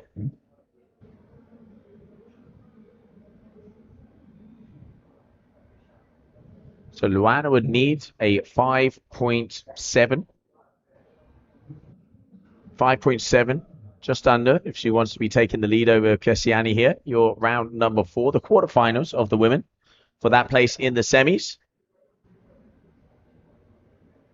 We're just coming up on 2 minutes to go with one more heat. We will close out this third day of competition. Luana's seen something. She's going to engage. All right, here we go. First turn. Going to be looping that kite around. There it is. Going for the second. Mid-face turn. Needs to get a little bit more vertical. She wants to get those high scores. Double pump. Great timing. Can she come out of it? Yes, she does. Ish. Hard to tell finishing on the sand. Kessiani also getting another wave here as well.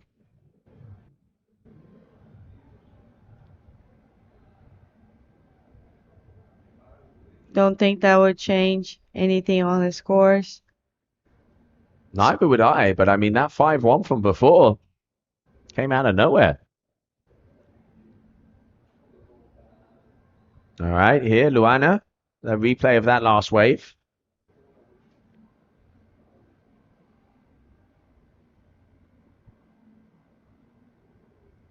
Obviously, different perspectives of where the judges are to where we can see here on the stream. They have the perfect view to be able to see the white in the eyes of our athletes. And we can see every little decimal counts here today. The season finale in Brazil on the water right now. Oh, that looks like a good wave. 4.60. I mean, there's nothing. Ooh. Just missing out on that turn in the final seconds. Oh, and we have a new score for Luana. The wave before that one, she got a 4.6. So now she has an 8.83 total, improving her last good score that was a 3.93. I mean 3.97, sorry. So an 8.83 total.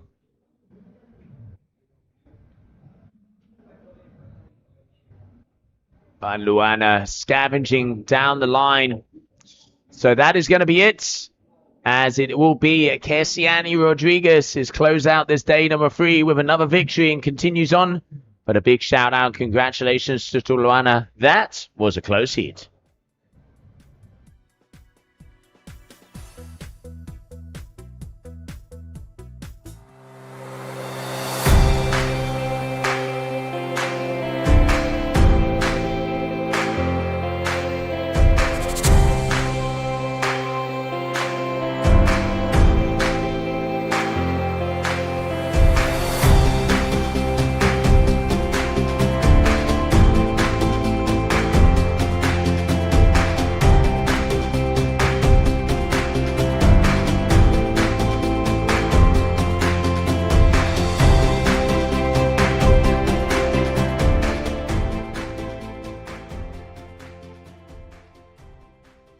Existem destinos que você escolhe e existem lugares que acolhem você. São Gonçalo do Amarante, localizada no litoral oeste do Ceará, pertinho de Fortaleza, é um paraíso hospitaleiro reconhecido pelo melhor da sua culinária, pela bela praia do Pecém, da Colônia e da Taíba, pela prática de esportes radicais e com o melhor lugar para apreciar o pôr do sol.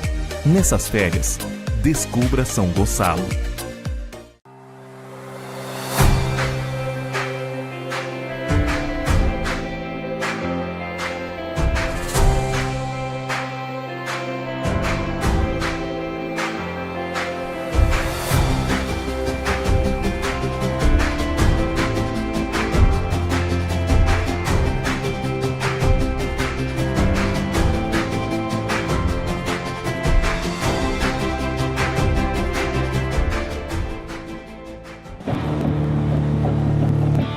Parafina boa e suco na cara.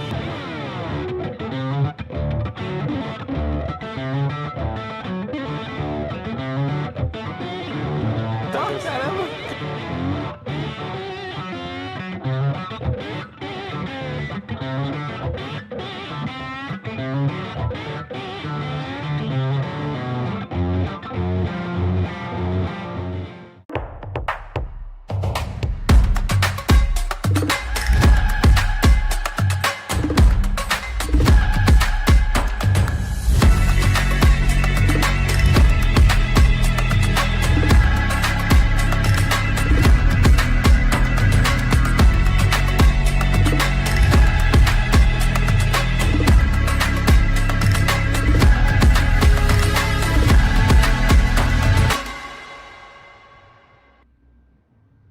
And welcome back. As you can see, that sun is going down and going down quick. The final heat of the day, Serena Luz up against Lidiane Sanders. Brazil, one more time. Yeah, that's gonna be a nice heat to watch. Lidiana, is she the one that took out Camille? Yes, she did. Wow. Taking out the current second, the 2025 season. And could be setting an upset on the podium as well. And I mean, hey, look at it. All the way down from the back. Calm, cool, and collected. Some easy turns, but it's about getting those numbers.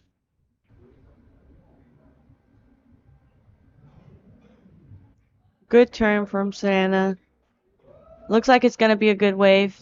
Oh, this is opening up nicely. Looping it. Oh, that is not what you want to happen as you start a heat. That is definitely not what you want to happen when you start a heat. Is that back up? No. So that kite is down. Still plenty of time. I mean, if you're going to drop it, you might as well do it In the beginning of in the the heat. beginning to have time. But yeah, I would get the heart racing. I can tell you that. Okay, she's okay. Just taking her time. I think Ksenia is there helping her.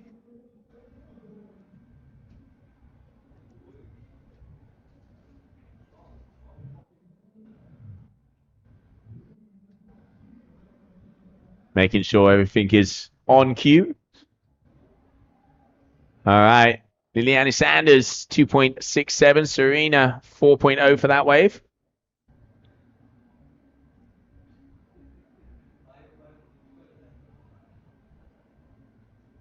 Serena already has a 4. I wonder if that was the first turn before she dropped her kite. Yep. Oh, she's still struggling. She's careful that board doesn't go in the back of her head. Yep, kite's in the air. Lines are up. Here we go. Let's go, girl. Serena, who just joined the Gong family. She's riding Gong now.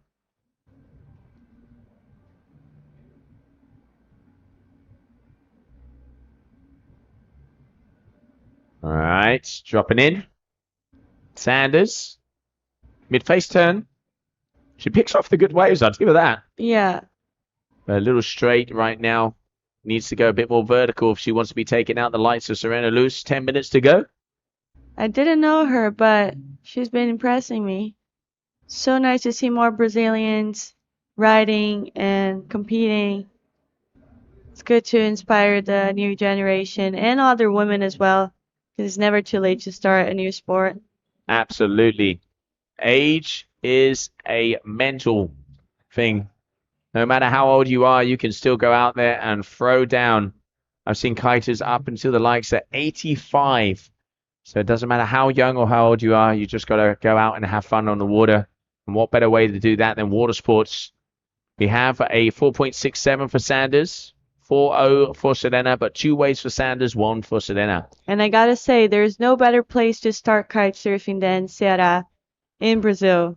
You have constant wind, warm weather, warm water, and such good teachers to teach you to kite surf. It is paradise. Yes, it is paraíso. Serena going down again. She has a easy run so far, but she's got to watch out because we saw, Cami also starting off a little sketchy, and Liliana, she just went fully into it and took the win. So early days in the heat, though, the final heat of the day, as you can see, that golden hour as that sunset is starting to go down, coming up on 5:15 in the afternoon. A full day of competition started at 8:30 all the way through.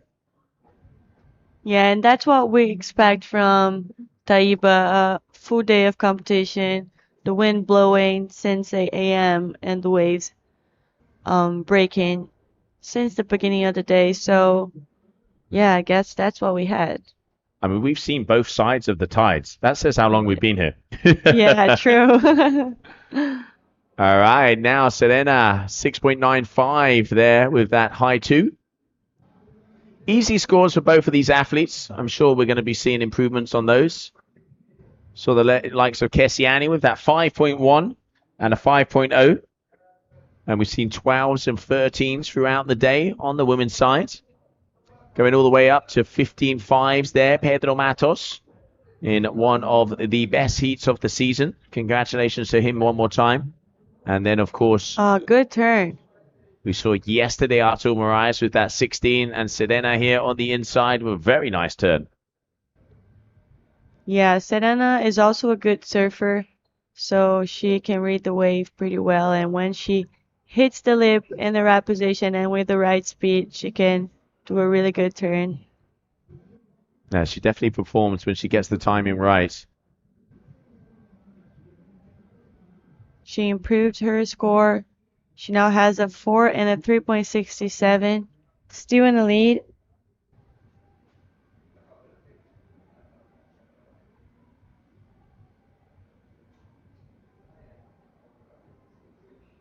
You know what? Has nothing to do with the comp, but I'm craving the pizza I'm gonna eat later. You just made me hungry. You can't throw that line out after a long day. Sorry. Okay, that's it. I'm gonna throw it. How can you complain when you had a massage? You didn't see the camera, did you? Okay, so what pizza are you gonna have? Come on, banter. Oh, I forgot. Capricciosa. It's the good one. From the Capricciosa. Yeah, the pizza place here. Okay, capricciosa. Can we order 2? And I'm craving that cold, fizzy, blonde beverage that's going to be coming my way as well. After a long day of competition. And here we have Serena one more time, dropping in. I think she's riding Ayrton's board, isn't it? It does look like it. Oh, yep, that kite goes down it went down again.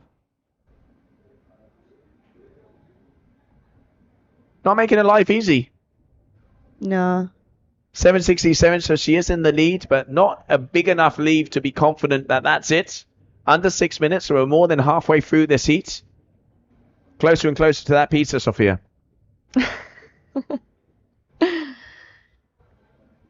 I wonder if Lee Jenny is trying to wait for a bigger wave, or she's just trying to wait for a wave at all. It is definitely flat out there. Yeah, unfortunately with that tide all the way up. I mean, we've stopped for light, of course. Can't be kiting with candles. But as that tide is high, not a lot of sections come through. Really one-hit wonders. 5 minutes on the clock.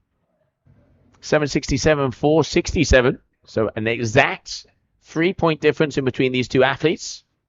We can see everybody down here on the beach, rooting it on. A full day of action we have had here for your GKA Kite Surf World Cup, Taíba, Brazil. The Layback Kite Fest. And also, let's not forget, there's going to be a bit of a party on the beach here after 8 o'clock, I've been told. After Sophia's Pizza. Where we will have vibes, dances, and everybody just enjoying themselves. Such a cool event set up here from the Layback crew. Once again, big congratulations and thank you for putting on this show. As we continue on tomorrow, the finals day, well, we will be already in to the semi-finals of the women and the quarter-finals of the men. Who will be our champions? We will soon find out at the closing minutes of this third day here in Taíba.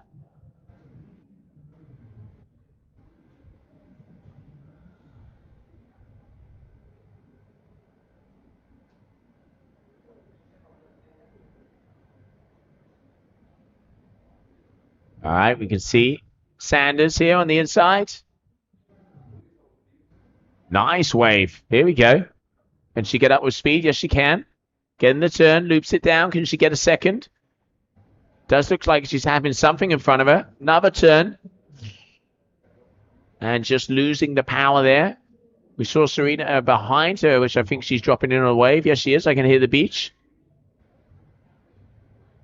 Oh, she's got the speed off the top. Throws it. Oh, such a shame. There we can see Arsenio. As he's making sure, giving the info. 3 minutes to go.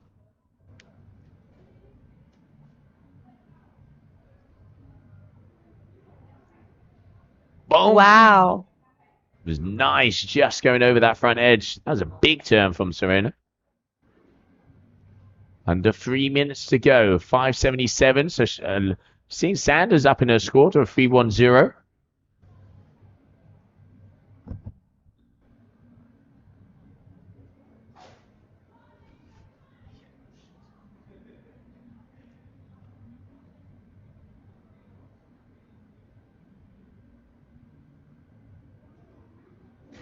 Bless you.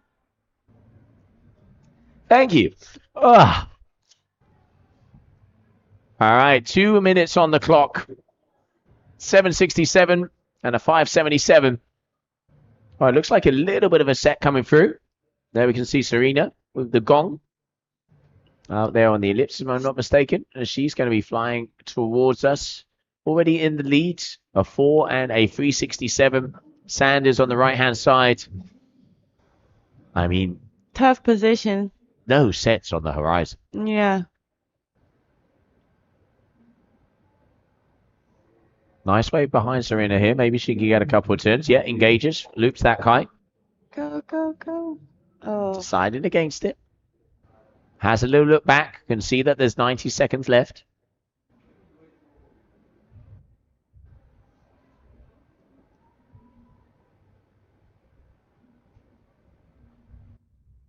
And we're coming close to the end.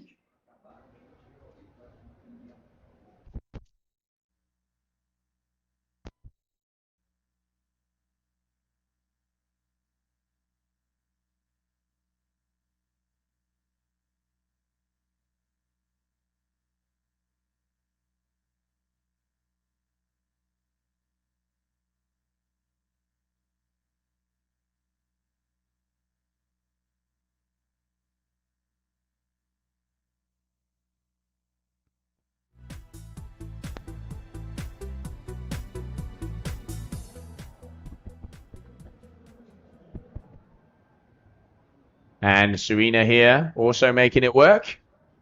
767 and a 577. Oh, Sanders, nice wave. Can she get it? Yes, she does. This could be dangerous for Serena. Again, down on the inside with another turn. 20 seconds on the clock. And she keeps going. Sophia. Wow, all the way to the beach. She doesn't need much. She doesn't need much. No, she doesn't. 1.8 points, so she needs around a 4. No, she would need a 4.5, 4.6. It's been a long day. That maths isn't happening. So we're waiting. We can see already the clock is done. Serena's going to be going for this wave and goes off the bottom. So that is going to be it for today. As we are just waiting for the results to come in. But yes, it is official. It is going to be Serena Luz who makes her way through to the next round. Well, thank you very much, everybody, for tuning in on what has been an absolute complete day of action. Yeah, thanks everyone for watching. That was a great show that the athletes put for us. And I'm excited for tomorrow. Yes, we are. We're going to be starting off. Let's not forget quarterfinals of the men, semifinals of the women coming your way. Day number 3 closing out. Once again, muito obrigado, and we will see you tomorrow. Obrigada.